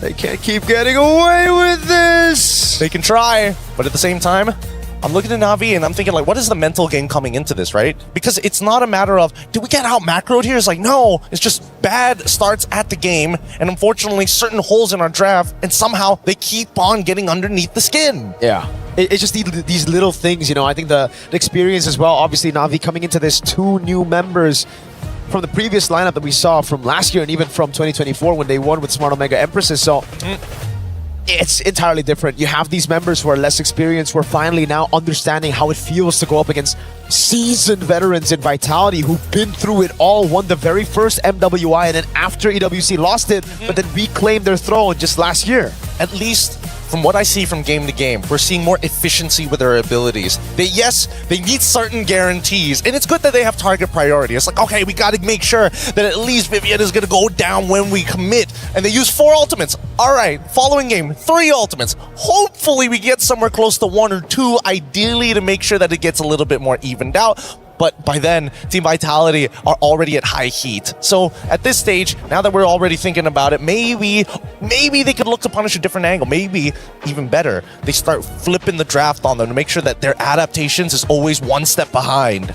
Honestly, if we're just looking at the drafts, game 2, I really thought it was going to be Na'Vi's win. I'm not going to lie, I thought the exact same thing. And looking at this composition, I honestly see how Na'Vi can win. I would give the advantage a little bit over to Na'Vi in this game, just because there's no one to assassinate. The Sling, I expected to come out game 2. Game 4, they pull it up here against a Lilia who has black shoes, against a Moskov who should be able to just jump out of the Tempest of Blades and also pinning her down. A Glue, Bauman, Alice, those are self-explanatory. Yeah, I mean, both of them, and they even went with Purify. Not even Flicker, Purify, just in case they get hit by the Tempest of Blades for whatever reason, or even better, get hit by, Atlas as well. I mean, the Fatal Link Split is going to be really deadly and something that they have to keep in mind. But I'm curious, who's Mirai's target at this point? Obviously, you want to go for Ling if you can, but at the same time, it doesn't sound like a bad idea actually getting on to someone like Esmeralda and completely pulling her away from the fight. And I think in this game particularly, this Glue is going to have to itemize a little bit more defensive, because if you go for the classic Cursed Helmet into Glowing Water, heck, Glowing Wand first, there's a ton of damage that will obliterate you before you can even go for the mount. They got to keep a lot of things in mind here. Thank God for the Vitality fans maintaining the energy in here, making sure that nobody is going to get a little sleepy or getting bored in that audience, especially with a chant like that. These French fans, man, these Vitality fans, they are something, certainly. Their energy throughout the day. They've been like this all the way from the morning. It's consistent, and I love that so much. We're from Southeast Asia, and even then, some people, they got to start cycling out the super fans.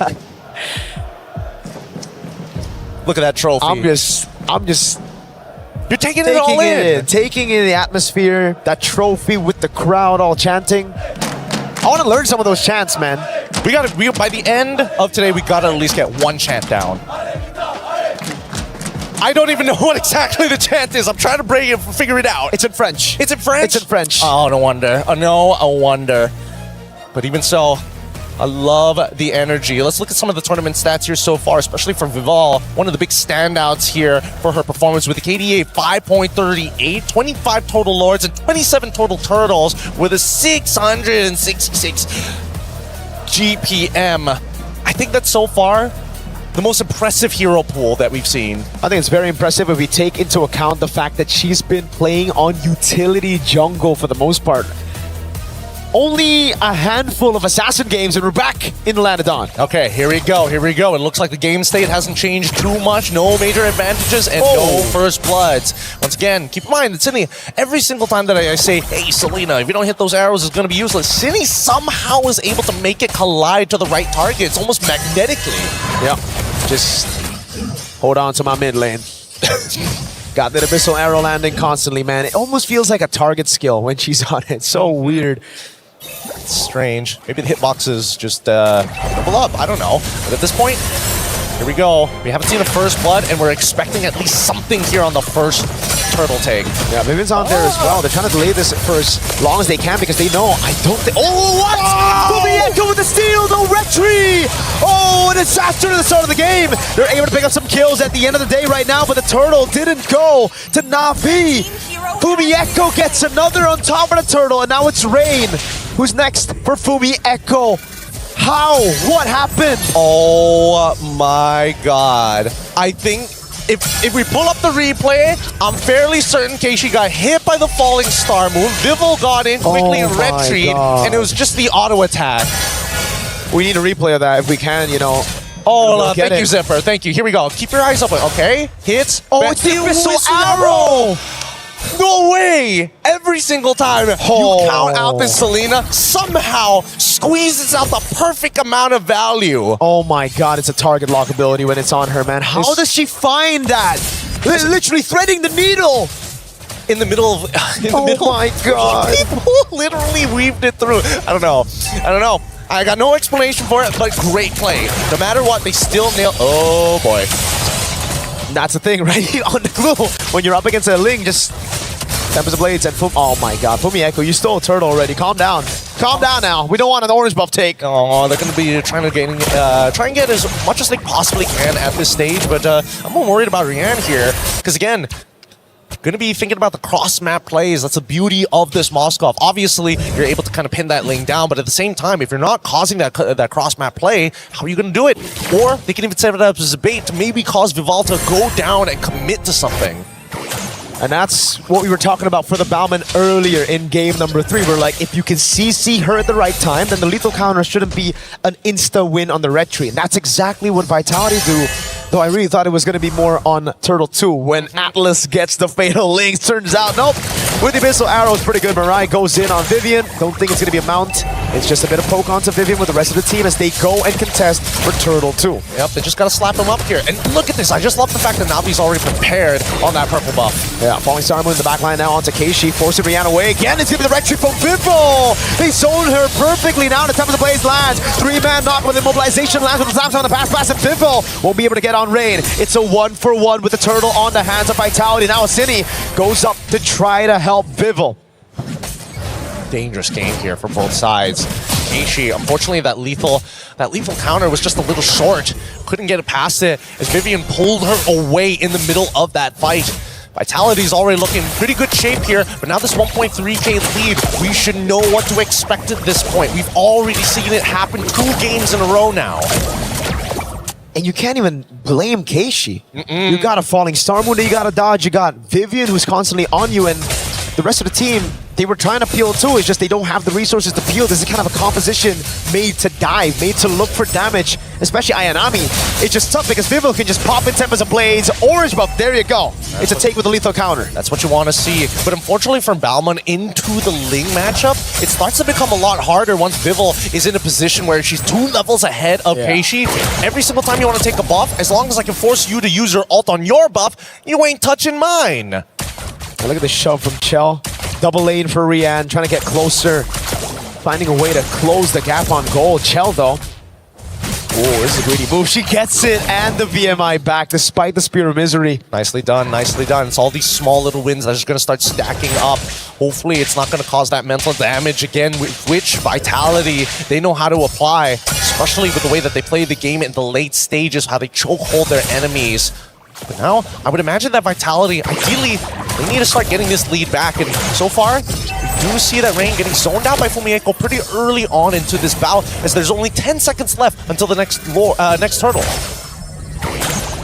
Ayanami, oh man, Cini's just so aware. Spots her instantly with a trap. Ayanami forced out of the bush. Lethal take already earlier for Vitality. That gives a little bit more vision to the rest of the team. Navi got tempo in the mid lane. They're going to have to dance around for a little bit.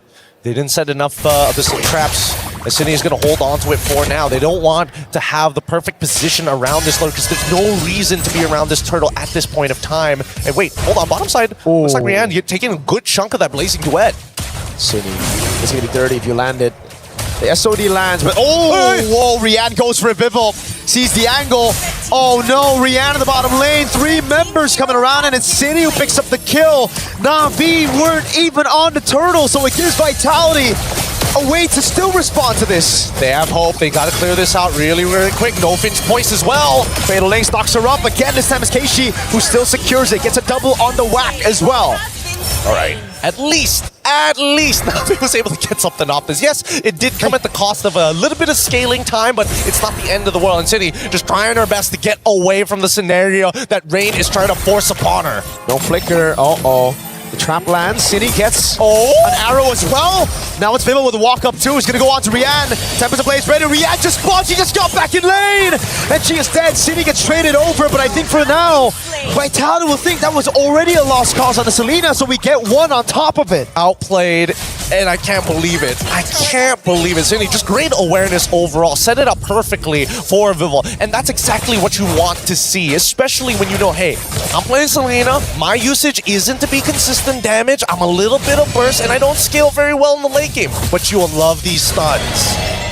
Rian doesn't like it. I don't think Na'Vi likes those stuns, man. I mean, Rian could have purified out of it, so... She's got to hold it, man. She's got to hold it still. Listen, if it's Abyssal Arrow, don't true. use it. If it's Fatal Links, that's when you use it. Yes.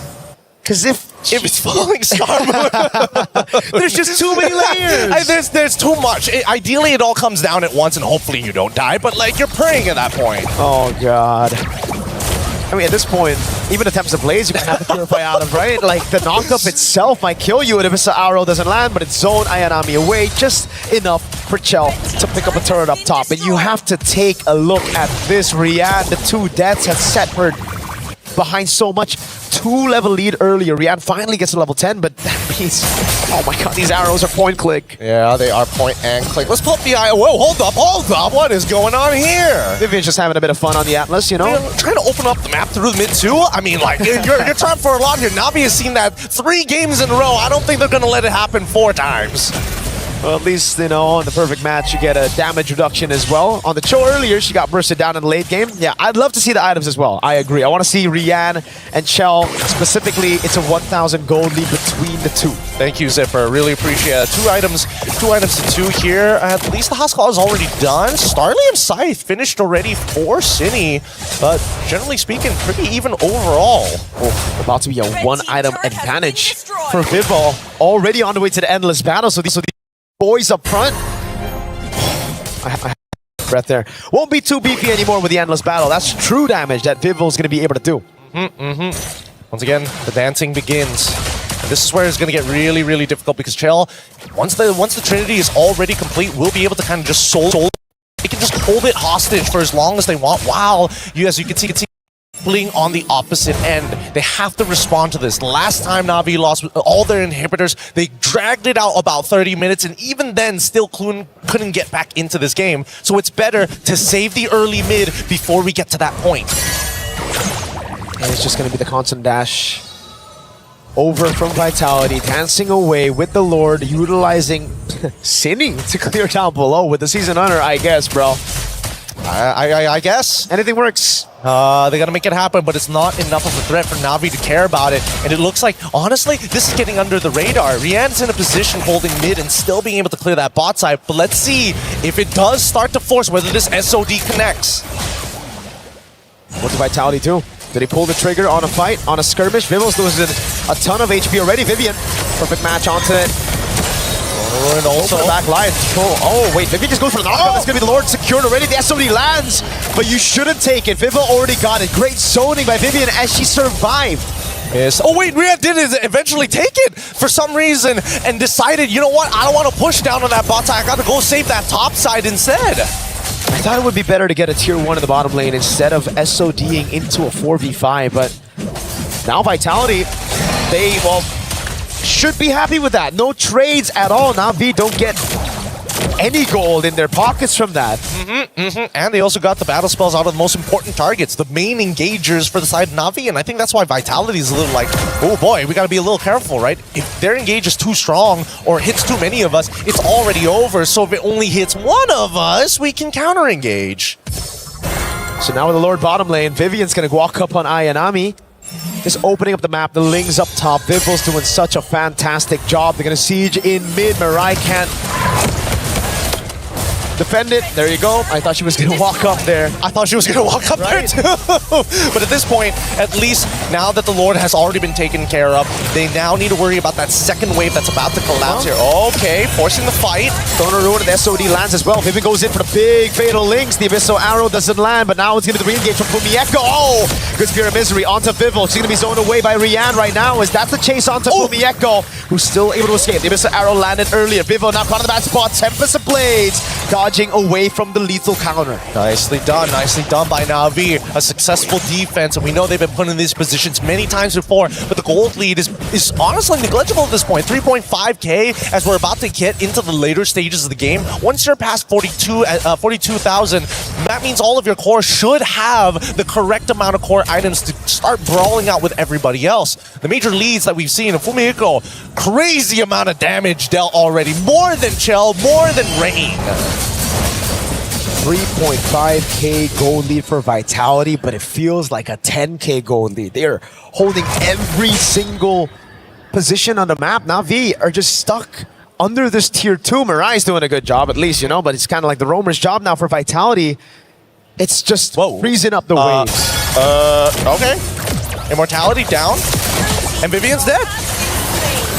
Did we just say classic Vivian or what? This happened twice. I think it has to be classic Vivian.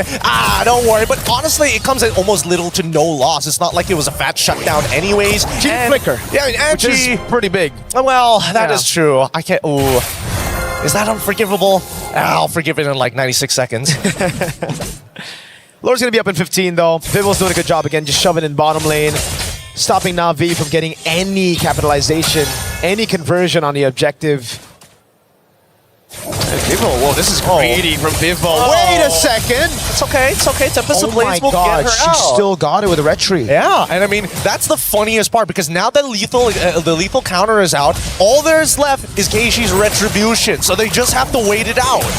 20 seconds, Keishi's trying to burst it down. The Abyssal Arrow lands. Cine can go for a bit more poke now as Na'Vi go for the gamble. Straight up on the Lord, but Fumieko's going to do a good job. Falling Star Moon to the back line right now, zoning them in the back. Forcing the slams down to pass, and now Cine walks up with the Abyssal Arrow. 8 seconds for the Retribution on Vivel. Ayanami with walk up again. Vivian doing a good job zoning. Perfect match. Keishi walking up again. That's a concealed Chell. Pops in a Purify. Oh, that's a lethal counter already used.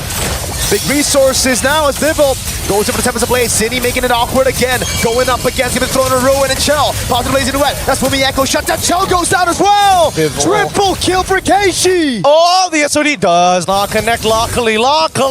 Gets canceled out at the right time. Finally, Na'Vi get a fight in their favor. Oh, man. Imagine a world Abyssal Arrow takes it away compared to a lethal counter Retribution. That would sting. That would sting for sure, but Na'Vi play it well in that skirmish. Rian just in the back, utilizing the Spear of Misery for when Vitality jump, when they pounce on Na'Vi, and I think that's the right way. I think all this time Na'Vi have been trying to just jump in where they should be kiting back with this composition. Well, I mean, jumping in and kiting back, it really depends on the angles, right? Because they're trying to push them into Ayanami, but at the same time still maintain presence with Mirai. So really, what do they want to get achieved? They need to make decisive choices as they crack open the mid-tier 2. Oh man, they're still walking up right now. Tier 2 in the mid lane gonna fall. Na'Vi able to crack open this tier 2 in mid. Tier 2 up top as well. They're gonna shove it in with the Lord. Chell, risky move without Purify. Conceal coming down from Na'Vi. Slash slam, the pass in the back. Fatal Links only landing on one. Now the Throne of Ruin. Catching them, immobilization. But the Echo bursted down by Rian. Chell's dealing with the wave right now. Cini walks up as well. That's Chell with a Blazing Duet onto the wave. Lord gonna be taken down right now. Vivian taken low. Yep, they're still going for it now. The Tempest of Blades now hits onto 4, and they still can't seem to push them out. To the waves, there's just nothing left to give. And Na'Vi say, you know what? Even if the second waves comes in, it's just too much pressure. We're gonna have to back up here. 800 gold lead now for Na'Vi. That lead that Vitality have been building up, that 3,000, completely gone. And I gotta say, 90 seconds have passed. I still don't forgive Vivian. Would have been nice to have. Would have really been nice to have that flicker. No matter what, it just goes to show that every little resource makes the difference. No flicker on Vivian, but not Ayanami able to flicker to close and get right on top of Shell after a Purify. There's just so many different layers that we have to keep account for. And I think even for Na'Vi and as well as Vitality, it's basically an info dump on all sides. I think one of the biggest wins though for Na'Vi wasn't just cracking open a base turret up top, but it was the purple buff mainly, taking it away from Vivo. Now takes her out of the equation, at least with dealing with the waves in the sides. Now it's Rian free on the sides, piercing through that turret onto Cini. Throne of Ruin onto Vivian. CC me with perfect match now. Fatal Links. Oh my god! Without the Blazing Duet and the Wind of Nature as well. That's the all-in right now. So Mieko walks up. Rian with the dashing forward, but gets caught by Chell a bit. But Mieko's still there. Now she gets hurt. Okay. Oh, they want more player. The Tempest coming down. Oh my god, Vivo. So Ray with the shutdown and a good flicker out from Mirai. Wind of Nature saves the day. Bibble is down and it's 17 seconds for the Lord to spawn for Na'Vi. Dude, I get it. It's like a slightly awkward fight. Like everybody is flickering just a little bit earlier than they probably should, and abilities are coming out just a little bit later than they need to be. It's a battle of margins at this point, and they're all trying to think, hey, I gotta predict when you are gonna use that dash more than reacting to it. Vitality is still trying to go for it. Vivian walks up. They've dealt with the wave in the bottom lane. Vivian's going to go for the lockdown on Keishi. It's the Frozen, but no Fatal Links. Now they go on Ayanami. Lethal counter entry, SOD last, Throne of Ruin. Locks Vivian down, and now it's a flicker out again. To conceal now. Ayanami doesn't want to give up on the chase. The Abyssal Arrow doesn't land. Oh my god, Vivian gets away with a sliver of health. Literally 1 HP and Vitality in a position that's not exactly in their favor anymore. Na'Vi, in a while we've seen in these past couple of games, after taking so much punishment, this is the closest they're going to go to try and get a second game to equalize it against Vitality, and that should stop the momentum. And they got the Evolved Lord. Vitality already struggled clearing out the Lord earlier, and it was with this kind of composition. Again, the Selena not great at clear the Ling as well. Throne of Ruin, only landing into the front, but now, oh my god, the lethal counter Spear of Misery! It connects, and now they're gonna go for the end game! Big CC! Abyssal Arrow landing in the back line, now Chell popping Blazing Duet and Wind of Nature. Wind of Nature responded over by Rihanna's balls. The Black Shoes gets choosed up by Ray, but Cini is able to crack open Immortality. Now the Abyssal Arrow again. Chell jumps back to the BMI as the Lord is gonna still be on the base. It is Na'Vi that equalized the lead. Wow, the patience, the amount of damage that these ladies can take, the continuous momentum on top of that crowd from Vitality. Despite all of that, Na'Vi take this next game. We got a real series here. Maybe, I don't know about you, maybe we need round robins and continuous best of sevens. It's the only way to bring out the peak of their mechanics. Add in a double elimination for that one, brother. Oh! A lower bracket, and we are set. So good, so very, very good. There's a lot to talk about in these games, but again, I feel like both teams are falling back into uncomfortable zones, and I think starting to get comfortable with how much pressure each other are applying. Like some threats, just once you recognize it's not a habit, it's not a problem. But we're going to be throwing it over the panel to double confirm these suspicions with the help of Reflections, Eterna, and as well as LaFell right after these messages.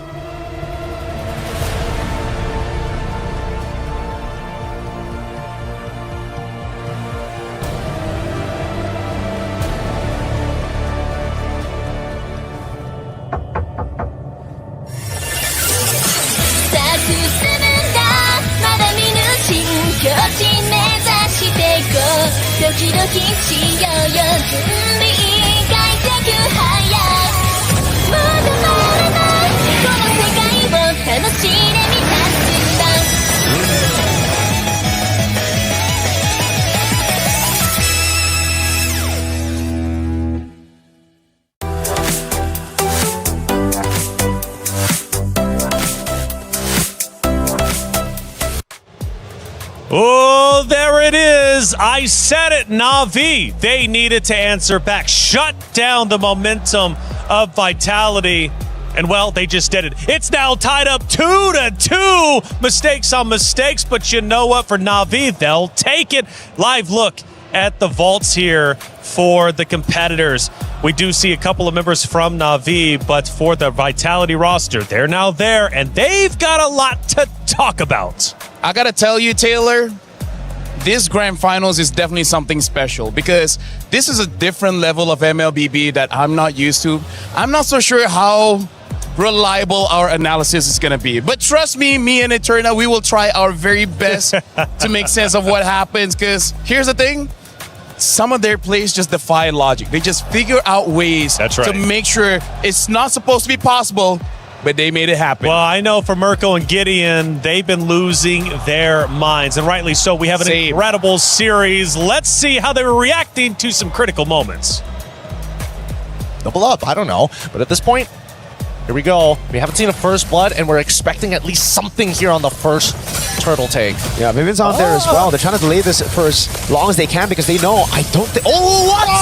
Kubienko with the steal, the retry! Oh, a disaster to the start of the game. They're able to pick up some kills at the end of the day right now, but the turtle didn't go to Na'Vi.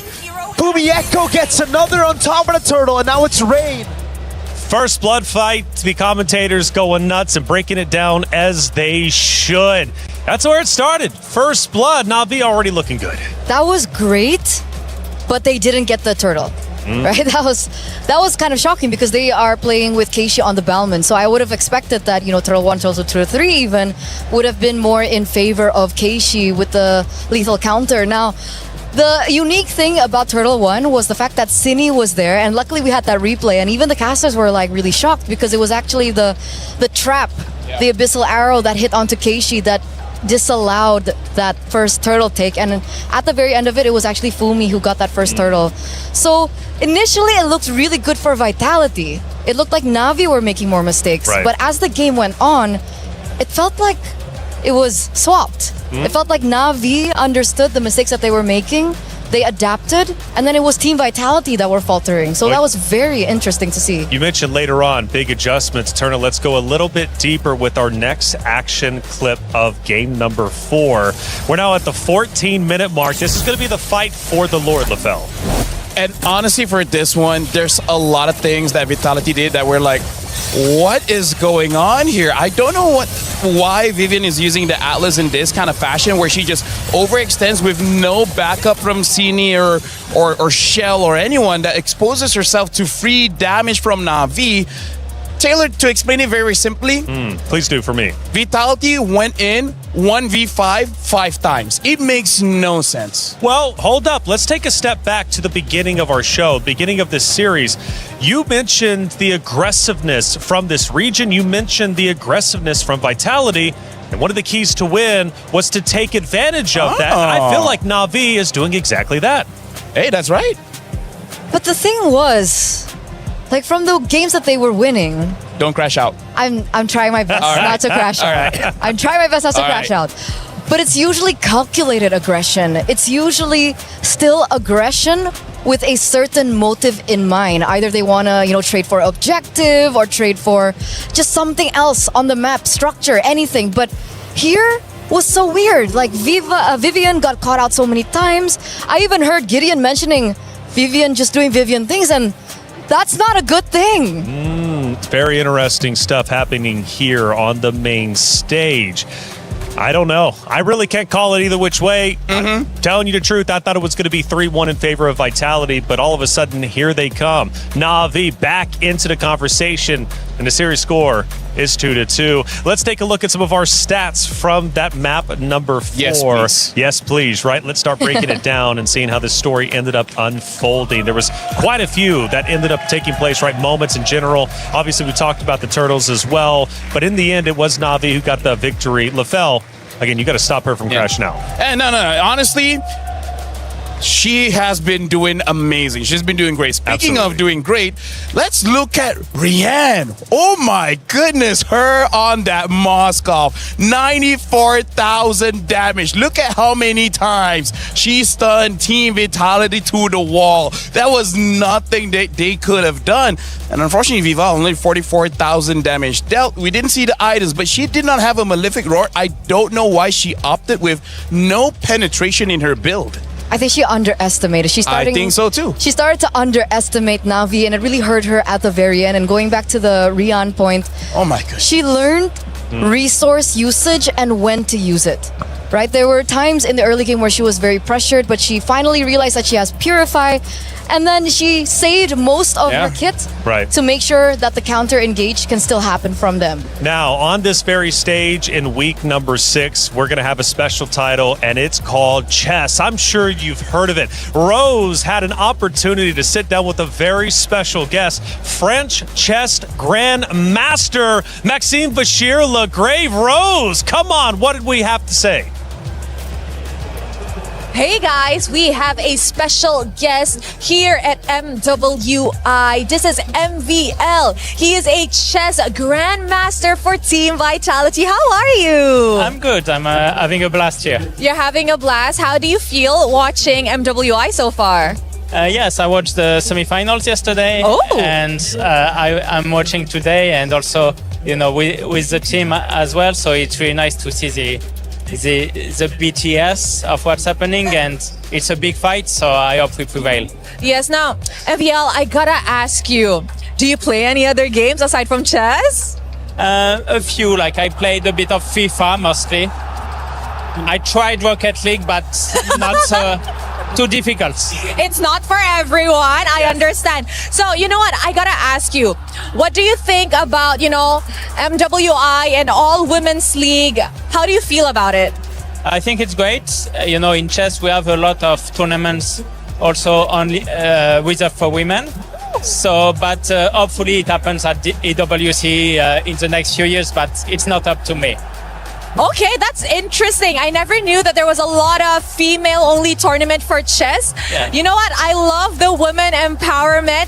So, I want to ask you, is there anything you want to say to the girls from Team Vitality who are playing in this grand final stage? Oh, I believe in them for sure. I see they win almost every match. They're big favorites, and I can see they play well, and it's a big fight. And I think we will prevail.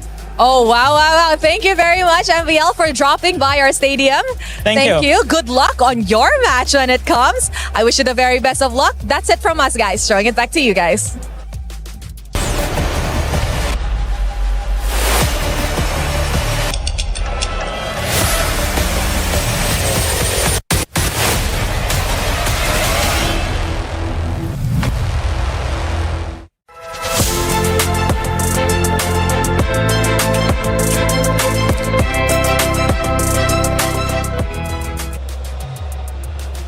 The beautiful thing about the Esports World Cup, you never know who you're going to run into. That was Maxime Bashir-Lagrave, Vitality player and French chess grandmaster, who will be taking that stage in week number 6. Thank you so much, Rose. Na'Vi, we just had a look at them in their vault, getting ready, getting prepared. Seems like they're still in good spirits, as they should be. They just tied up the series 2-2. Actually, the most impressive thing I think about Na'Vi, it almost feels like that's just a recording because the way that they do it every single time is even at the same spot. Like, talk about consistency. Because they're locked in. They're so locked in. They get everything perfect every single time. All right, let me ask this. Chad, I'm talking directly to you now. It's 2-2. Now, I saw earlier in our comments popping up on our screen that you were thinking it was going to be a blowout one way or the other. Now it's 2-2. I'm going to dare you. Post your prediction in chat. Who's taking this? Is it going to be Vitality or Na'Vi? Because at this point, Eterna, I have no idea. Neither do I. Same here, man. 50-50 all the way.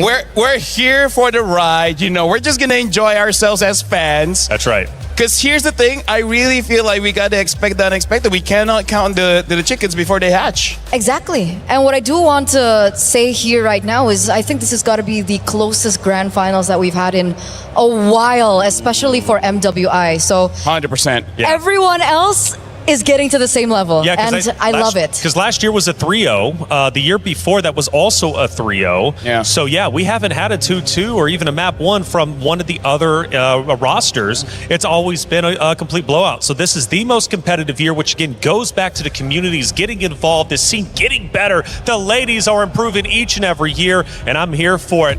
As we go into the pick and bans, this is a serious map. And the reason why we're tied up 2-2, this is a best of 7. You need to win 4 out of the 7 to be a champion.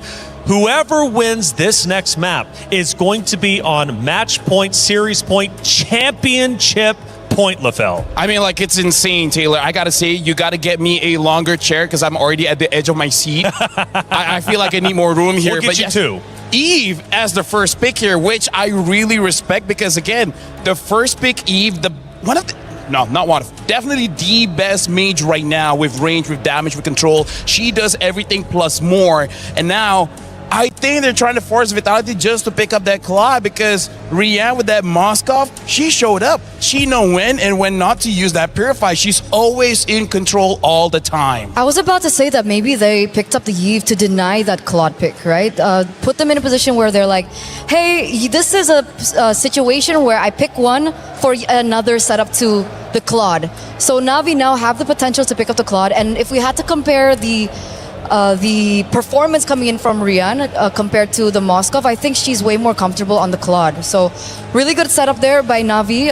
Balman, though, very quick pick in. And Cici. So Esmeralda, I think earlier on was a menace. Wildcards, she was also a huge menace. And it got us thinking, what are the counters towards this Esmeralda? And it turns out, finally, we get to see the Cici show up. And we see that the Esmeralda can struggle against the Cici. Eterna, I think what Na'Vi is seeing is some cracks from Vitality. Right now, the way that they're drafting looks like they want to force fights. I think they're starting to see Vitality's mental stamina starting to go down a little bit, so they're trying to force that. Look at how easy the heroes of Na'Vi is right now. Right, Babel, you press the second skill, you move around. CC, you press the first skill, you move around. And then Eve, you just, poke with your first skill. So right now, Vitality's showing up with the lane, the Esmeralda, as well as the carry. I gotta say, it's not the hardest hero or hardest draft to use, but I feel like Na'Vi, they're self-aware that they might have some fatigue, and they're trying to force that onto Vitality. This is, I would say, a very good read by King Salman.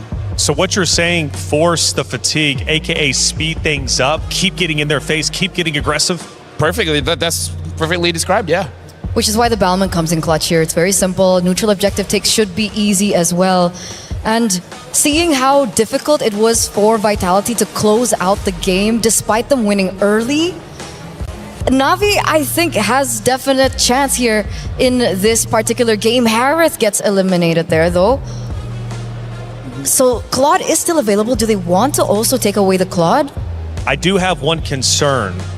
Vitality feeling the pressure now. Do they turtle up, go with maybe some comfort picks, or maybe slow things down a little bit too much? If you want to slow things down, whatever your mid laner is going to be has to be able to clear the minions long enough. Because I feel like Esmeralda's a front line, great. You have carry for the shred. You already have the Ling to execute whoever is in the back line.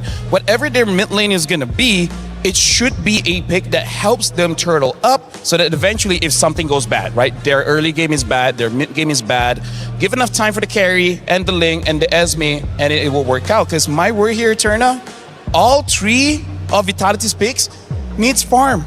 They need the items. This is looking like Vitality hoping we go over 20 minutes. But I'm worried if they do that their composition is too short range. Yeah. Because I could see Navi going Belleric here. Imagine the dive, right? Yeah. Ling needs to dive. Carry needs to be in vicinity. Esme dives as well. If they go for something like the Valentina, which obviously can hold her own, I'm just worried that they're way too short range and their composition can be countered. So going back to yesterday, I remember there was a pick and ban process between 2 different teams, and you mentioned this is either going to be a 9-minute round or a 30-minute round. Is this one of those cases? 100%. I feel like as long as Vitality doesn't pick up something like the Selena, we should be okay. Because Selena has horrible wave clear here.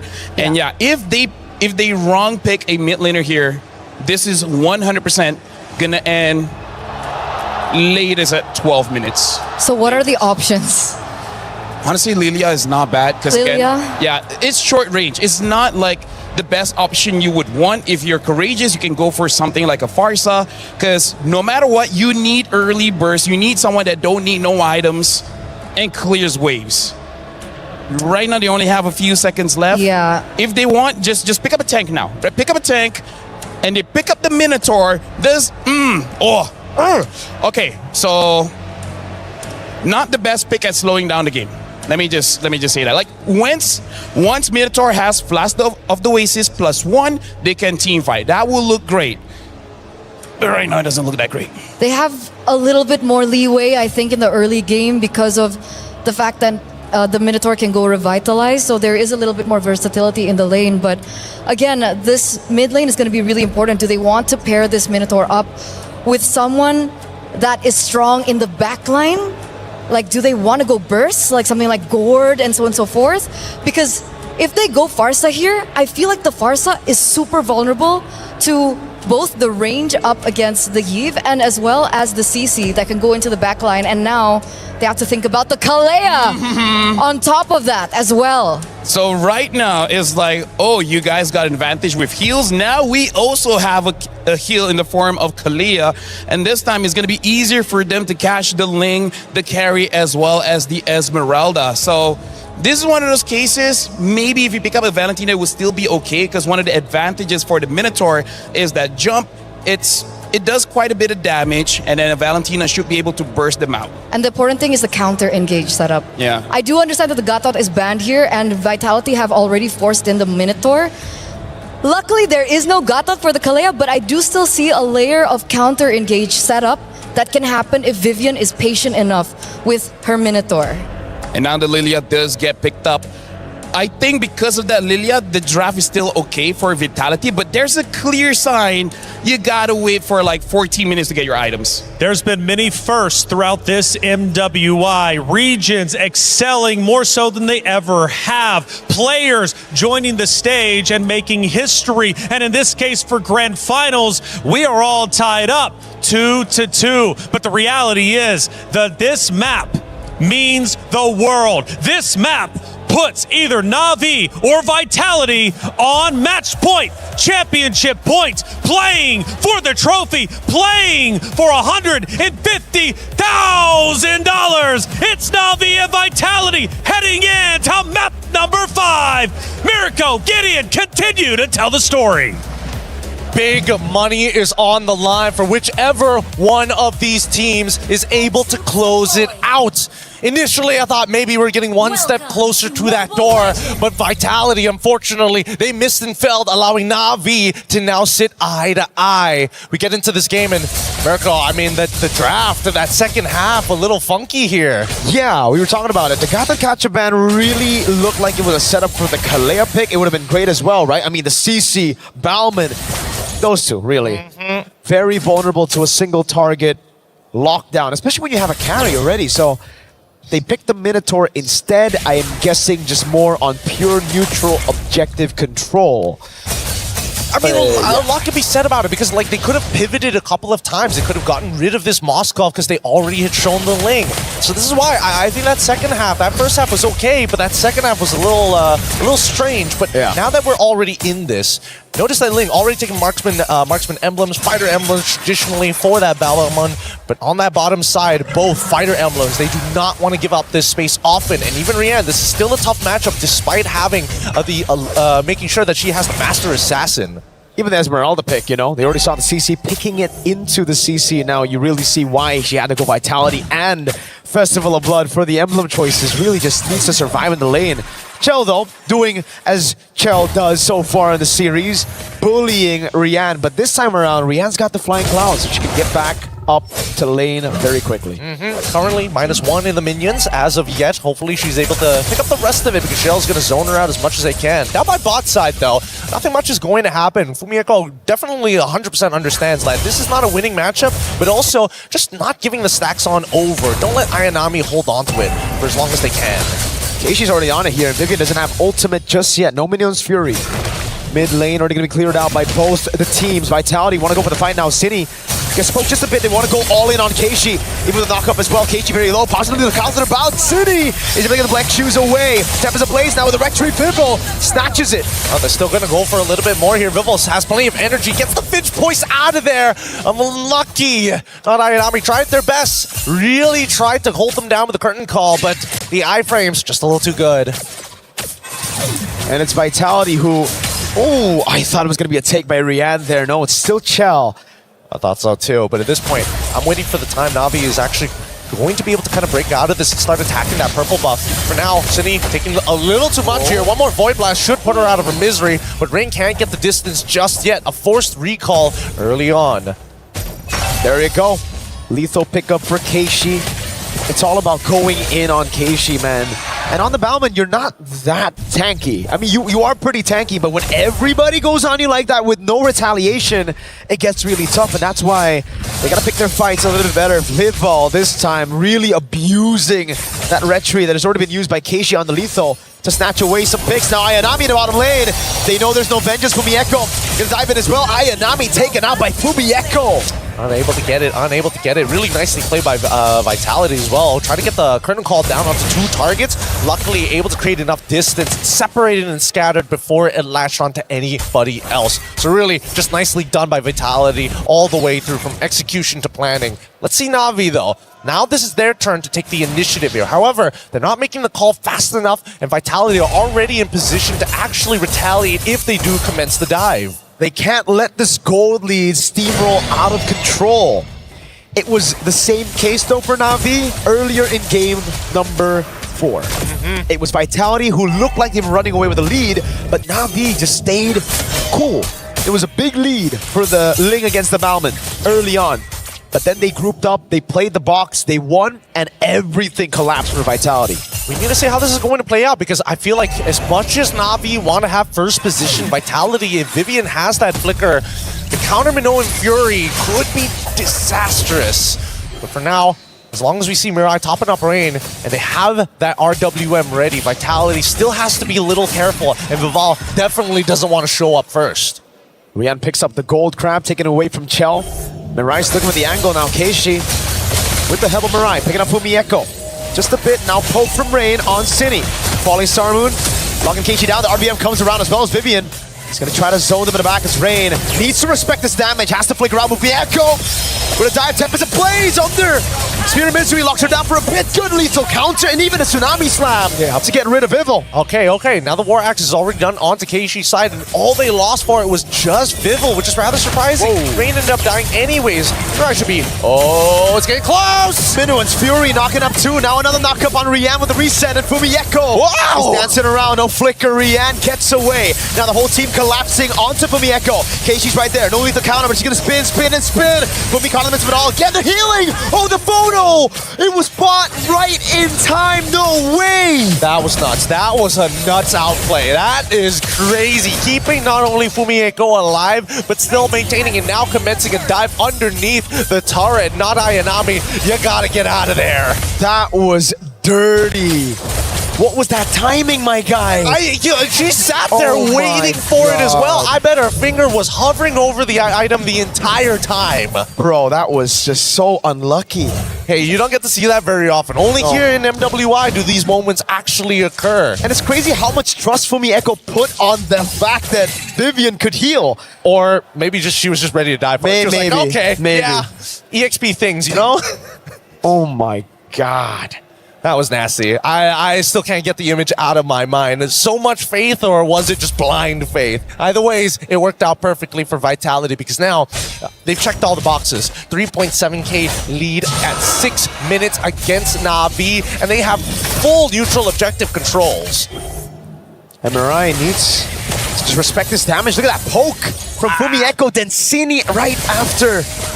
Turret down below, gonna fall for sure. Ayanami caught in the bad spot, doesn't have the dash for now. Ninja's Fury and the flicker in. Whole team comes clashing. Vivian taking a big shot.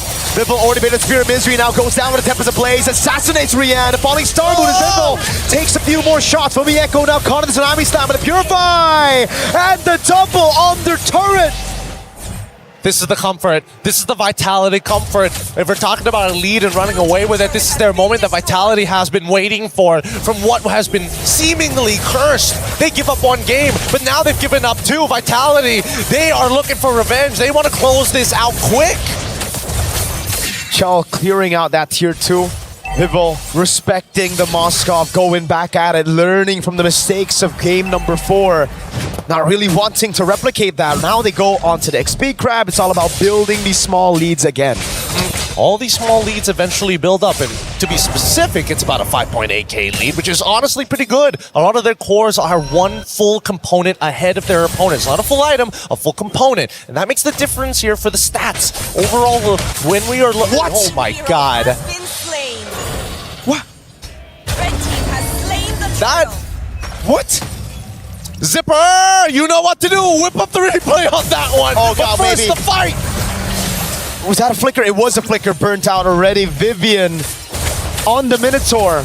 Now we know why they went for the Minotaur instead of the Kalea. I'm rather surprised that they got away with it. Wait, Same. hold on. There's still an opportunity here. We'll get the replay in just a little bit, but that's really unfortunate. I wouldn't have imagined the Kalea would have gone down as quickly as they did. Exactly, that's why I'm like wondering. That was just Chell alone, right? There was no one else. Yeah. So I guess just didn't notice it until it was too late, maybe, or maybe Chell's already at 3 items at this point. I mean, it's a 7.3k at 27, and no, not even 3. Not even 3 items. It's just Radiant Armor just isn't enough. Equipment already. Into the bottom lane they go to take this turret down. Chell getting caught with SOD. Fumi Echo doing a good job zoning right now as they get caught with the RBM. The Black Juice comes around for Cine, and Vivian's right there to provide heals over to the rest of the girls. Tier 2 falling in the bottom lane. Now just one more tier 2. Oh, they actually keep it alive. Minions was cleared out. Okay, that's still fine because that means Na'Vi has to commit somebody here to actually deal with the wave if they really want to save it. And in that case, Vitality has time to kind of do other things. And in this case, for Ling, it's going up to that top side for Vitality. Oh, we just saw the Retribution come out. Okay, not bad. That means purple buff should be pretty free for Vival later on once she pushes this wave. There you go. Wave bot dealt with as well by Ayanami. Seems like Vitality really wanted to take that orange buff, and that's why they didn't want to go for just that one hit on the turret. Vival, though, does she know the retry is off? I think they saw it for sure. It would be really cruel if the rest of Vitality didn't tell Vival that the retry is down. Oh my god. Oh, with a flicker as well. Now the follow-up. Boom, Tempest Ablaze. And all the blaze for Vival. Holy shield gets around, and it's a Finch poise. You can't tell me that wasn't beautifully done. You can't tell me that wasn't beautifully executed, knowing that even if she took and lost 90% of her HP, once that Holy Shielding breaks, they go out. RWM's already in. Falling Star Move for Fumi Echo, but this shouldn't net to anything. Just gonna walk out of there real quick on the Esmeralda. Walking out of it. Na'Vi still have good clear.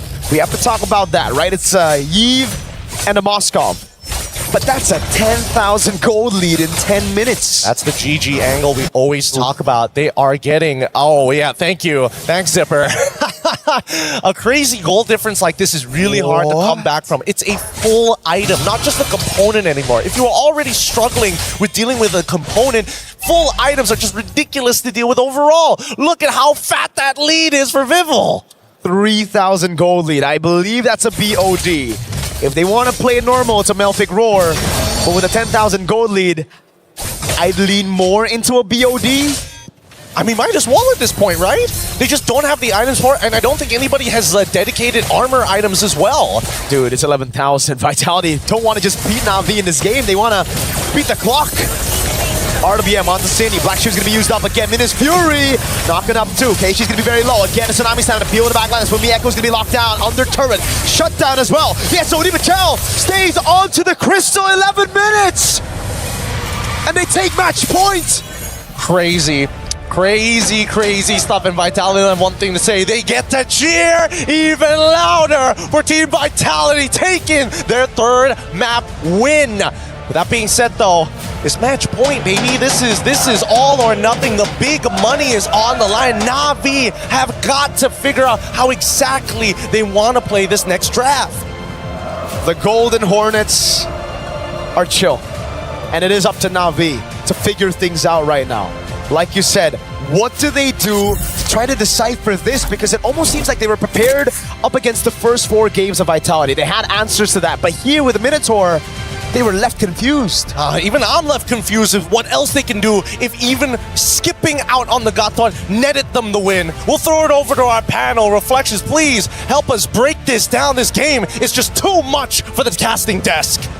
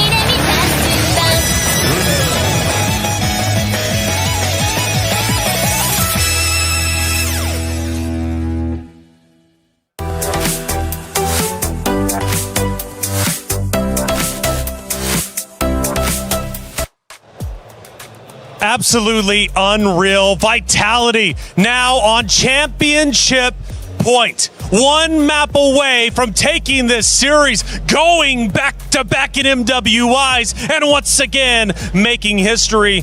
We take a look at the dugout of Na'Vi for the first time sitting in their vault, and they do not look happy. I mean, like, here's the thing, man. Vivian really redeemed herself. Like, in the previous game with the Atlas, there's many times she dove, but then nothing happened. This time, Vitality played like a team. Whenever Vivian using the Minotaur goes in, everyone follows. It's like, you know what? Even if we die, we just fight properly, and they did. And with that being said, I think it was very wishful thinking of Team Na'Vi to not bring Purify. Because I think most of them went for Flicker, and then of course the jungler brings Retribution. But because of the lack of Purifies, there was no way to get out of those engages coming in from Vivian. And speaking of engagements, I thought for sure, based off the hero selection, it was going to be the aggressors of Na'Vi fighting early game and winning early game. However, I'm looking at Turtle after Turtle after Turtle get taken from the side of Vitality. Before I knew it, there's a 10K gold lead. This was our fastest map so far in our grand finals. Oh yeah, for sure. Part of the reason why the aggression was not there is it's supposed to be Mirai, the roamer, to start things off, but there was never an opportunity where she could go in. And honestly, even I'm not so sure what happened, because there were moments where she just randomly died as she's patrolling the map. And then we're like, wait, hold on, what's going on? You're supposed to be one starting the fight. Why are you dying randomly? Randomly indeed, and you can't have that, especially this late. When you win the hero pick, it's should be your round. Unfortunately, it wasn't. I'm hoping for a game 7, but you cannot deny that Vitality just got that much better and the momentum is definitely in their favor. Eterna, let's take a look at our last action here from that game, which ended blazingly fast. We're now towards the end. The base is being pushed, and the vice grip is being closed. It was all in favor. Wait a second. Yeah, I know. We're just like Wait. reminiscing We're about reminiscing. what happened yeah, before. yeah. Sanjika I won love that Galaxy, by the way. Yeah, That's okay. Hey, I love look, Galaxy. Back to grand finals we come. All right, it's going to be Navi and Vitality, of course. Again, the reality is, though, that it ended incredibly quickly, and I think we do, in fact, have it ready to go. That final action, of course, from that final map that we just witnessed. I need to take a deep breath, man. I really do. I believe in curses now. Well, hold on a second. Let's take a look at the emotions from the players, okay? Before we start talking curses. Because Casta curses are real. And I actually was backstage just a second ago. I ran into one of the heads of Vitality. I said, hey, congratulations, man. He says, for what? I said, I'm sorry. Let me take a step back. Let me not speak too soon. We see the emotions. I swear, every single time that we tune in and see the perspective of Vitality, they just see cool, calm, and collect. That's just the experience they have. You want to comment on that? No, I want to talk about curses. All right, well then I'll comment on it. The thing that we have to look out for is actually when Vival is having fun. Okay. That's when you know everyone is doing their job well. Because Vival wants to go in for those kills. She's hoping for her teammates to set it up, and they set it up beautifully in that game. Well, let's take a look at that final action from that last map. And man, that was map number 5. And it is, in fact, going to be, once again, Vitality pushing into the base. This will be the final fight. The Lord is also mid lane, starting to come through. Na'Vi, in one of the previous maps, was able to base defend at least 2 or 3 times. But Eterna, not this time. The knockups from Vivian on the Minotaur was really game-changing. You know, we've been highlighting so much about the rivalry between Ashley and Vivian, and if there's anything in this particular game, we do see that she learned something from Ashley, picking up one of her signature heroes, the Minotaur. Well, Vival has been on fire, of course. We take a look at her statistics. And she's looking great. She really is. I mean, we're talking a total kill of 18 kills in the 5 maps that we have seen so far. But honestly, sometimes the kills are one thing, but the assists, 20 assists, she's putting in work for her team. The one thing that I really want to highlight about Vival is even in a losing condition, especially when she's on an assassin like the Ling, so back-to-back Ling games we saw, she's always, 2-3 levels ahead of the enemy jungler. And I find that so impressive, even in a losing condition. So she's so effective, she's so great when it comes down to farming, that she can be the sole winning condition of how things can turn around in favor for her own team. Honestly, that's amazing because here's the thing, you're going up against a tank in the jungle. The tank is going to take some time to clear. So yes, I like Vival just pathing vertically. I'm just going to go into your jungle and take some for myself. Moonton has done a phenomenal job with MWI, but that's not the only event happening here at the Esports World Cup.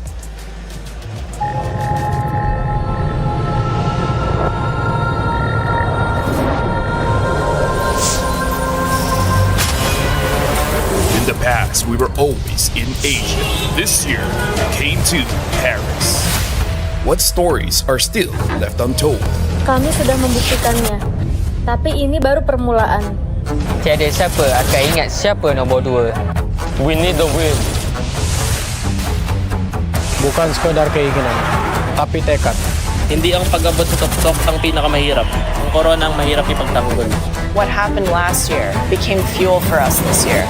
This time, we bring it to Paris and finish it. A new lineup, new chemistry, new fire. Once champions, not settling for podium finishes. World champions, defending MSC champions. As the final boss of MLBB, can anyone stop them? Names have been made, stars have risen, but now they need to show the world what it takes to rise above. This time, the world is bigger than ever. Like every year, new challengers step on to the world stage. Some carry the ambitions of 2 continents. Some fight for the pride of home turf. Some have never stopped chasing the throne. So who will finally rise to clinch the title? This is where unresolved stories find their ending. A new shot at glory. One more chance at redemption. We are back. Kali ini, sekali lagi, Wala na tidak. Pareho lang ang chance namin. No one is untouchable. Let's fight. Bukan ako kalau bisa. Two champions, one game. Paris breaks through limitless possibilities.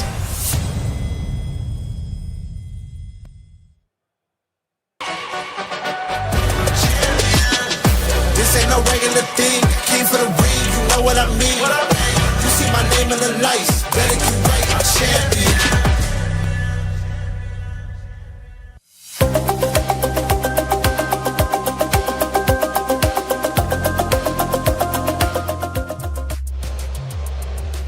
It's nothing but MLBB for weeks on end here at the Esports World Cup in Paris. We take another look at the Allianz Vault where the players are currently at, sitting in their dugouts, getting ready to take that stage, and they officially have for what could be the final time, depending on what Vitality has up their sleeves.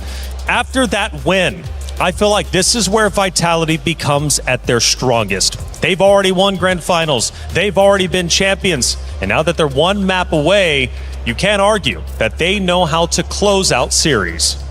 Yeah, especially when they have a huge lead, because in that previous game, it's at the second turtle. That is relatively fast for you to have a lot of wins whenever you go for a fight. I thought it was going to go bad when Vival died early, but then they just keep on continuing to fight. That Minotaur really paid dividends because able to get that Flash of the Oasis quite early and made it so that they can basically fight forever. Eterna, Navi's going to have to dig deep. This is where they truly become a champion, by forcing a game 7. But look at that smile. Like I said, Vitality is feeling confident. They're feeling comfortable. Can Navi pull off another win to stay alive and force a game 7? I know they can do it. I know they can come back to this. And it starts with the drafts. If you're talking about digging deep, I feel like they kind of did. Kalea debut pick in the grand finals, that was definitely something that I did not expect. And I feel like that last pick really killed them in the end. Yeah, I feel like for Vitality, as long as you have a draft that you can just keep on fighting nonstop, I think that fits their style. Okay, so you're thinking Navi should go back to where they started, at least in that last pick and ban. Go with the aggressive play style, get in the face of Vitality. But they did try that, LaFell, and it didn't work out. In fact, we had our quickest game in map number 5. So if they go back to it, how can they execute better? Honestly, like Vitality, go for the heal, and Navi, I think...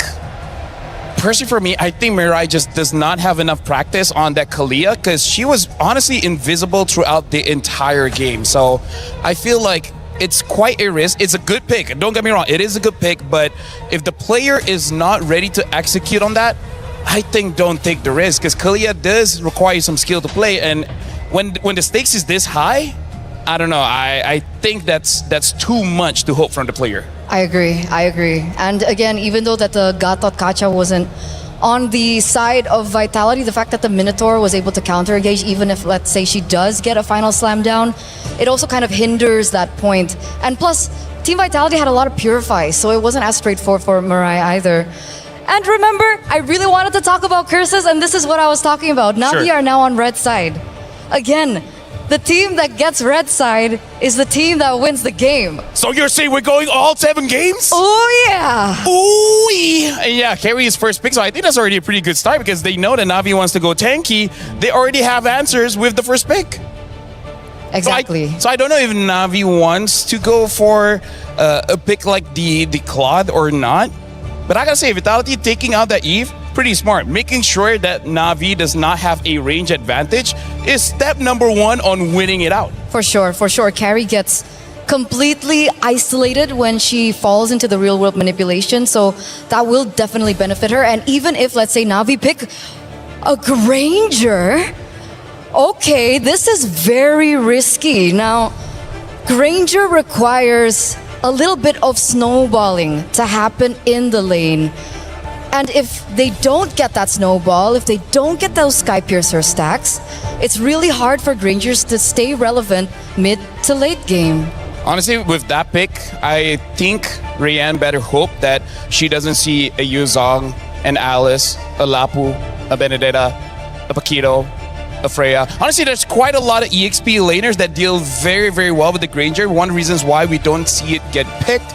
But I'm assuming because it's picked up quite early, they're trying to potentially counter whatever the next pick is. And now the Cho as well as the Ling. Looks like Vitality, they want to build a draft that they can fight again and again and again and again.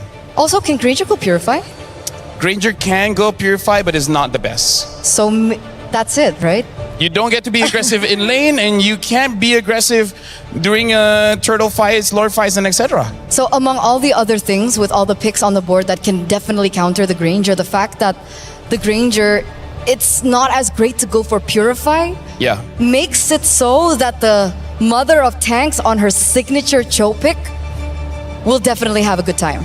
The TLDR is you pick up the Granger here. If you have the Purify, you're gonna be good against the Cho, but bad against everyone else. So take your pick. But now finally, the Freya gets picked up again. Eterna, I have no idea how it took this long.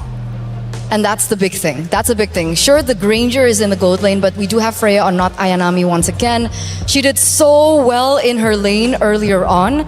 And so with the Freya being here, it really is save and grace for them to carry it through from early to mid game in case the Granger lane doesn't work out.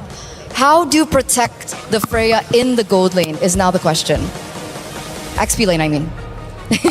I feel like based on what happened in game number 1, they're hoping she doesn't need help. I feel like not Ayanami on this Freya is supposed to grab everyone's attention so that hopefully the Granger gets some breathing room. So I'm thinking they're just hoping her mechanics is going to be enough, but that means Vitality just might make a draft that they just, go to the EXP lane quite a lot of times. But as long as she has that vengeance, the first gank, I think she can survive no problem. That's why they banned the Valentina.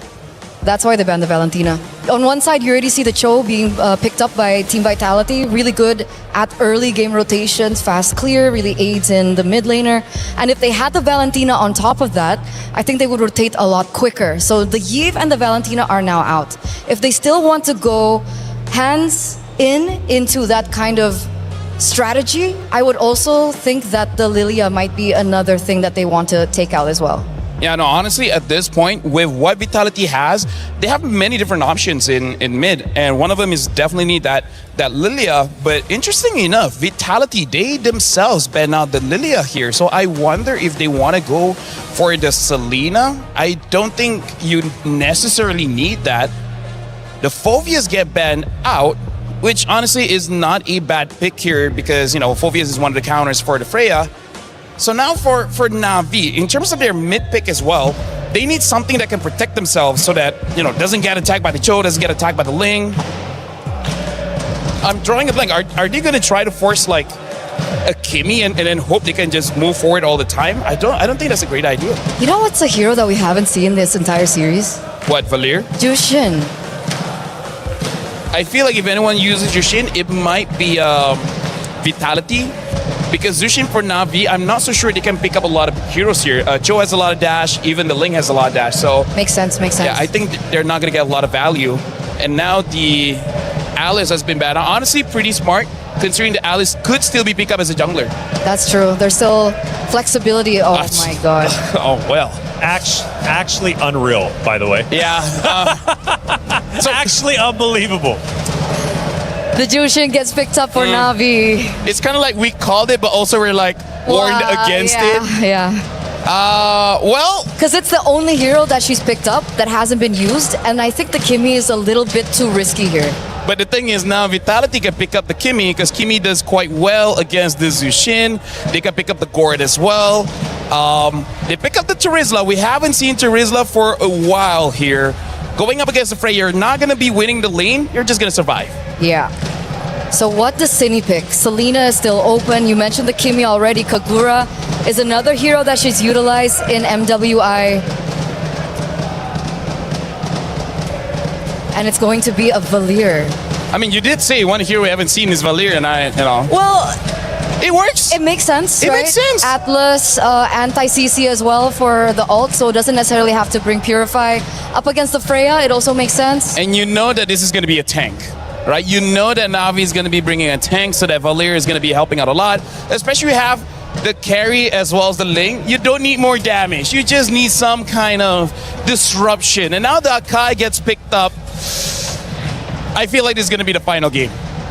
Oh, that's a heavy statement because the reality is for Na'Vi, they are knocking on the door of a second place finish. For Vitality, however, one map away, one win away from securing the 2026 MWI Championship. Can they do it? Can they get the job done? Or will we get one more map? Mirko, get in, let's find out. The world holds their breath as they see this next game. Already at the door, our defending title champions are so close to getting that trophy and getting real revenge from what happened in 2024. Na'Vi, they've got what it takes to bring it all the way to the end. But the truth is, if they don't muster up the courage now, if they don't be brave to make the play, I don't know how they will overcome this mountain of a hive mind. And the Golden Hornets look strong. The Golden Hornets look very convincing. They're coming off of an 11-minute end just earlier for match point. Na'Vi has gone back to their roots, playing utility jungle and having a carry on Ayanami. Freya, specifically the Freya, that got them that convincing win in game number 1. I'm surprised it took them this long to finally get that Freya back, but at the same time, we've seen the back and forth and the many different strategies that have been utilized. This one feels comfortable to Na'Vi, and I want to see how much this comfort is going to make the difference, because Vitality, even in the early stages of the game, they're still pretty dangerous. And all comes down to, I think, Vivo on the Ling. It's something that we've been talking about a couple of times, right? Vivo, on utility or on Assassins. Which one do you like better? Me personally, I'm always Assassin for Vivo. And so far on the Ling, she's been fantastic. The Nolan as well. And so far in this game, against an Akai, it's looking okay. But it comes down to that first turtle. If you're able to take it away from the Akai, if you're able to snatch away some more of these jungle creeps, I think we're in for a very similar lead that we saw from last game. Well, let's take it one step back here, because this is not the only different Ling setup that we've seen. Sometimes they skip first turtle and decide to go instantly for the invade on the opposite side of the map. But really, who can really say what a strong side, weak side anymore? Most of these matchups, pretty difficult and skill-based. I would say the EXP makes the most amount of sense for Fumihiko to actually be on the losing end, but overall, that's only because of the emblem setup. So let's see it. Na'Vi, obviously the ones first onto the turtle. This composition is built around neutral objectives. Fumihiko's not even for. Ayanami is captured in this XP. Vitality, no entrance to this turtle. They've been taking a whole lot of damage already. Cine trying to go and provide some focus. Vivo's waiting in the bush right now. Oh, she steals it away from Keishi. Headbutt at the Tempest of Blades now. Keishi's caught in the flames of Cine. Now the stun as well. Ayanami with first blood under. Navi's been baited out as Chell is already rotated from the gold lane. Well, this is chaos. Let's go down to the bottom side. Hey, not Ayanami, casually 2v1ing two people at once in the middle of that fight and even finding that first blood. But now, with no means out, honestly, it might have cost her the entire laning phase now. And it's just as we said, just as we assumed.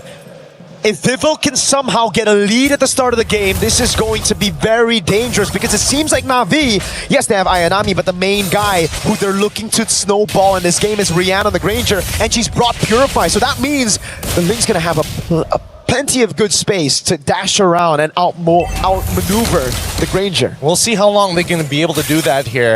I think Na'Vi, they're not completely out of this just yet, but Shell has consistently beaten Rian in lane. It's outside of the lane where things get a little dicey, and because of that, Vitality walk into enemy territory and they have an amazing read on the jungle path that Na'Vi have. Now it's oppression from this point onwards. And that's the clear speed diff. Something that we brought up a couple of times after the patch for the utility jungles, the Fredge and the Boxes and the Akai, but in the group stage, even through the knockout stage, we've seen the Akai still get their hands on neutral objectives. That's the thing. Now that it's taken away from him, you can really see that gap for the Assassin in terms of clear, in terms of mobility. She's able to get into the purple buff, getting out of there as well, without using ultimate, without using any of that. I mean, Ling is just one of those heroes that's really hard to kind of like to balance out because of how much is in that kit. It's just universally good. And now as they contest for the space at this stage of the game, for Vivol, it's a pretty straightforward answer. All I gotta do is keep on stealing these camps and cleaning up bad trades across the map, and this game should be in the bag before I know it. Navi hold control over it, but Vivol has a 2-level lead, so it comes down to the red tree battle again. Vivian gonna provide some poke right now. As for Mieko, trying to zone Ayanami. It's Keishi holding on to the neutral objective. Vivian goes for the kick, but baits out the heavy spin. Now it's Vivol looking for the opening, goes in again, and the rinse out the red tree. Morale with the fatal links over on Vivol. She's gonna be able to dive in with the Defiant Blade. Tempest Ablaze now knocking him up, and oh, it's all the blades picked up by Vivol. They have to kite together, unfortunately. Not Ayanami can only do so much now that the rest of her backline is already out. Rain as the anchor again. They have to understand who is the anchor of the composition. If you're not playing around your anchor and you're splitting away from them, I get it if it's a Tempest of Blades. I get it if it's a Fatal Links. But if not, why not? And I think that Ayanami at this point needs to communicate to the rest of the team. Look, I'm the only one who has the lead right now. If you want Rian to get these kills, we have to play traditional front to back. Good escape for Ayanami. They will have to do that, but it's so scattered. The way Na'Vi want this fight to be is pure front to back. Vitality are attacking from angles that Na'Vi are just not expecting. And it's really difficult for Rian to land those shots. I mean, I think what's worse is that now that they don't have to worry about their mid laner not having, well, inbuilt Purify, they have access to Flicker. It becomes that much more difficult, right? And not only do I have to get rid of your battle spell, but I also have to get rid of your ult on top of that. It's just a consistent level of problems that Na'Vi can't force out all at once, but over a period of time. In terms of the gold so far, Ling coming up big at 1,000 gold so far, and that's already pretty good.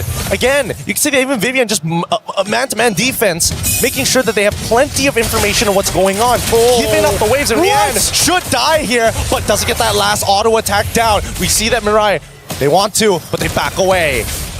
I can't believe it. That amount of damage at 6 minutes for a carry with just 1 assist. I was questioning it as well. I was thinking that maybe the Rian would be able to get out or at least create enough distance, but I think just too many procs, right? Too many triggers, that passive. And you have to take a look at Vivol. She's been having a nasty game of Farm Simulator right now. I mean, she's taking away the bot wave, the mid wave as well. It's double-lating, but on the jungle. She's gonna go to the bottom lane now. Na'Vi set their sights on the turtle, and it seems like Vitality don't care. Can they drag this out? I mean, Sydney still hasn't used the Searing Horn just yet. They don't mind. Have the second one. We're gonna walk away from this. We want to make sure that at least Vivol's in a disgustingly good position. 2-level advantage. Purple buff about to come back up here. On the other side for Na'Vi, it is finally their first neutral objective of the game. And in the bottom lane, it's just Vivol clearing out, trying to get those items, trying to get enough gold to assassinate these backliners, mainly Rian on the Granger. And I think they're going to get very close to doing so here, as Vivol is already in a really good position overall. Despite the score being 2-2, a majority of that lead is in her hands, in her bank, in a matter of fact, as Keishi slowly falls behind. This should turn that 3-level lead that Vivol has back down into a 2, but a play being forced by Vivol on forward from Vivian. She gets punished. Rain pulls her back. For Mieko next to the chopping block right now with the Crimson Beacon and a heavy spin. She gets the penalty zone, but now lifted up. A bit of the heavy spin helping her out as well, but Rian finally gets on board with her first stack of the Sky Piercer, all of them low. Vivol nowhere to be seen, just going to go for the safe turret down below. Definitely think she could have picked up the kills there, but again, don't want to risk the shutdown overall.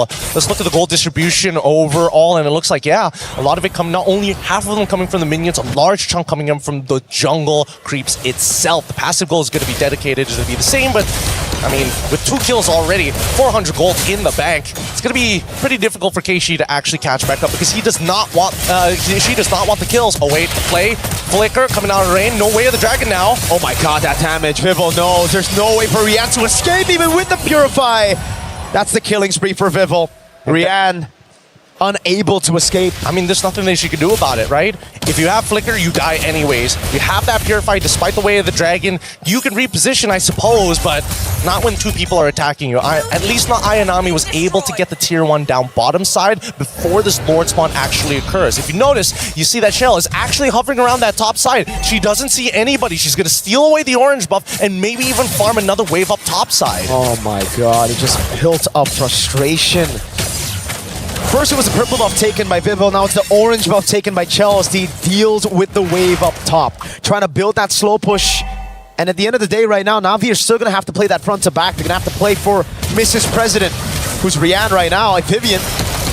Opening up, wave up top, already shoved in by Vitality. I think you mean Madam President at that point, but Madame. I think at this stage, yeah, they don't really need this Lord. They can start taking away turrets kind of for free. Freya shows topside, and I think it's pretty free for Vitality. Whatever you want, you can take. That's the Lord secured by Vitality. Penalty zone by Fumieko. Now it's Vivo just waiting for the heavy spin. She's such a patient killer. Yeah, they haven't lost too much composure. At now, 9 minutes? Yeah, endless battle. Wait, Zipper, pull up the item list real quick. Is that second item or third item? I'm pretty sure it's third. It's third. Dang, that is fast. That is so fast. And now, usually you would expect at least towards, like, 10 minutes of the game, a couple of components, a Haskell on top of the Berserker's Fury, but now that he's got both, and triple items for Chell as well, like, this game is starting to look pretty good for Vitality if they want to hold up that trophy. 3,000 gold lead. Now add a bit more spice. It's an Ice Queen 1 against Navi's composition. It was already... I mean, this Valir is already a big problem for them. Now you add that slow. It's going to be difficult for Mirai or not Ayanami. I think the only way is if not Ayanami and Mirai come in from two separate angles. Worst comes to worst, you got to at least sacrifice the heavy spin. Now, they're just dealing with the waves. One by one, they're going to cut it down. Even Rain getting Ice Queen 1 for herself at this stage, but they can't walk out of their base comfortably. And the oppression from Vitality is going to make sure that, hey, this lead, this simple 3K lead is slowly going to develop into roughly, I would give 7 to 8K, depending on whether or not they find another fight. Shout out to chat, pointed it out. I just read it out. But Vivo got level 15 at 950 on the dot.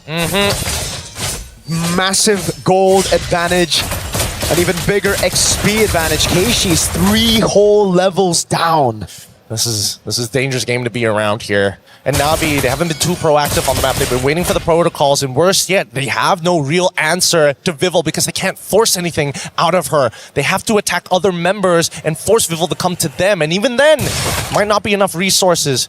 That big snowball we were hoping for Rian on that Sky Piercer has not come into fruition. And yet, we are still hoping that not Ayanami can somehow clutch a fight somewhere, somehow get him low, and let Rian finish them off. I'm just worried whether or not Keishi will be able to withstand the raw damage, not only from Just City, but Chell, because she is clutching these fights. And the fact that Rian, the only Sky Piercer stack she got, it was instantly cut down by Vival. I mean, Vival's having a fantastic series, another fantastic game here on Ling. Really seems like she wants that finals MVP as well. She's able to close it out. Last time she got it was MWI 2022, the very first one. There's one hell of an argument to be made here, honestly. But considering the team lineups, it makes so much sense. And even then, when we look at the item list so far, it's only going to get worse. Nearly done with the BOD as well. If this game could not be more brutal to show how undisputedly good Vitality is, Na'Vi, we need to hear that answer sooner or later, because this Lord could be a make it or break it already. And look at this. In the previous games, they've had a Moskov to deal with the wave up top, but now they have a composition that is built for pure team fights. A composition that needed the neutral objectives. Fatal Links lands, but it's only onto Fumieko, not a penalty zone. Gets a Purify out, and that should be everybody going in. Fumieko taking it low, able to break around in safety. Vivian gets away the dragon, now it's Vival! With a tempest of play, Simon straight! It's a double! It's a triple! And it's a maniac for Vival! Come on, just keep on fighting. Keep on fighting and give us what we are looking for, as they are looking for the inhibitor first. They've got the wave. Rain, it's all up to you. 11-minute game for match point. Now in 13 minutes with no Crimson Beacon, Rain's gonna be shredded to pieces! We're better to defend a kingdom than upon its own sacred ground. Paris belongs to the Golden Hornets tonight. The nightmare of 2024 has finally been laid to rest. Empires rise, rivals return, but Team Vitality are your undisputed back-to-back champions! What an amazing game! What an amazing experience! MWI, the storylines that we were all hoping for has built up to this very moment. Once again, congratulations to Team Vitality, but the heartbreak the heartbreak for Navi, a grueling series. There's so much to be earned. We're throwing it over to our stage host to wrap it up. Thank you so much. It's me and Miracle on the desk, signing out.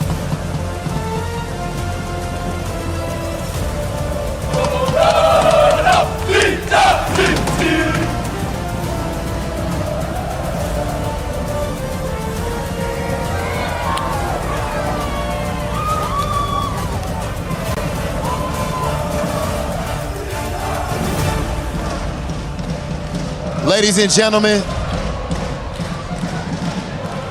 we officially have, of course, our tradition, our key handoff.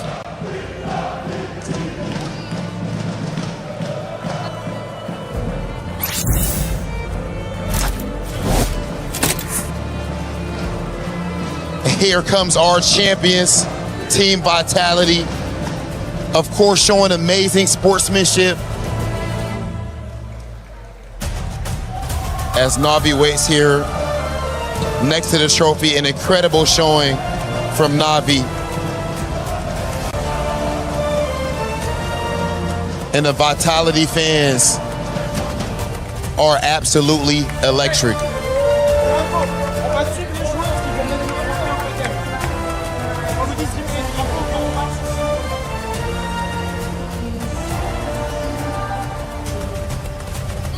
Philippines, you fought valiantly, but your journey ends here.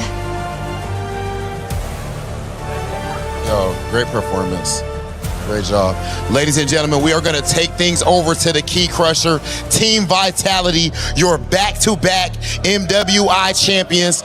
And now, of course, they have to complete their tradition, which is, of course, what we do right here at EWC as they crush their foes, Key. And, of course, right their wrongs from 2024. That's absolutely right. And of course, in the midst of the hive, who is currently buzzing right now, the foes that has taken them down in 2024, and their keys now crushed on the home turf right here in France. This is the perfect ending to Team Vitality's reign! Congratulations. Oh my goodness. You actually could join us up there on the stage so that you can grab your trophy with the rest of your team. Team Vitality, dominant, inevitable, unstoppable. Team Vitality, claim what is rightfully yours! Let's go, our champions of MWI 2026, Team Vitality!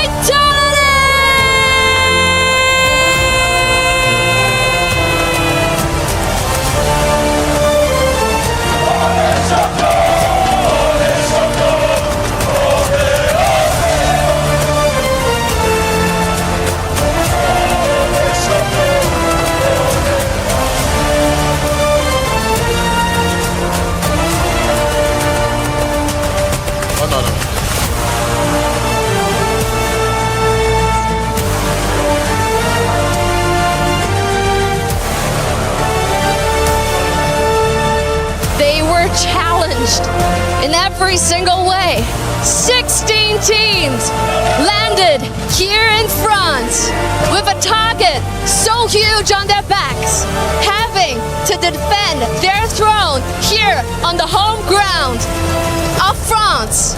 But with the hive buzzing in support of their queens, they have successfully defended their throne, making it our back-to-back champions here at MWI 2026. What an unbelievable performance, and we see the emotion on everyone's faces. Shell, I want to hear from you. I've been missing you. You're so emotional right now. What does this mean for you? What does this win mean for you? I'm tongue-tied as well. I don't even know why I'm this emotional right now. You guys are probably getting used to winning. You know, why is this win so special? I don't know, because I think I saw how hard my team works, and I think we really deserve this victory. You were challenged, but you prevailed. Shell, Of course, we know back in 2024 at MWI, you go up against Team Navi, and they actually were able to defeat you. Here, you right that wrong. You are back-to-back MWI champions. How does it feel to have overcome that obstacle? I'm really, really happy, and I guess I just want to say to them that if you guys really want to win this time, not a chance. Oh my goodness! And now, Vivian, I have a question for you, please. This way. Before we started, I'm pretty sure that you have seen EWC posters everywhere. And your face is among the GOATs, alongside kings that have ruined titles here at EWC. Seeing your face there and extending that reign, what do you have to say to that young Vivian that started playing Mobile Legends Bang Bang? Can I have someone on the team to help translate? You can say it in Bahasa. I want to say, welcome back, bro, to my dream again! Welcome back! This is your nightmare, bro! Absolutely love this energy, ladies and gentlemen. Now, of course, before we send things off, we have to make sure that we announce our finals MVP, who is none other than the one and only Vivo! The queen of the jungle. This isn't her first rodeo. She has gotten MVP in 2022. And it is about time, here on home ground, the queen of the jungle gets recognized for finals MVP. I'm gonna come this way. Let's check in. Vival, it was 2022, a long time coming. How does it feel here in the midst, of home ground, Team Vitality supporting you guys and you clutching that FMVP award here in your arms? MVP!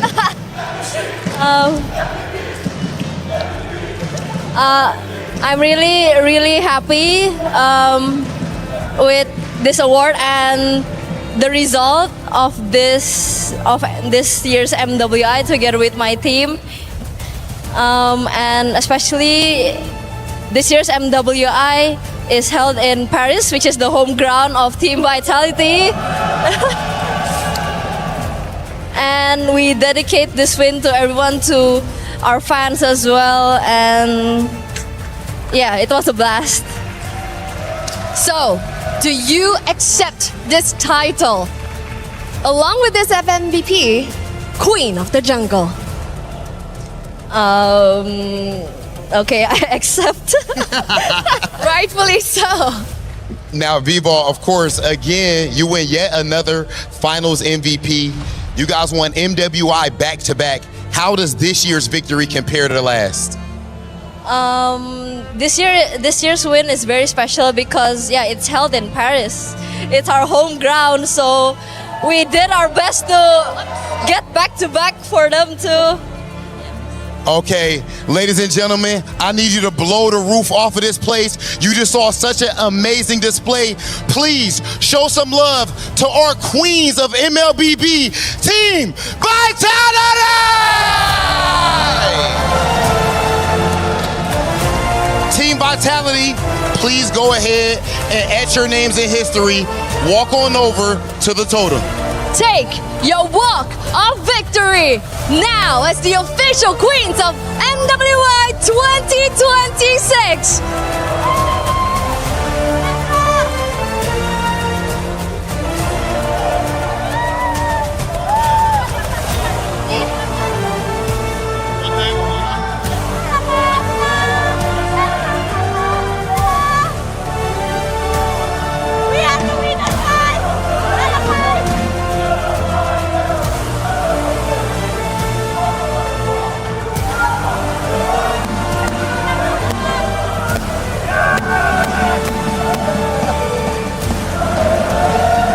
Vitality, an unbelievable sight. The home team wins the championship. And now the march to the totem begins with the trophy The mother of tanks, Vivian, leading the charge.